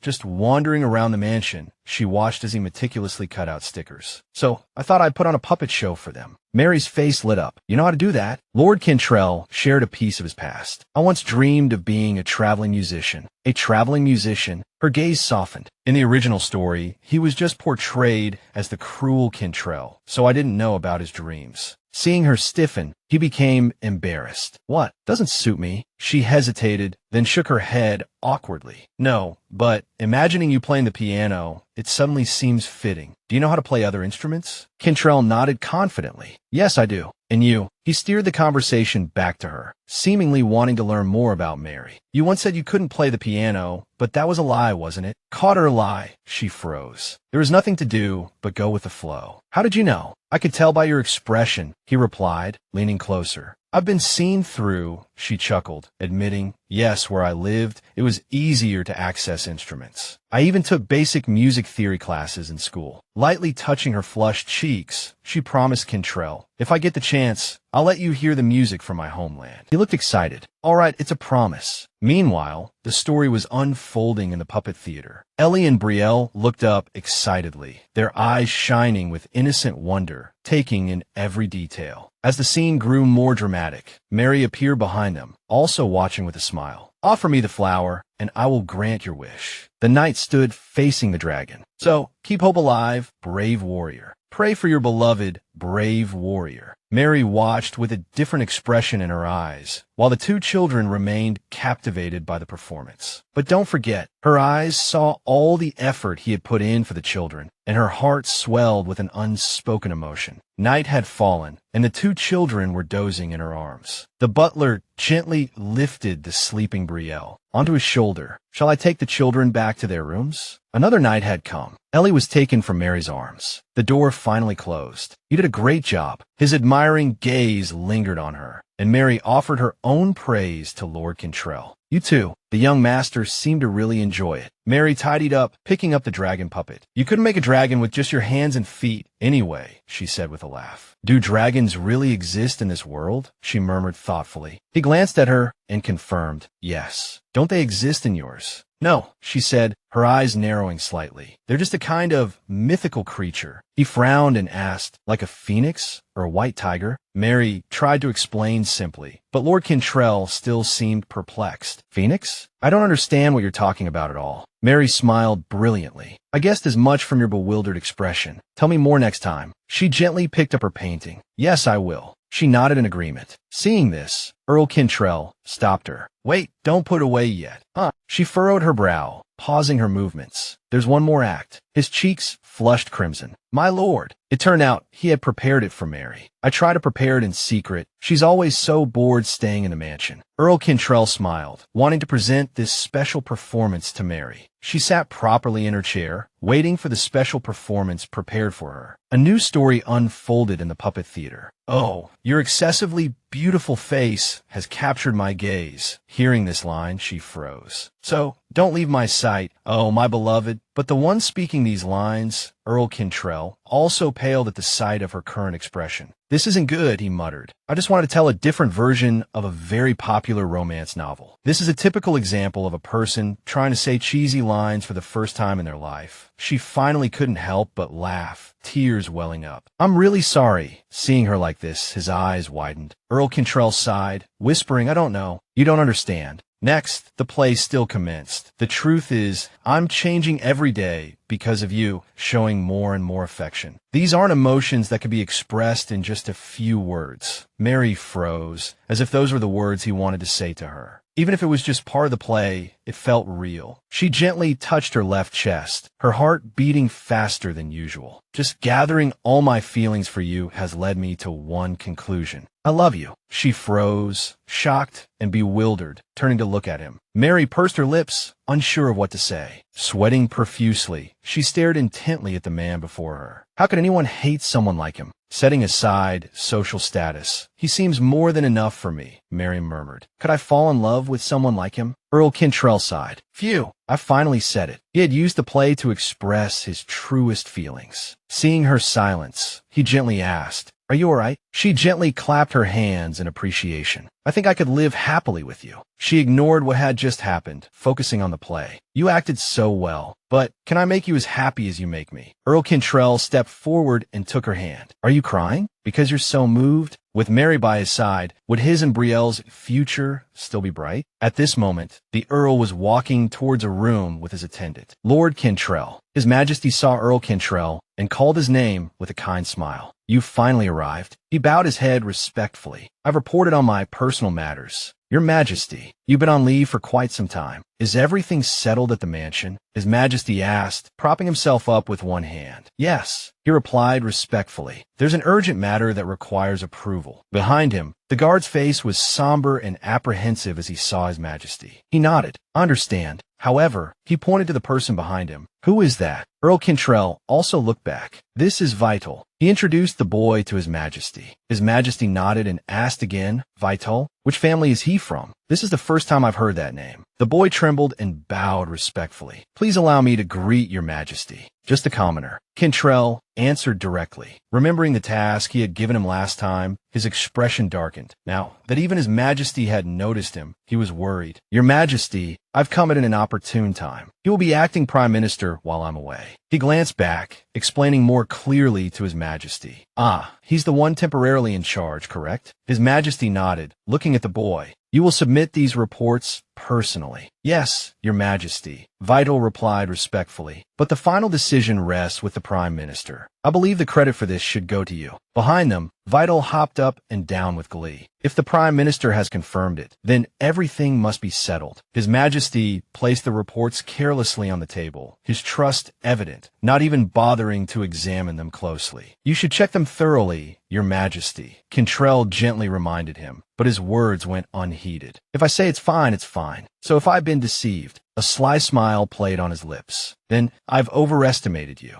Earl Cantrell was both shocked and bewildered. Then, may I grant Vital an award for his excellent performance? His majesty nodded in agreement. Of course. The boy's expression immediately became a mixture of awkwardness and embarrassment. Also, he began, hesitantly suggesting, I would like to grant Vital a title. Yes, he exclaimed in astonishment, causing the others to crane their necks, curious to hear what was happening. His majesty's gaze was no longer as friendly as before. There's an unpleasant rumor. When I said I would give you more power, but haven't I always supported you? The Earl remained candid, sharing openly. You know, those are just baseless rumors. I simply wanted to give him a position worthy of his talent, someone the king can trust, even in my absence. His majesty was speculating. It sounds as if you're planning to flee somewhere. The Earl offered a justification. I merely want to recommend someone the king can rely on when I'm not at the palace. His majesty, his countenance now a stark contrast to the friendly mask he'd worn moments before, questioned the Earl. So you want me to elevate a commoner to the nobility? The consolidation of power is still unstable. Even with me, the Earl's son, as prime minister, there's still considerable opposition. From the nobles. Right now, the king doesn't need a throng of nobles, but a talented individual he can trust. No matter how difficult, he must gradually accept this. Most importantly, I will soon be leaving this position, so I need a backup plan. He provided his reasoning. Gradually granting him a title is a good way to demonstrate a strong centralization of power. It doesn't have to be a high title, just a non-hereditary one, and the nobles won't object too strongly. Vital, he prompted. The young man bowed. I am deeply honored. His majesty sighed softly. I will consider it. Earl Cantrell stood by the carriage as Vital hurried over. He waved, watching Vital sing happily, a mix of emotions swirling within him. He turned and walked up the steps. Stepping inside, Derek greeted him respectfully. Everything is prepared, master. Forgive me for involving you in this. Derek shook his head. It's all right. How did it go? He sighed softly, his mood darkening once more. The king will consider it, but he has no choice but to grant Vital a title. After all, the king won't let go of talented individuals around him. Derek frowned, asking, Isn't Vital one of the Earl's men? He answered frankly, Even his majesty thinks I'm on his side. Earl Cantrell pulled back the curtains, gazing out the window, his voice low. Whether I'm on the king's side depends on the results of this investigation. He reminded Derek, then send in the people we've prepared. Do you think the queen will also interfere? It would be foolish not to suspect her. He shrugged, expressing his opinion. After all, she also benefited from the deaths of my parents and brother, Cantrell thought. But he couldn't understand why Brielle would be targeted. Someone must hold a grudge against the Sharon family. It might also be related to the incident my parents were involved in. The Earl sought the truth. I'll give you a list of families who were estranged from us at the time of my parents' deaths. Can you use it to track their movements? Derek nodded in agreement. Of course. He also instructed, don't forget to take care of yourself. Uncovering the truth is also important. A sudden surge of emotion coursed through Derek. Understood. The carriage returned to the mansion. Late at night, he returned home. Even more surprising, Mary was waiting for Earl Cantrell at the main gate. You're late. Earl Cantrell froze, his cheeks flushing crimson like ripe tomatoes. You were waiting for me? Well, Mary suddenly faltered, unsure of what to say. She answered awkwardly. The housekeeper asked me to help with something, so I was just heading there. As soon as she finished speaking, Mary lowered her head, chiding herself internally. Why did I make up an excuse for no reason? He smiled gently, gazing at her with affection. Ever since the puppet show, I haven't been able to look him in the eye. It's rude to avoid eye contact, Mary murmured, then forced a cheerful tone. Are you tired today, Cantrell? He paused for a moment before replying. Same as usual. Mary was taken aback. This was the first time he hadn't met her gaze. She stood silently behind him, observing his every move. If I don't have enough confidence to make him happy, if I keep thinking I'll ruin his life by being his nanny, Mary,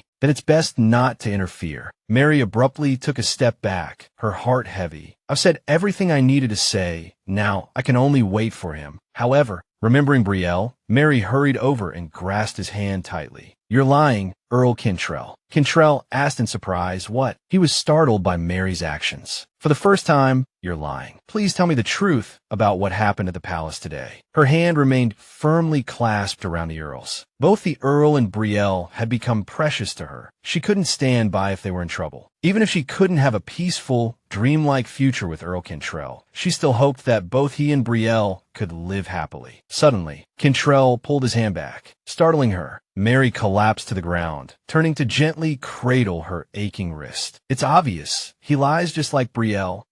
She questioned herself. Mary nodded. You and the young master are alike. Because you're family. She paused for a moment, then voiced her thoughts. Because I've opened my heart and dedicated everything to you. If you're troubled, you can share it with me. Earl Cantrell fell silent. She turned away, dejected. But I won't tell you when I'm hurt or exhausted. Earl Cantrell sighed, rubbing his forehead. I understand. I wonder how your intuition can be so good. Mary turned to him with a smile, then nestled into his arms, comforting him gently. You must have had a hard day, haven't you? As if finding solace, Cantrell offered a tender smile. A little difficult. Definitely. There's no such thing as a little, she grumbled, but only made him feel cared for and warmed his heart. The hardest part is you, because you also have to worry about these trivial things.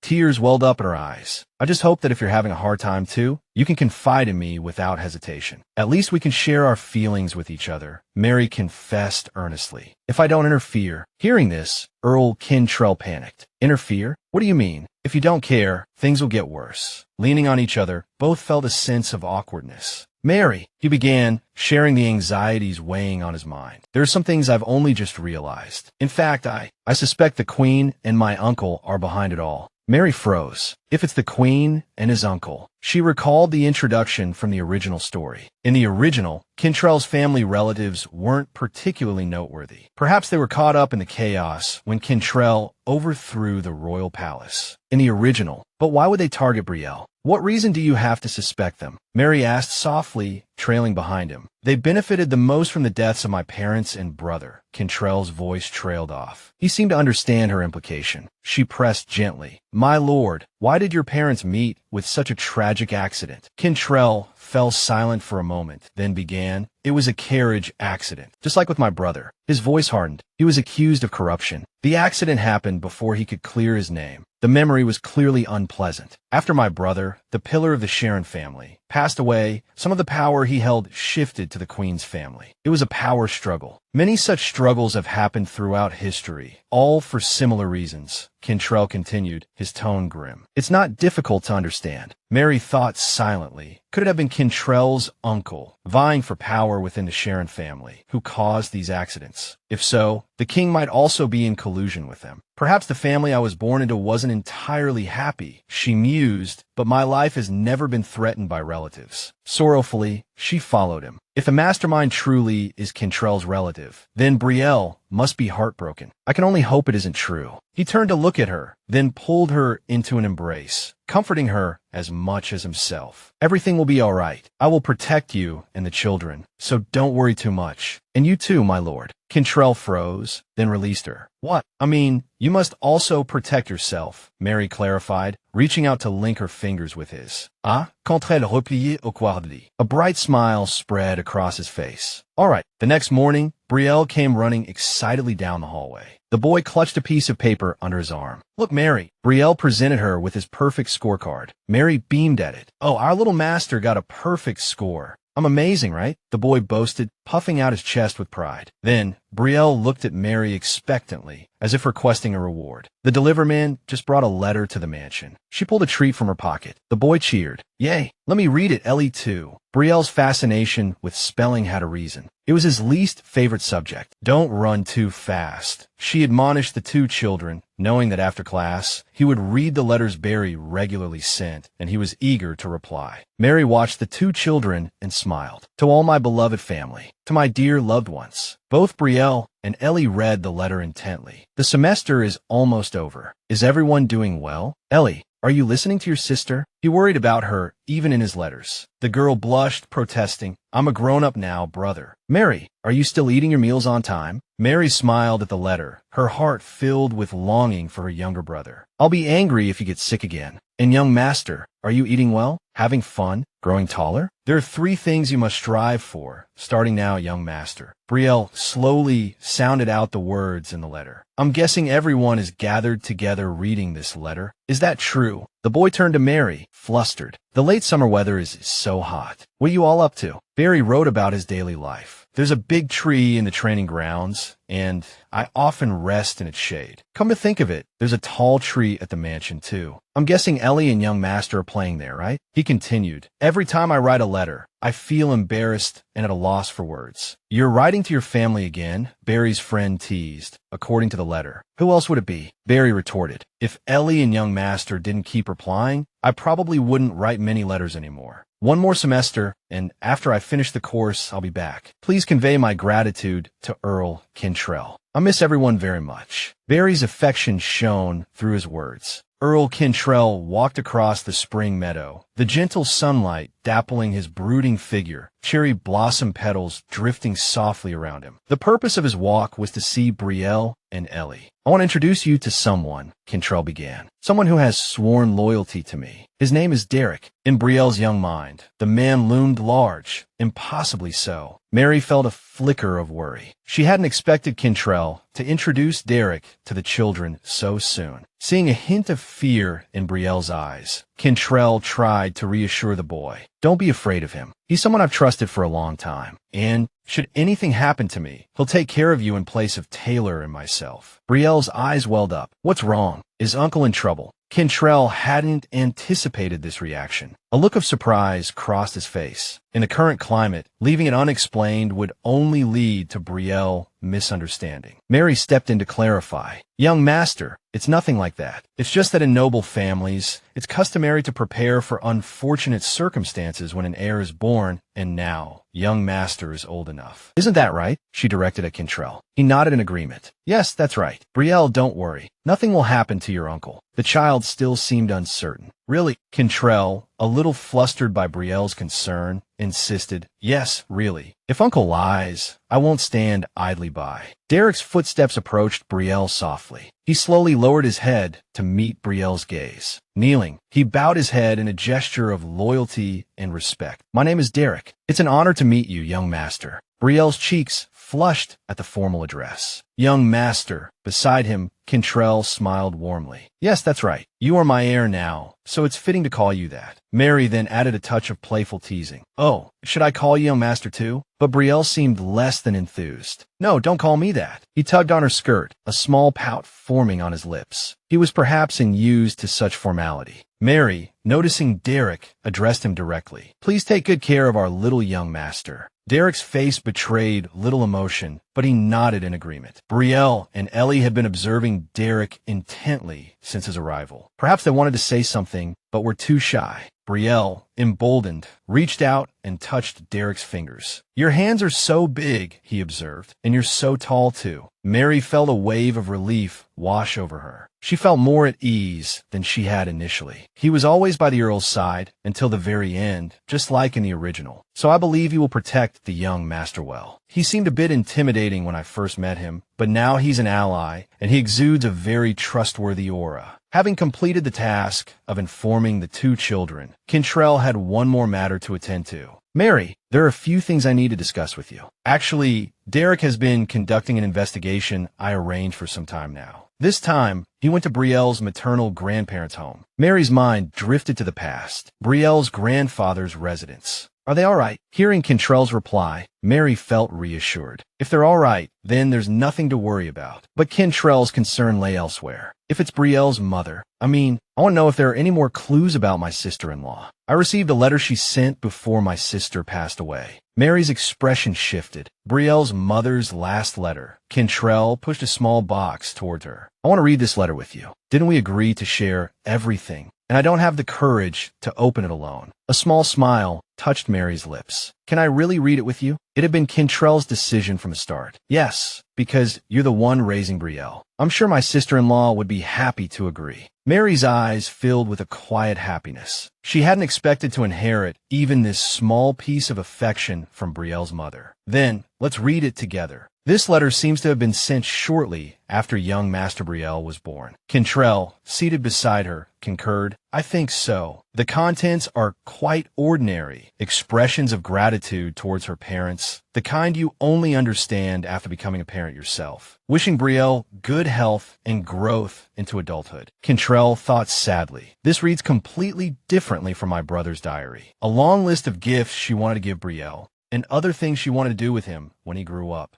A warm tear landed on Mary's dress. Reading the words on the paper, she couldn't contain herself. It was a particular kind of emotion, one few would understand. I'm afraid I haven't done enough for the young master. Cantrell wouldn't let her wallow in guilt. That's not true. It would be hard to find someone who could raise Brielle as well as you have. It's I who haven't done enough, but everyone has their own worries. Mary turned to him. You haven't had the time to prepare anything either. Even so, you're doing your best to care for the young master. Cantrell looked thoughtful. He felt much the same way as Mary described. Now, there's only one letter left. This is the last letter my sister-in-law sent. Suddenly, seeing the letter, Mary felt uneasy, afraid it would be like before. This letter is strangely neat. Is it because it's the last one? A dreadful silence fell as Mary held the letter. Cantrell explained the contents. It's about Brielle's growth. However, Mary's expression was strange, gloomy. Wait a moment. This letter describes the young master's appearance, but it's completely different from his actual appearance. Seeing that Cantrell hadn't yet realized the problem, Mary elaborated. Young Master Brielle has a large birthmark on his left leg. He's had it since he was very small. I still remember it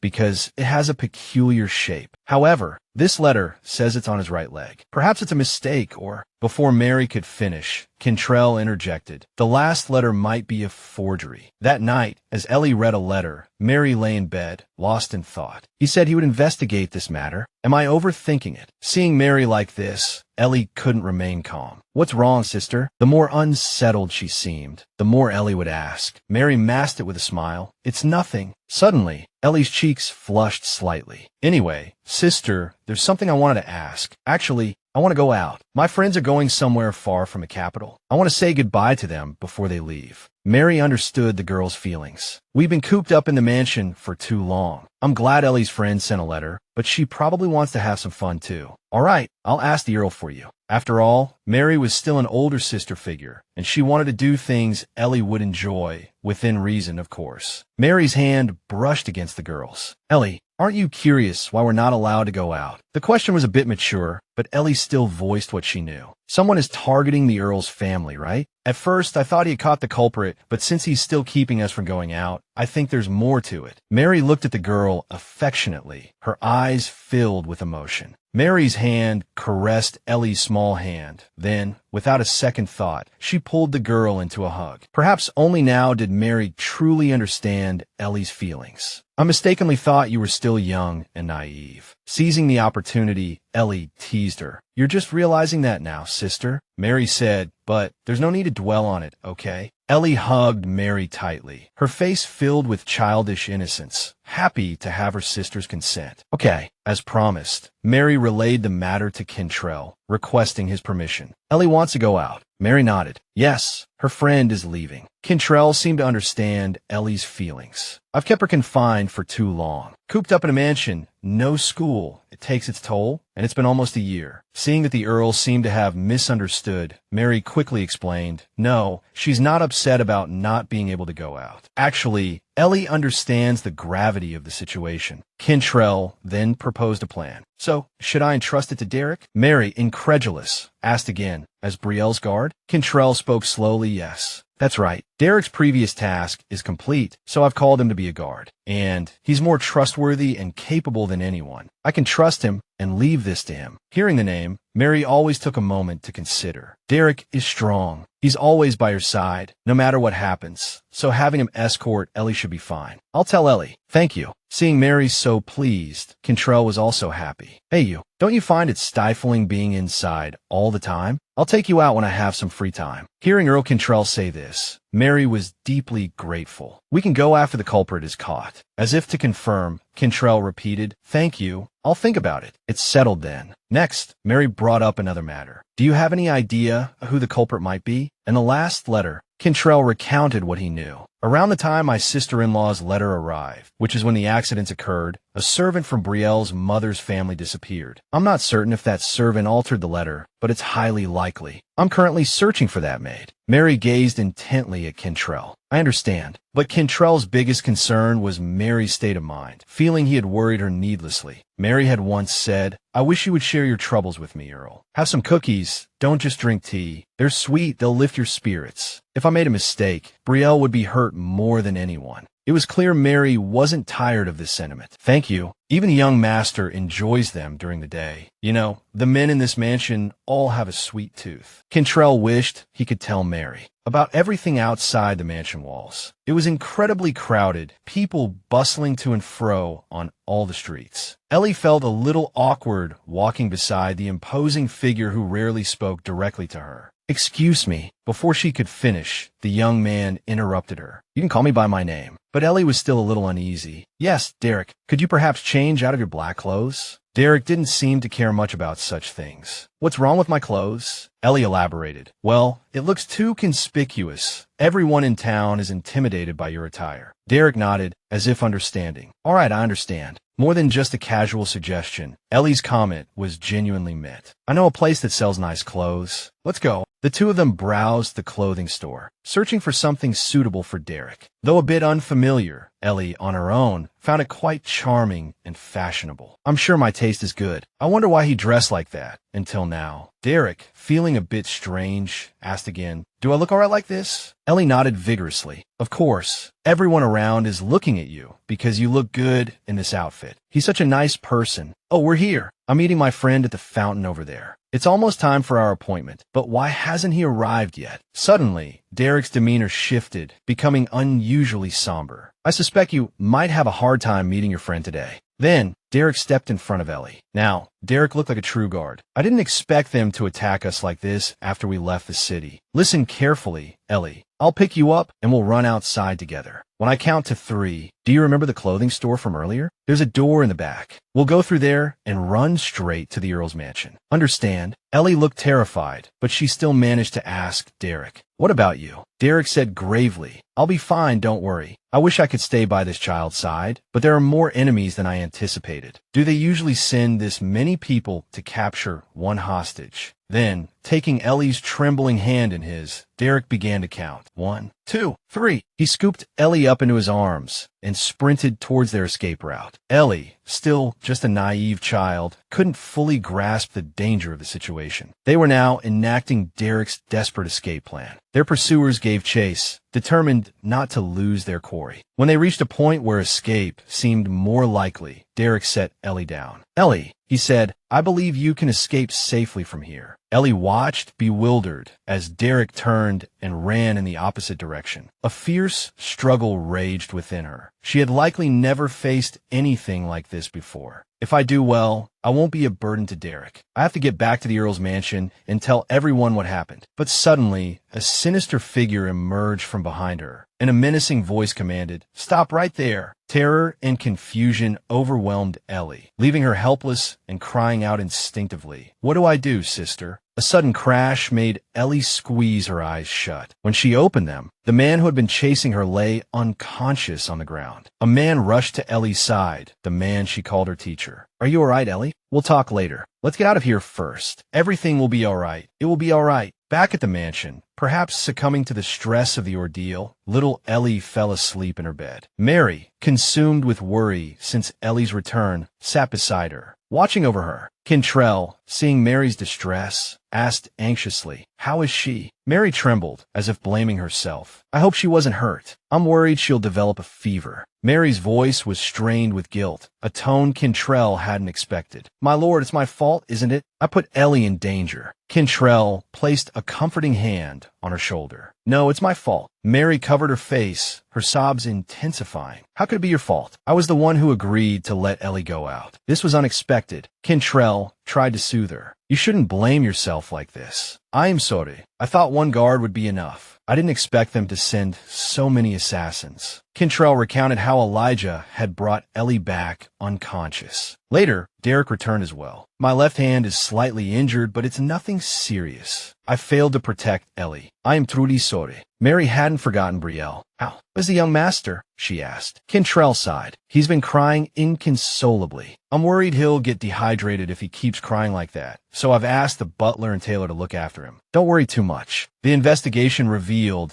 that the letter sent to Ellie was a forgery. And, of course, the house where her friend supposedly lived has been abandoned for years. Since Ellie hasn't been able to leave the mansion for so long, she never heard about them leaving the capital. Mary's hand gripped the arms of her chair, trembling. Perhaps they were trying to capture Ellie to threaten me. Cantrell nodded in agreement. I thought the same thing. Suddenly, a thought struck Mary. Wait, if that's the case, then Barry might be in danger too. He might be on his way home now. Cantrell's expression turned grave. You're right, Barry could be in danger as well. Was he traveling alone? Mary shook her head. No, he probably left with his close friend. Cantrell quickly formulated a plan. I understand. I'll arrange for more men to protect them on their way back. Hearing Cantrell's reassurance, some of Mary's worry subsided. Thank you so much. Cantrell wasn't interested in gratitude. Don't thank me. Considering the circumstances, Barry might need some time off, which makes me feel even worse. Mary smiled. If it weren't for you, he wouldn't have had the chance to attend the academy at all. Oh, by the way, has Master Elijah left? Mary encountered Elijah as she stepped out of the room. Elijah's expression was etched with worry. Mary, is Ellie all right? She replied brightly. Yes, thanks to you. She's unharmed, but she hasn't woken up yet from the shock. Guilt flickered between them. I'm so sorry. I wish I'd realized sooner.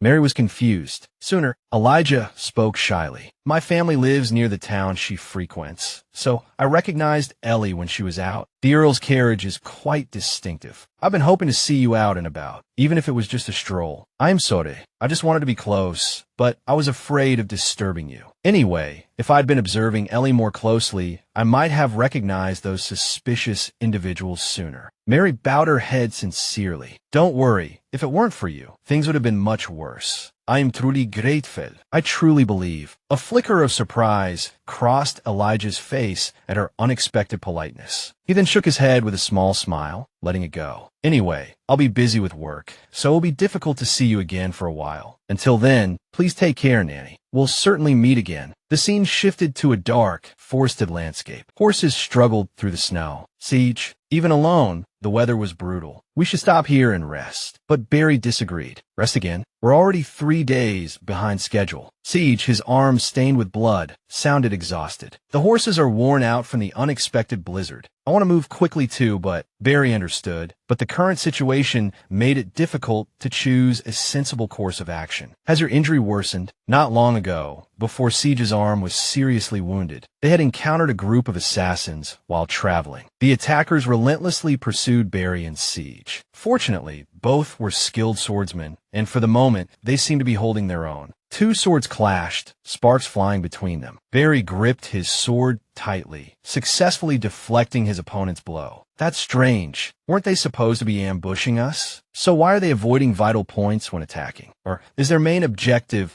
to capture us alive? Lost in thought, Barry didn't notice that beside him, his companion was about to be ambushed. Thankfully, due to Siege's intervention, he was spared. Are you all right? The boy breathed a sigh of relief. I'm Fine. I heard you two are currently competing for the top spot at the academy. Now that I've seen it firsthand, your skills are truly impressive. Siege replied grimly, but there are still quite a few enemies. That guy volunteered to stay behind as a rear guard. Let me hold them off. You two go. Siege shook his head, disagreeing. No, we can't do that. If you stay here alone, you'll die. I can't leave you behind. Seemingly unaware that someone was waiting behind him to attack, Siege leaped. Barry's face paled. Look out. Later, while bandaging his arm, Siege asked Barry, "What's the matter? I don't understand why the Earl would send someone to escort us. You even have a knight by your side now. Didn't you say your sister was just a nanny?" Barry was equally puzzled. "I suppose it's because the Earl cares so much about us that he sent a knight." Siege echoed. "The Earl? You mean the Earl who's also the chief steward of the royal palace? Is it because of this Earl?" Barry looked at Siege, bewildered. "Why do you ask?" Siege shook his head. "It's nothing, but based on what everyone says, he's a cruel and merciless man." Barry didn't understand where these rumors came from. All right, enough. He's really a good person. At least he takes good care of my family. I don't want to hear anyone speaking ill of the Earl." Siege glanced at Barry suspiciously. "But why were you targeted by assassins?" The truth was, Barry didn't know. "I don't know either." Suddenly, from somewhere nearby, a shout rang out, followed by the spatter of blood. In this situation, Siege and Barry couldn't just stand by idly. They stood, ready to defend themselves. They spotted assassins hidden in the nearby trees. Even now, Siege remained inexplicably optimistic. "TSK, you really must give me more surprises when we get to the capital." Back at the Earl Cantrell's mansion, a scene of tranquility, the steward hurried to where Cantrell and Mary were, announcing, "My lord, Nanny. Oh my goodness, my ribs are killing me." Perhaps having heard that her younger brother, whom she'd been thinking about day and night, had finally arrived, Mary immediately ran out. "Barry, you finally..." Mary ran over and hugged Barry tightly. She had been worried sick about him these past few days. "Thank goodness you're back safe. Are you really all right? Are you hurt?" Barry smiled, looking relieved. "I'm fine, but my friend is seriously injured. We need to get him looked at." Mary also urged, "Yes, quickly, bring him in." After Siege was brought in for treatment, Barry asked about the two children. "Sister, how are Ellie and the young master?" "I thought they would be the first to greet me." Mary led Barry to Ellie's bedroom, saying nothing along the way. The washcloth and small bucket were still there, but Ellie hadn't woken up yet. Mary patted Barry's shoulder gently. The young master insisted on staying by Ellie's side. He wouldn't even eat, so Taylor went to look after him. A moment later, Cantrell arrived. He couldn't help but notice the injuries on Siege and Barry. "You must be exhausted from your long journey. Can you tell me what happened?" Barry's body trembled. He had been through so much. "We were attacked by assassins as we were nearing the estate." Cantrell had likely guessed that assassins would pursue them. "Your friend's wounds have been treated, but his condition remains critical due to blood loss." "I've already notified." Barry nodded. "Thank you so much, Earl."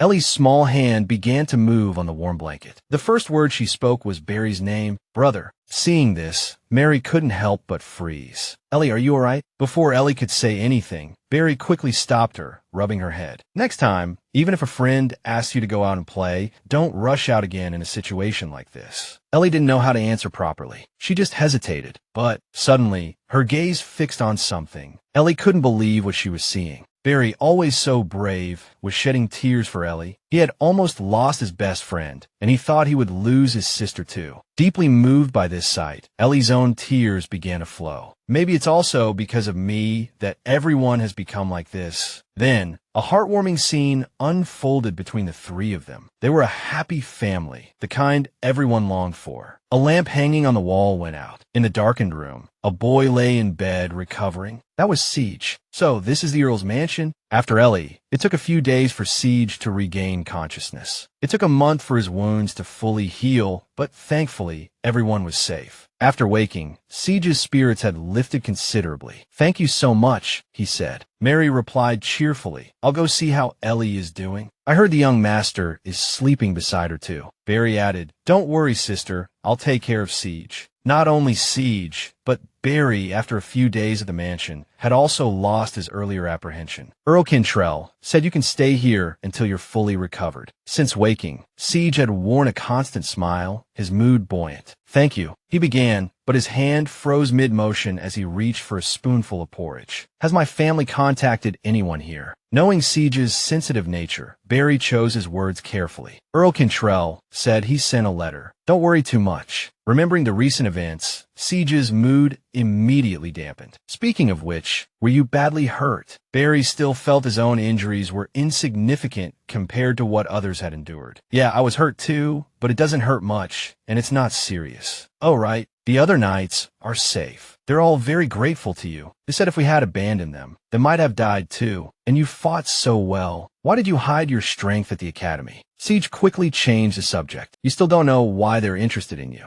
Whenever this topic came up, Barry always hesitated to answer. Seeing this, Siege didn't press him further. Both our families have many secrets. That afternoon, Siege sat and watched Barry practice his swordsmanship, preparing for the worst. Seeing Barry pushing himself so hard, Mary grew concerned. Isn't it a bit early to be practicing? Compared to Mary, Barry's demeanor seemed stronger and more determined than ever. It's all right, I've fully recovered. Actually, the biggest problem was someone who ran out looking for you, without regard for their own condition. Knowing who he was referring to, Siege spoke up. Hey, it's not like I broke any bones. What's there to worry about? Suddenly, a mature-looking man appeared. You've really grown up. This man, bearing a strong resemblance to Barry, was an acquaintance of Mary's younger brother. Brother Taylor, Barry greeted. Whenever these two met, they always had endless things to talk about. He should be called Master. Siege seemed to be meeting him for the first time. This person is quite famous. Master Taylor. He entered the academy as a commoner and steadily rose through the ranks. He's a brilliant genius. But the young Barry knew nothing of this. Then, Taylor noticed Siege's presence. And this friend is... Barry quickly introduced him. This is my friend from the academy. The white-haired young man bowed his head respectfully. I am Siege Taylor. Hearing the name, Taylor began to recall a piece of his memory. Siege Taylor. I just completed a small investigation into his family on Earl Cantrell's orders. The Keller family, a noble family with a relatively remote estate. The family maintains a neutral stance in power struggles. 2 children in the family. Siege is the youngest son. It's said that for the benefit of his older brother and heir, he doesn't involve himself in external affairs. He also has the reputation of a diligent student at the academy. But judging by his performance on the mountaintop, he seems quite exceptional. It's a pity his injuries prevented him from displaying his full strength. It's been a while. Would you like to spar with me? When he received Taylor's proposal, Barry didn't refuse his kindness. If it was a one-on-one swordsmanship match, Mary's beloved younger brother was more than happy to oblige. Beside them, spectators like Brielle and Ellie watched with excitement. The young master couldn't contain his admiration. Big Brother Barry is so cool. Ellie giggled. It's true. It seems like Big Brother has been working really hard. He even made Master Taylor dodge a few times. Siege, too, acknowledged his friend's prowess. Barry's strength isn't just that his offense is stronger than his defense. Barry and Taylor were both fighting fiercely, neither holding a clear advantage. Barry was intensely focused, even though it wasn't a real match. Barry lunged forward, swinging his sword with force, but Taylor swiftly parried the blow. Is that all you've got? Despite the taunt, Taylor was genuinely pleased with Barry's noticeable improvement. You've really improved a lot. It's getting harder and harder to beat you. A light sheen of sweat glistened on Barry's face, but his expression remained filled with an unusual fighting spirit. The sky above was exceptionally clear, the air crisp and fresh. Though he spoke with the innocent words of a child, Ellie always seemed to see right to the heart of things. Big Brother Barry, you're so cool. Barry turned to his sparring partner of moments before. I still have a long way to go, but Taylor offered his own affirmation. You lasted 10 minutes, which is commendable in itself. Oh, right. Now it's the young master's turn to show off his skills. A look of surprised delight spread across Ellie's bright face. Me? I'm so embarrassed. How can I compare to cool Big Brother Barry? Barry smiled. Why not give it a try? After a moment of thought, Ellie agreed. All right, I'll give a little try. Everyone gathered around the young boy as Ellie took a sword, striking a pose like a true knight. The boy looked to Barry for approval. What do you think? Barry's face was filled with joy. Spending time with Ellie always lifted his spirits. Siege, who had been silent until now, simply observed the scene unfolding before him. I didn't know he could smile so brightly when he's at the mansion. He always had such a serious face while training. Few people get to see a smile like that from me, not even my family. This boy was raised with love. I never thought I'd be envious of child. Ellie's face always held an air of innocence, as if the boy's life was filled with the happiest things in the world. It was a life Siege yearned for.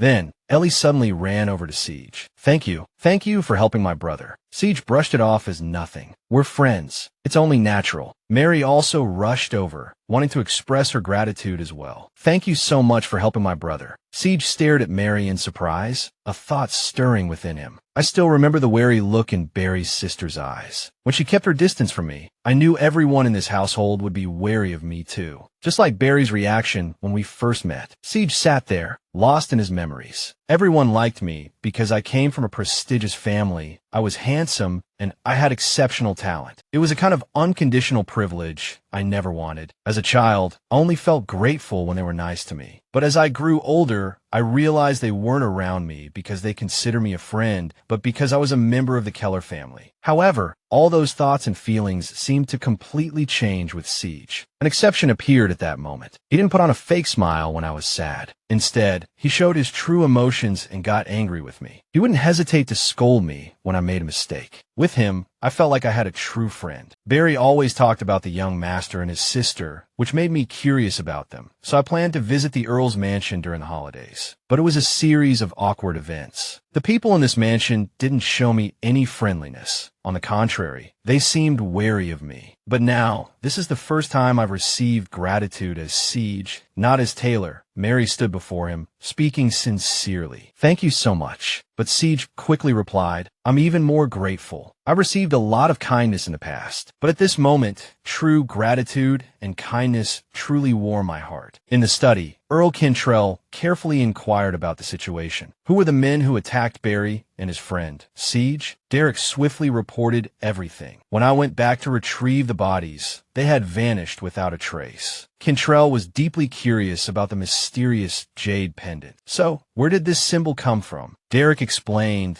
that it had fallen from one of the attackers during the struggle with Ellie. But his hesitation made the Earl even more anxious. "But what?" Derek voiced his deduction. "Perhaps I'm overthinking it, but I feel like they intentionally left something behind. It's strange to leave evidence so directly. What purpose would that serve for whoever ordered this?" Cantrell, too, began to question the situation and this symbol. After some discussion, he had no choice but to ask Derek for help. "I think it's time to gather more information. Can you contact the person we discussed earlier?" Derek promptly accepted the order. "Yes, sir." The next morning, Briel's chatter and laughter filled the room. A bear and a butterfly. It turned out Briel and Ellie were playing a guessing game. The little girl held up a drawing, excitedly prompting the young master. "Guess this one too, young master." In the blink of an eye, Briel came up with the answer, a dragonfly. Siege couldn't believe the answer was correct. How can that stick figure be a dragonfly? Even Barry had completely given up. That's what I was wondering too. Hearing this, Ellie and Briel looked up at the ceiling and replied confidently, "It's not a dragonfly, it's a dragonfly catcher." Barry was utterly shocked. "Huh? How did you know?" Mary, sitting to the side, couldn't help but laugh. "Last autumn, I made dragonfly catchers and played with them." Ellie pointed directly at Siege and Barry, declaring loudly, "Anyway, you two lost." Meanwhile, Barry whispered to Siege, "Why did you even play this game?" Siege replied, "They said the winning team gets a wish, even if we were playing with children." He turned his head, hesitating about that, seeing Briel's innocent smile and chubby cheeks. Siege explained more earnestly, "I just wanted to touch the young master's cheeks. I've never had the chance to be around babies, as I don't have any siblings. I thought I could win." Barry asked his younger sister, "Ellie, seems like you've gotten close to the young master recently?" The little girl replied mischievously, "We've always been close. Now it's time for our wish." Siege quickly indulged the two children. All right. Tell me what you want us to do for you."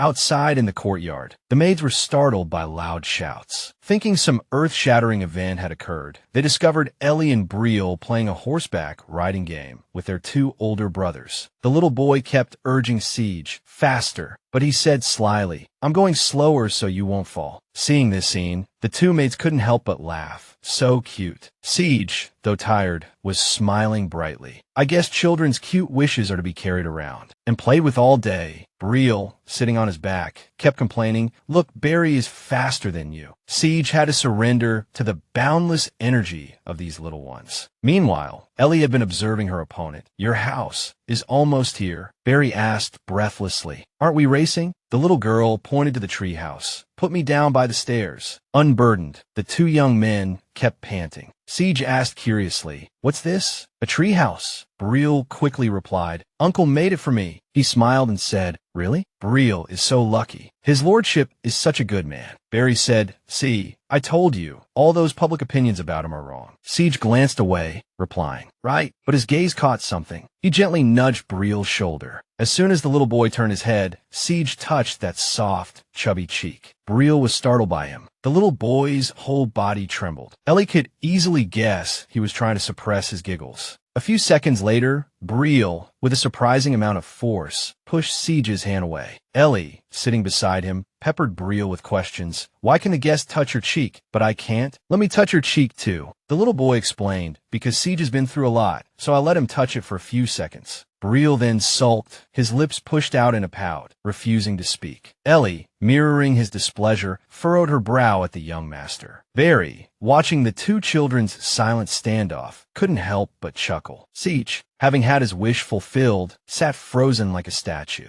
After a moment, a radiant smile bloomed on his face. After a full day of play, the four of them returned to the mansion. Mary, surprised, asked Barry, "So you carried him the whole day?" He groaned dramatically. "Don't even mention it. My neck still aches." I never realized Ellie was so heavy. Overhearing her brother's complaint, Ellie pummeled him playfully. "How can you say such a thing about a girl?" Mary then turned her attention to the young master. Siege answered softly, "He's asleep." Mary gently lifted Brielle into her arms. Then, with a bright smile, she praised them. "You've all worked hard." Unconsciously, a warmth spread through Siege. "Now I know what it feels like to have a home," he thought. In a narrow alleyway, Ellie skipped happily towards home. Suddenly, a man's figure appeared behind her. A sense of foreboding prickled at Ellie, and she slowly turned to look. It was none other than Derek. A bright smile lit up the little girl's face as she called out his name. "It's been a while, Derek. My sister and I wanted to see you again. Where have you been?" Derek held out a cute plush sheep toy to Ellie. "Here. It's a small thank you for helping me choose clothes that day." The little girl flustered. "I don't need anything in return," but he insisted on giving her the gift. "I'm giving it to you because I'm grateful." Ellie clutched the precious gift in her hands. Not only that, but Derek, without hesitation, knelt down in front of the little girl. With heartfelt sincerity, he apologized. "I'm sorry you had to go through such a frightening experience. And this for your sister. I bought it when we went shopping together." Ellie immediately took the gift, her eyes fixed on it. The little girl's sharp mind began to whir. Derek and my sister have always been close. Why would he suddenly give her a gift? Meanwhile, Derek was also lost in thought. Asterisk the nanny might not know, but this is a gift of sincere apology for my suspicions. If the nanny was involved with some suspicious force, then her siblings might be in danger. She might be caught up in it, but she can't be the mastermind behind all of this. Asterisk, while he was still pondering these tangled thoughts, Ellie stood behind him, calling out seriously, "Derek, I want to learn how to protect myself too, because if something like that happens again, I don't want to just stand there and do nothing." Derek asked, surprised, "What are you talking about?" "The first thing you need to learn is how to run fast." Ellie turned her head to reply, "If I ask Mr. Taylor, my sister will worry." "I was just thinking, I don't want to bother you either." Seeing the little girl's hesitant demeanor, Derek felt a pang of awkwardness. "I don't feel bothered." He secretly guessed. Asterisk, this child might not show it, but the shock of that incident is still etched in her mind. Asterisk, after a moment of hesitation, Derek made up his mind. "All right, I'll teach you some techniques. But if the situation gets bad, you should run away immediately." Ellie replied with a smile. "Understood." In a mansion's library, Mary wandered between the bookshelves. "I feel like I've been reading a lot more lately." Suddenly, something caught her eye. It was in this very spot that she had stood, speaking with Earl Cantrell. A place of fear etched into Mary's memory. "This is where the archery incident happened. I can't help but feel tense." Earl Cantrell appeared seemingly out of nowhere, startling Mary. "What book are you looking for this time?" he asked. The girl, flustered by his presence, fumbled for a response. Cantrell's tone softened as he continued, his concern evident. "You can have the maids help you with anything. It's all right even if you don't study yourself, Mary." She offered an awkward smile. "No, I can't trouble others with such requests." Cantrell persisted gently. "At least you can ask me." His gentlemanly words touched Mary deeply. Emboldened, she confessed, "I'm looking for a book containing the family trees of the nobles." Cantrell's eyebrows rose in surprise. "You mean the genealogy records?" The conversation flowed easily between them. "Yes, everything including the genealogy you mentioned. You said you suspected the queen and your uncle, right? I want to know more about that family, but I'm not from this world, so I know very little." Cantrell grew pensive after hearing her words. "I have some business to attend to related to this matter." Mary, flipping through the pages of a book, began to ask questions. "This is a blueprint of the Queen's palace, isn't it?" Cantrell answered without hesitation. "That's right. It was left behind by the person chasing Ellie." A flicker of worry crossed Mary's face. "But this is too obvious." Cantrell leaned inconspiratorially. Indeed, when I suspected the queen, I planted someone inside the queen's palace. I learned that when my uncle visited, all the servants were withdrawn. If there was any commotion, that would be it. Mary gasped, a soft murmur escaping her lips. He planted someone there. Now I know why he's called a dangerous man. Isn't the palace security tight? Cantrell continued. Other than that, there hasn't been any other suspicious behavior. He seemed to be holding something back, something he didn't want to say. Although I didn't mention it, I learned some unpleasant things from her private life. To attract the king's attention, the queen bought all sorts of expensive and flashy beauty products. The king initially detested his uncle, Kevin, but the empire considered their marriage the romance of the century. However, it was just a marriage of convenience. I expected as much, but it seems their relationship is more unstable than I thought. Cantrell clutched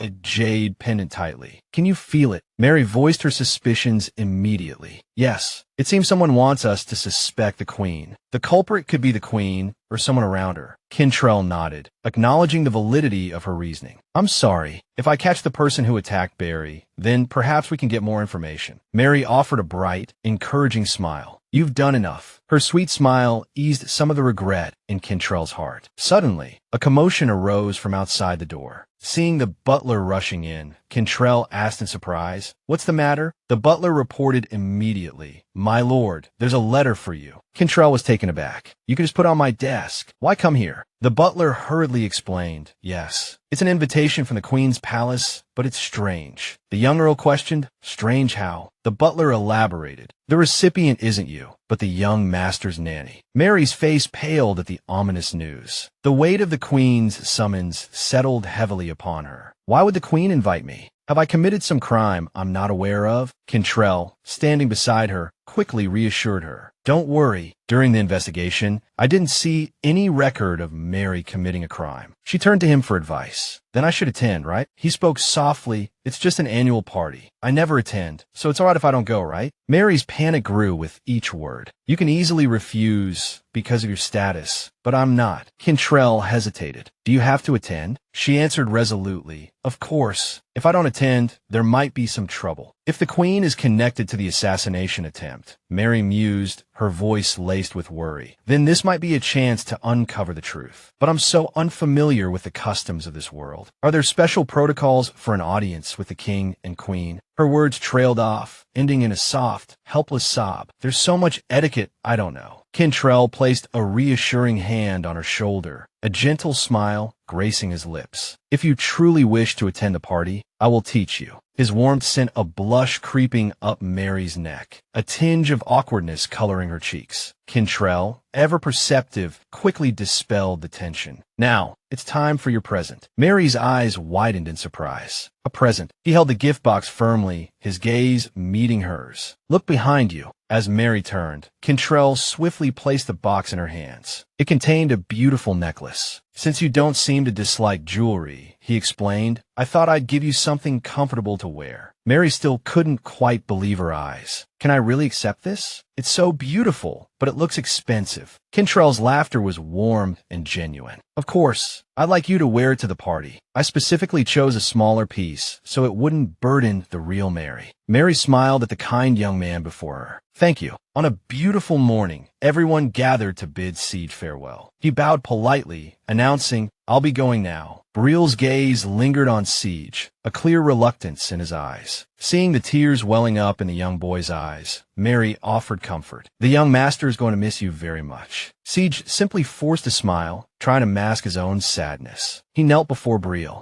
and gently took the child's hand. Briel, he said softly, these past few months have been happier than all my years at home. I'll come visit you, and we can play together. Mary quickly added, addressing Siege. You can also see the young master at the party. Then, turning to Barry, she said, I still can't believe I won't see you there. Barry chuckled, explaining, my sister and Earl Cantrell will be leaving the mansion to attend the party. Only Ellie and I will be staying behind. A flicker of disappointment crossed Siege's face, but he knew it couldn't be helped. He accepted the reality with a sigh. I suppose so. And so, they stood, chatting and conversing for the rest of the morning. Suddenly, Barry confided in Siege. I might be taking a break from school next semester. At this, Siege simply offered a gentle smile, lightening the mood. Barry teased, "Are you happy I won't be studying with you anymore? Without me, it'll be hard for you to make friends, but if you control your temper, people will find you easier to approach." Siege, in turn, shared his own thoughts. "I want to come back soon." Finally, the moment arrived. Siege waved a final goodbye. "So, see you all soon." The carriage bearing him began to roll, moving away from the mansion. A romantic sunset afternoon. Brielle sat in the living room, drawing. Meanwhile, Mary and Cantrell were discussing work. Mary smiled, sharing her thoughts. "I always seem to understand where I belong, even if I don't know the others." Nearby, Brielle, though seemingly occupied with his drawing, had tears silently tracing paths down his cheeks, clearly missing Siege. The four of them became quite close. "Ellie always says so." Cantrell glanced over at the young boy. It seemed Siege enjoyed his time with the little ones. Mary quickly added, "Yes, if it weren't for the preparations for the party, he might have stayed longer." A long silence fell between them, Mary seemingly lost in thought. After a moment, she softly voiced her concern. "I'm surprised that, even though I sent many letters mentioning he had to stay here due to his injuries, no family came to visit him. Sometimes, even the younger generation of noble families aren't treated well." Cantrell seemed to understand Siege's situation. As the second son, he harbored no ambitions of becoming the head of the family, and he and his older brother were fond of each other. So there was no problem, but sometimes these things happened. Mary listened, her understanding deepening. "I see. If you don't become the head of the family." Just then, a voice called from outside. "Lord Earl, the items you requested have arrived." Cantrell stood up in surprise. "They've arrived?" Mary, lost in thought, wondered aloud, "What is it?" The young Earl responded with a cheerful laugh. "It's your first time attending a party like this, so I couldn't let you go looking plain." A large box was opened, and Mary was taken aback. "Lord Earl, this is far too much." Cantrell spoke softly. "It's all right. Accept it." Mary took out the magnificent dress Cantrell had gifted her. Try it on, but worry still lingered in her heart. The necklace was already so precious, and now this. Can I truly accept it? Not only that, but Cantrell had thoughtfully prepared a gift for Mary's younger sister, Ellie, as well. "There's a dress for you too."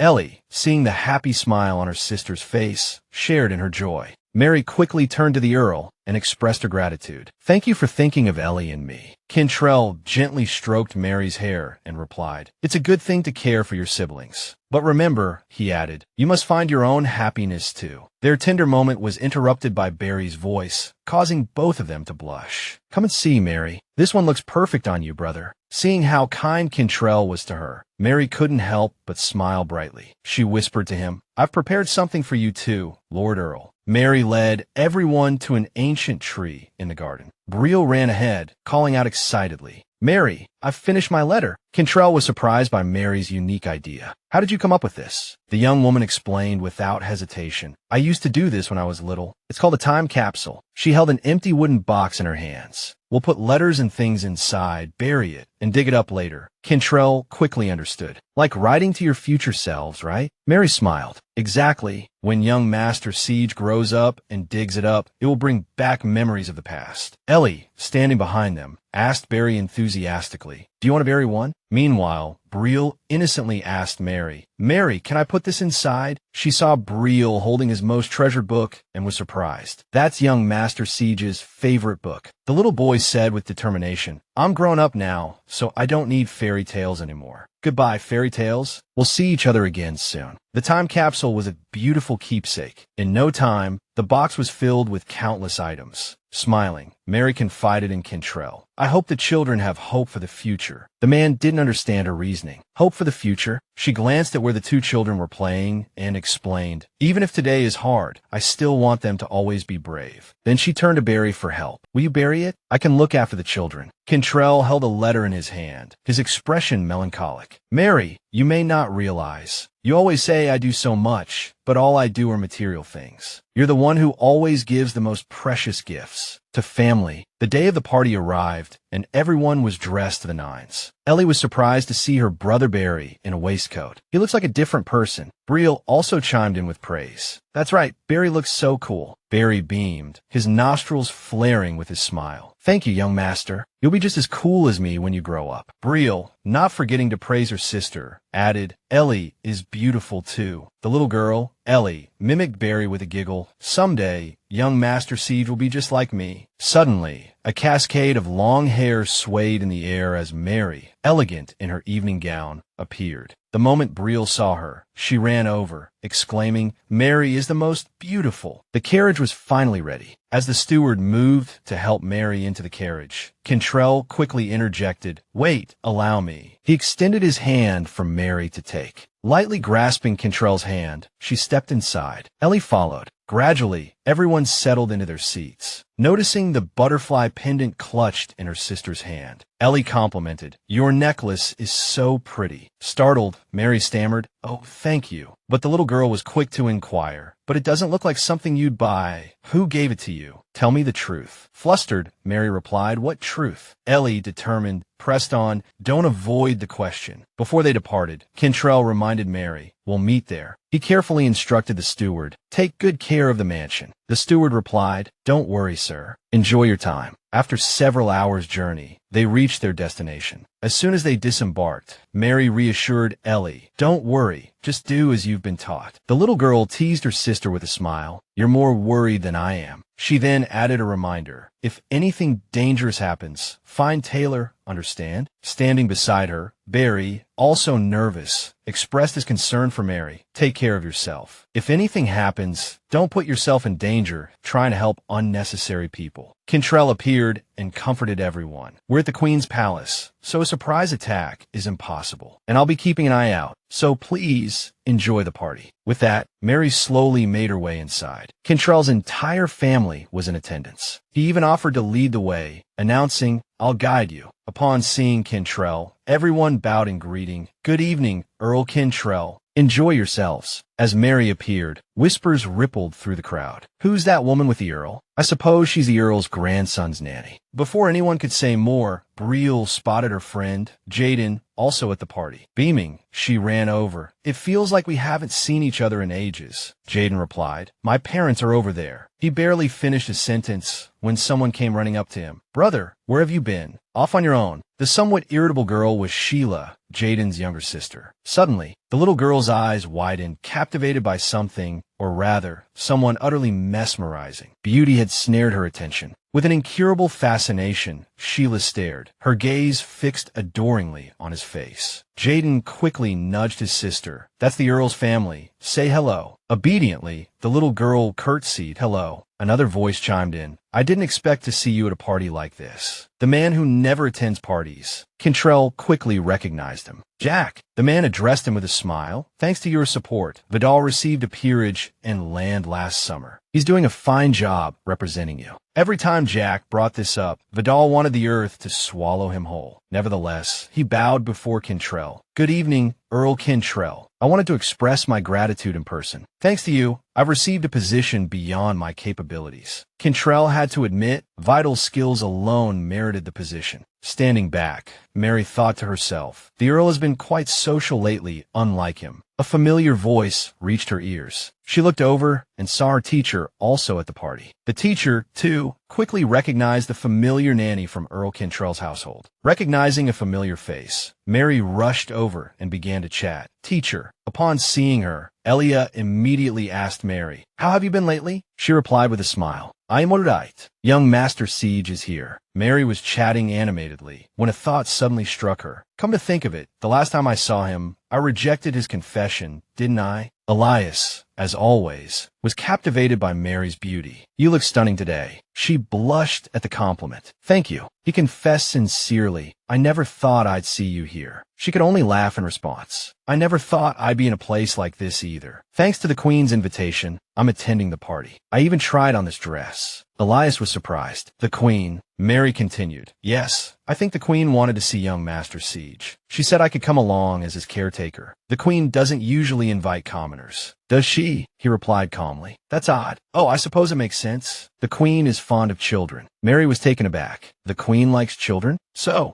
Elias offered her a glass of champagne. Why don't you try the champagne? It's sweet and delicious. She gave an embarrassed laugh. I'm sorry. I'm a bit worried, so I decided to drink less, not wanting to make her uncomfortable. It's all right. How about this? It's non-alcoholic. Mary responded with a bright smile. Thank you very much. She had to admit, even after what happened last time, Teacher Elias was still so kind. Suddenly, he looked a little perplexed. I thought Earl Cantrell would be with you. Why isn't he by your side? Mary glanced towards Cantrell. The Earl is probably busy chatting with his friends. Elias's face suddenly flushed, as if embarrassed by something, just as he was working up the courage to ask Mary, Hey, would you like to dance with me? Before he could finish, Briel's voice suddenly rang out. Teacher, you're here. Teacher Elias. Mary quickly turned to Cantrell. My lord, young Master Siege hasn't seen Teacher Elias in a long time. He hastily greeted them. Good evening, Earl. Good evening, young master, Briel asked with a frown. What are you doing here with Mary? However, Cantrell immediately ignored him, turning to Mary. The party is about to begin. Let's go inside. She didn't forget to bid Elias farewell with a bright smile. See you next time. He waved back. Have fun. The smile slowly faded from Elias's face. I guess I don't have a chance. On their way, Mary kept talking to Cantrell. You won't be joining the dance, will you? It might draw unwanted attention. She found it strange. But haven't you been practicing a lot? But the Earl tried to find an excuse. I'll dance next time. In the waiting room, Sheila's voice echoed incessantly. Barry, are you listening to me?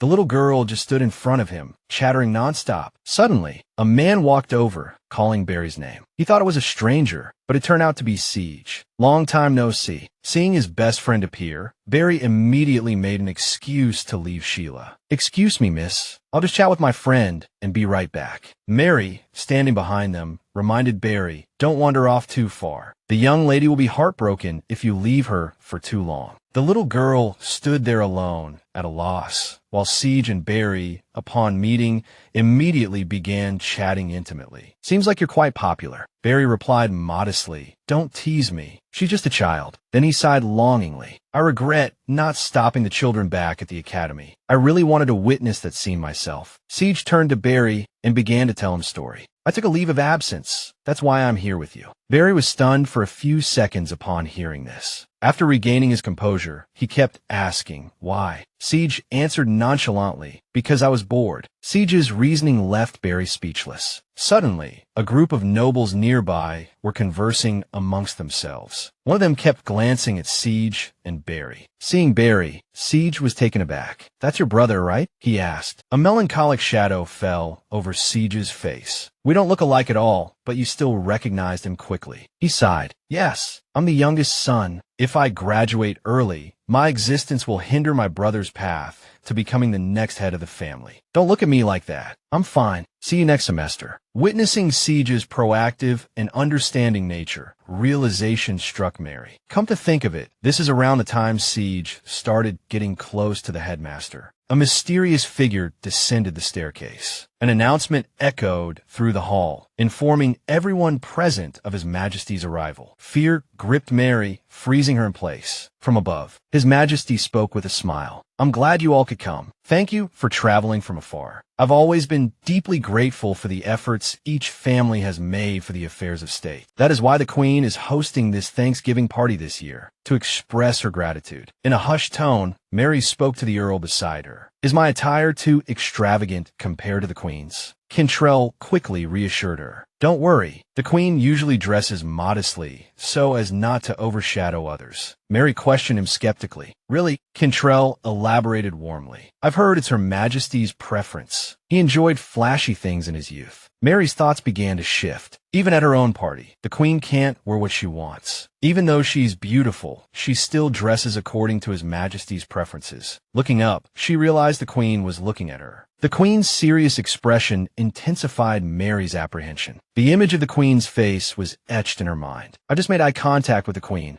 Briel, standing beside her, couldn't help but admire the Queen's beauty. So beautiful! The Queen extended her hand with a smile. A young boy standing below instinctively reached out as if to touch her. But the Queen withdrew her hand and laughed heartily. His Majesty offered his well wishes to all the guests. Please enjoy yourselves. With those words, His Majesty and the Queen turned and departed. Mary remained still, a sense of unease washing over her. Something's not right. She quickly turned to Cantrell. My lord, the Queen is... His Majesty suddenly descended the stairs and replied, Yes, you're the nanny from the Earl's mansion. I wanted to meet you. That's why I invited you here. Mary curtsied. Your Majesty, I am Mary. Upon being asked, from which family? Mary promptly answered, PRA. I remember that family. The head is strict. A territory with the right to repay debts? Correct. The man offered a faint smile. There's only one reason I invited you, because I wanted to thank you for taking care of my old friend's only grandson. Brielle, Mary inquired. Is that the only reason you invited me, Your Majesty? Yes. Is there a problem? No. I thought the invitation was from Her Majesty. Disappointment flickered across Mary's face. You seem disappointed. The Queen is the host of this party, but I'm the one who invited you.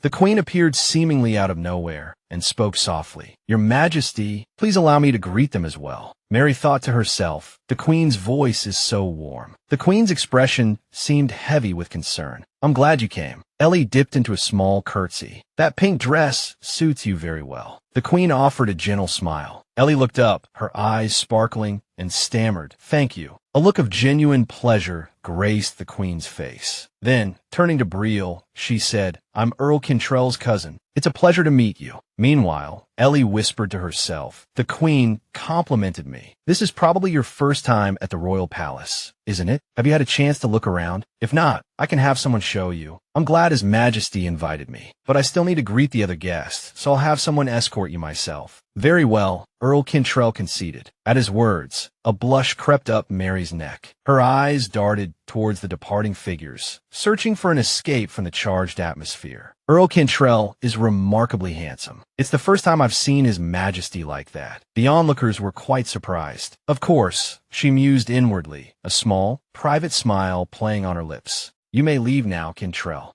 The Queen hurried after the pair, then dispatched someone to summon Mary. The Queen wished to meet Mary in the greenhouse. Cantrell's reply was curt. Inform Her Majesty that she declines the meeting due to indisposition. It's all right. The Queen wouldn't dare do anything to you, Mary reassured him. How can you be so sure? He countered, his gaze softening as he looked at her. He couldn't imagine the Queen behaving differently from her gentle appearance. Witnessing this exchange, a faint smile touched Mary's lips. I don't believe someone who loves children so much would do such a thing, she finished. Cantrell hesitated. I'm not certain. Then stay where I can see you, he finally relented. And so, Mary proceeded to the greenhouse as the Queen had requested. Your Majesty, Miss Mary has arrived. Good. Bring her in. Mary approached the Queen. The Queen regarded her silently for a moment. I was curious. I heard His Majesty himself invited you. Mary responded, bewildered. I was under the impression Her Majesty had invited me. The Queen retorted coldly. Me? When His Majesty invited you, I wondered if you were his mistress. Stung by the accusation, Mary quickly explained, I apologize. I've never met His Majesty before today. This is our first encounter. I'm telling the truth, Your Majesty. I've never entertained the thought of becoming His Majesty's mistress. And Mary trailed off, her eyes finding Cantrell standing just outside. Cantrell stood watchfully, observing the scene within, ensuring nothing untoward occurred. The Queen noticed him too. Earl Cantrell seems to hold you in high regard. Come to think of it, that's enough to make him curious about you, while he doesn't even spare me a glance. The Queen's expression was tinged with sadness. Hearing this, a thought struck Mary. Just as I suspected,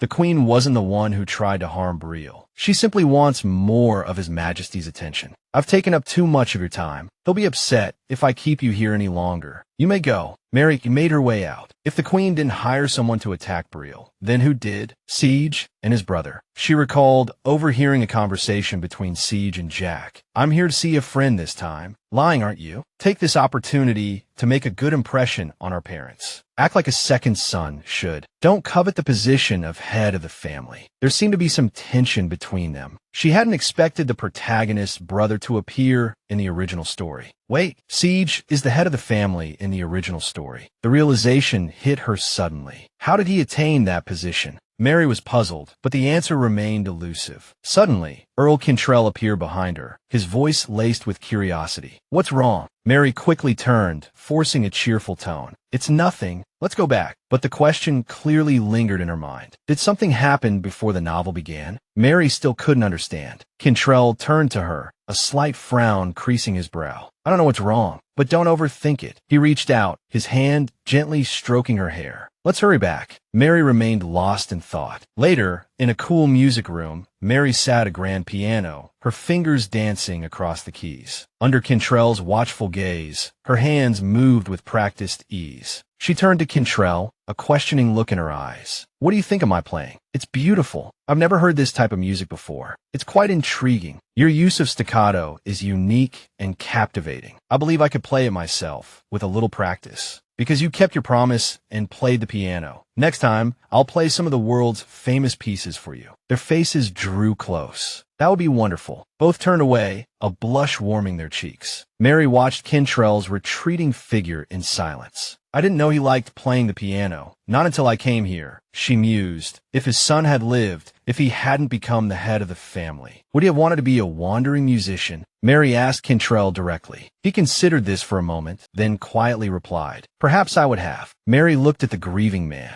If he hadn't become the head of the family, but just a wandering musician, if he and I hadn't met under these circumstances, could I have been more ambitious? But now he had met her. Cantrell gently took Mary's hand. She stared down at it, bewildered by the sudden intimacy. "You still haven't told me what happened before the party," Cantrell said, his voice soft. "When you allowed me to speak, I told you a great deal, unlike you." Mary turned away, a thought flickering through her mind. But he hasn't told me everything either. Lost in thought, Mary said, "Actually, I saw Siege arguing with his brother and the Keller family's son. But when I read the novel, Siege was already the head of the family. So that means the timeline of the original story is approaching. I'm worried something bad will happen. You said that in the novel, you were furious after Brielle's death, and Mary was the villain. If, at the end of the novel, you have to fight Siege, then you must be wondering why I haven't attacked us from the beginning." Cantrell considered this alternative scenario. Mary quickly interjected, "You're misunderstanding. Siege isn't a bad person. I believe in the Siege I know." Suddenly, Brielle came running out, asking with a puzzled expression, "Uncle, what does a dolphin look like?" Cantrell was taken aback. "Why are you suddenly asking about dolphins?" The boy replied, "I said the cloud looked like a dolphin, but Ellie said it didn't." So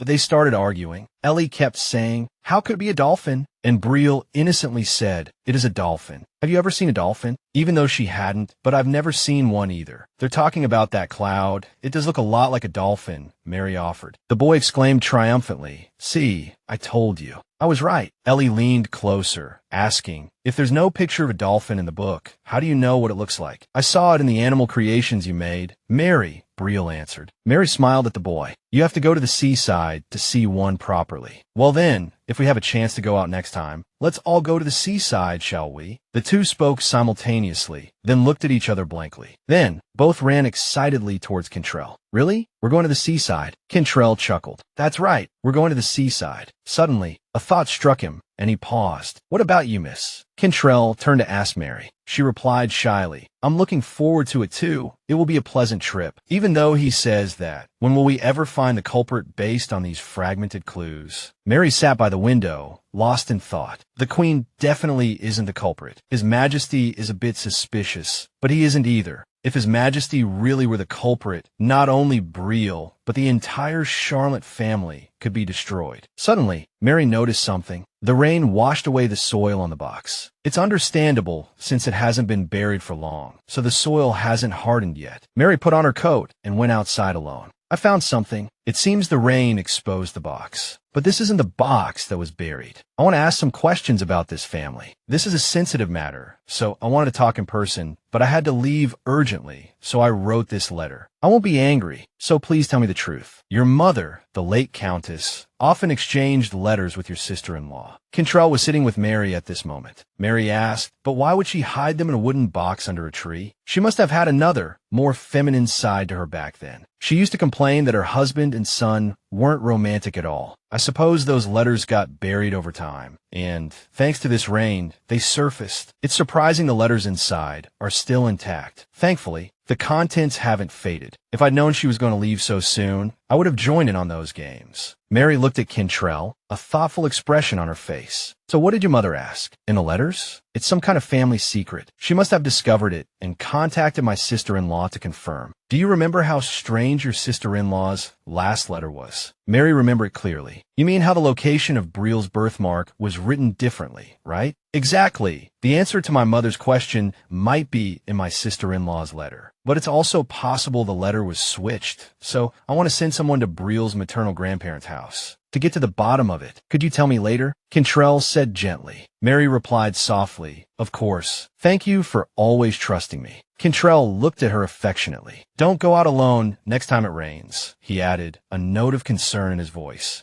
I was worried our time capsule would get washed away by the rain. You should have asked for my help. Mary shook her head in denial. How can I trouble you? Cantrell asked worriedly. What if you caught a cold from the rain? You would have gotten sick. This proved how much he cared for her. Mary felt the affection in his words. Looking at her expression, Cantrell asked curiously, why are you smiling? Mary shyly covered her face. I'm happy you care about me. Well, it's still raining outside. I won't go out in the rain again. Brielle came running, calling Mary's name. Seeing the boy, Cantrell asked, Brielle, what are you doing? He turned around, his face innocent. Uncle Jaden is coming soon, so I wanted to ask Mary to make a chocolate cake. But the boy suddenly stopped. Then he asked curiously, Uncle, are you painting? Cantrell held a palette in his hand. Do you want to come in and see? As he entered the studio, the boy couldn't help but marvel. Cantrell introduced, this is today's painting. Brielle's eyes lit up as he saw the paintings. A portrait of Mary. Then Cantrell picked up the boy and asked, that's right, is my painting good? I'm planning to give it to her as a birthday present. Hearing Cantrell say this, Brielle was stunned. Then he asked blankly, Uncle likes her? Why are you asking that all of a sudden?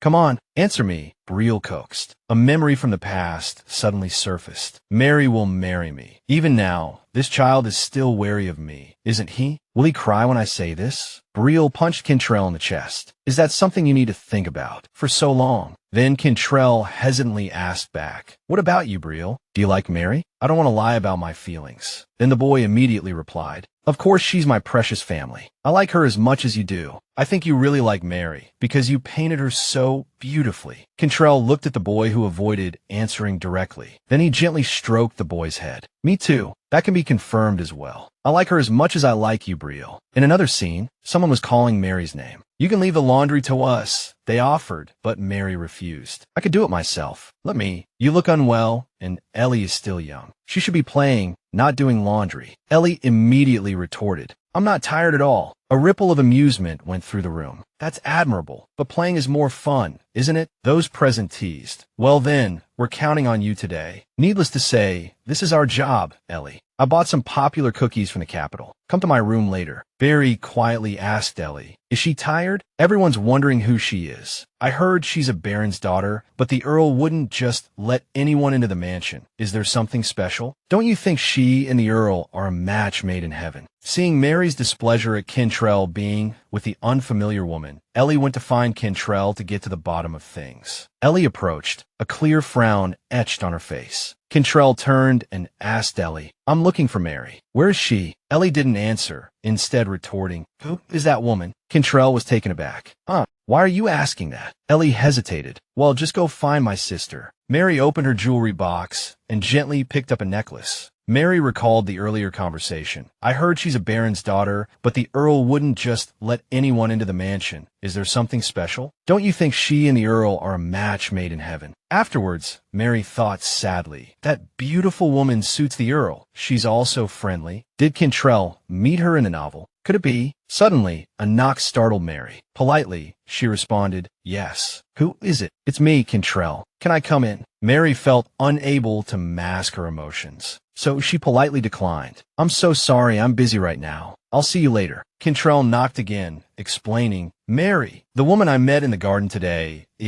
she's the Baroness, Baron Jack's wife. Mary stated, she's the Baroness, not a Mississippi. Cantrell replied, yes, that's right. Now open the door and let me in. Cantrell stood outside the door, looking at it hopefully, wishing Mary wasn't angry and would open it for him. But Mary thought silently, is it okay to think we have the same feelings? Opening the door, Mary began, Your Excellency, Cantrell interrupted. Jean Heron, I prefer you call me by my name rather than Your Excellency, if you don't mind. Hearing this, Mary was surprised. Call him by his name? Cantrell looked at Mary and asked, Are you uncomfortable with being addressed like that? Mary shook her head vigorously. No, not at all. Cantrell continued. Then Mary quickly said, I'll call you by your name from now on. Mary's endearing reply made Cantrell smile. Cantrell continued his explanation. The reason I called on the Baroness is because she's close with my sister-in-law. They often exchange letters, so I wanted to know if the later letters were from my sister-in-law. Mary wondered, was it effective? Cantrell told Mary, first of all, the letters in the wooden box were handwritten by my sister-in-law. However, the letter mentioning Briel's birthmark is different. The handwriting on that letter looks strange. It's a fake letter, right? Cantrell answered, that's right. Cantrell inadvertently saw Mary's jewelry box resting on the table. Glancing at it, he continued, anyway, if this is a secret that was carefully hidden, I don't think even Briel's grandfather would reveal it easily. I'm thinking of going to see him directly. Mary asked worriedly, directly? Is that all right? You might be attacked on the way. If you go to the mansion, Cantrell immediately said, I haven't decided yet, so don't worry too much about it now. Let's go greet our little guest and talk things over slowly. Cantrell led Mary to meet Baron Jack's wife. Upon seeing Mary, she exclaimed, Oh my goodness, I finally get to meet the nanny. Mary smiled brightly. Hello. The Baroness approached her, saying, I've heard so much. We've imposed on you every time Jaden comes to visit. Mary replied, Not at all. Jaden is very kind and well-mannered. Sometimes he even brings gifts. Oh my, Jaden, he's prepared something this time as well. Jaden presented a gift to Mary, saying, Sheila said she wanted my doll. Could you make one for Sheila? Mary responded gently, Of course. Thank you. I also baked a chocolate cake. The Baroness added, It's Jaden's favorite dessert. Mary said to the Baroness, Please wait a moment. I'll bring it right out. As she walked away, Mary thought to herself, I can't believe I'm misunderstood such a kind person. I wonder what the Earl would think if he knew I was jealous. How embarrassing. It's hard to justify myself. Should I be relieved that the Earl didn't seem to mind too much? Cantrell called from the kitchen doorway. Mary, I'll help you carry the dessert out. Suddenly, a servant tripped. Cantrell looked at Mary in horror. At the same moment, the kettle of boiling water the servant was carrying spilled. Cantrell rushed forward, shouting, Mary, as the boiling water cascaded down. Thankfully, Cantrell reached her in time and shielded her. Mary squeezed her eyes shut in fear. After a moment, she opened them and saw that the Earl was drenched, having taken the brunt of the scalding water to save her. The servants panicked. My lord, are you all right? Oh dear,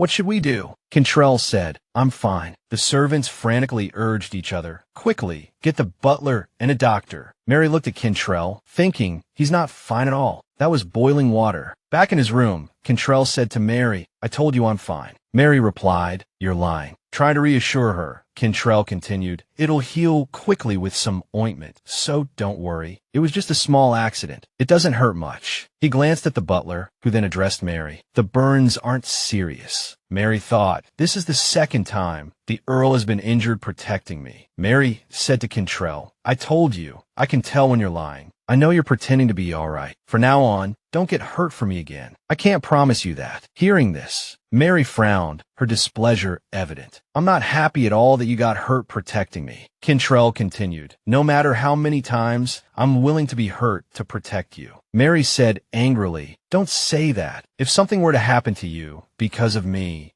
Cantrell interrupted, I told you it's better that I get hurt in your place. At this, Mary abruptly rushed out. Cantrell watched her go in silence. The next day, the Baroness and Mary took a walk together. The Baroness said, I'm worried Jaden might be bothering the Earl. Mary replied, It's all right. It's a good thing that Jaden came to visit. As she spoke, tears welled up in her eyes. Her hand, gripping the umbrella, trembled. The Baroness quickly took Mary's hand, saying, It will be all right. Cantrell is a very strong person. Jaden and Briel went to visit Cantrell. Seeing Brielle crying, Cantrell said, I'm fine. Brielle sobbed, don't lie. Mary is worried. I'm really okay. The nanny is just a little too worried. The injury isn't that bad. I don't understand why you're upset, Brielle. Your uncle is a strong man. Isn't it better that Mary wasn't hurt? No, I want both you and Mary to be safe. Mary wants that too. I hope you won't get hurt because of me. Brielle's words triggered a memory for Cantrell. I heard his mother died after his grandparents. It was a carriage accident. How did this child survive? They sacrificed themselves to save their child. This poor child. If you get hurt because of me, I'll be so sad. Cantrell sat up abruptly, then looked at Brielle for a moment, covering his face and crying. Cantrell hugged Brielle tightly. I am sorry, Brielle. I'll get better soon. Later that day, Mary brought medicine into the room, applied it to Cantrell's burn, and bandaged the wound. All done, Mary said curtly. I'll be going now. Cantrell quickly grabbed Mary's hand. Wait, he said. I am sorry. It's not your fault I got hurt. I didn't mean to make you worry. It's just, I couldn't bear to see you injured. Mary turned back to him. Me neither. I didn't want you to get hurt at all. But this time, and last time, there have been so many times I couldn't prevent you from getting hurt. I know if it weren't for you, I would have been injured much worse. It makes me uneasy. Hearing this, Cantrell smiled. Mary asked, puzzled, why are you smiling? Cantrell replied, because you said you didn't want me to get hurt. He gazed at her tenderly. I like hearing you say that. That night, in a room somewhere, everything was in disarray, things shattered into pieces. A maid spoke. Excuse me, sir. I brought the tea you usually drink. Sir, having just opened the door, she was terrified, speechless, as she saw a pair of beastly eyes staring at her. The floor beneath her feet was awash in blood. She screamed. Ah! The cry echoed throughout the room.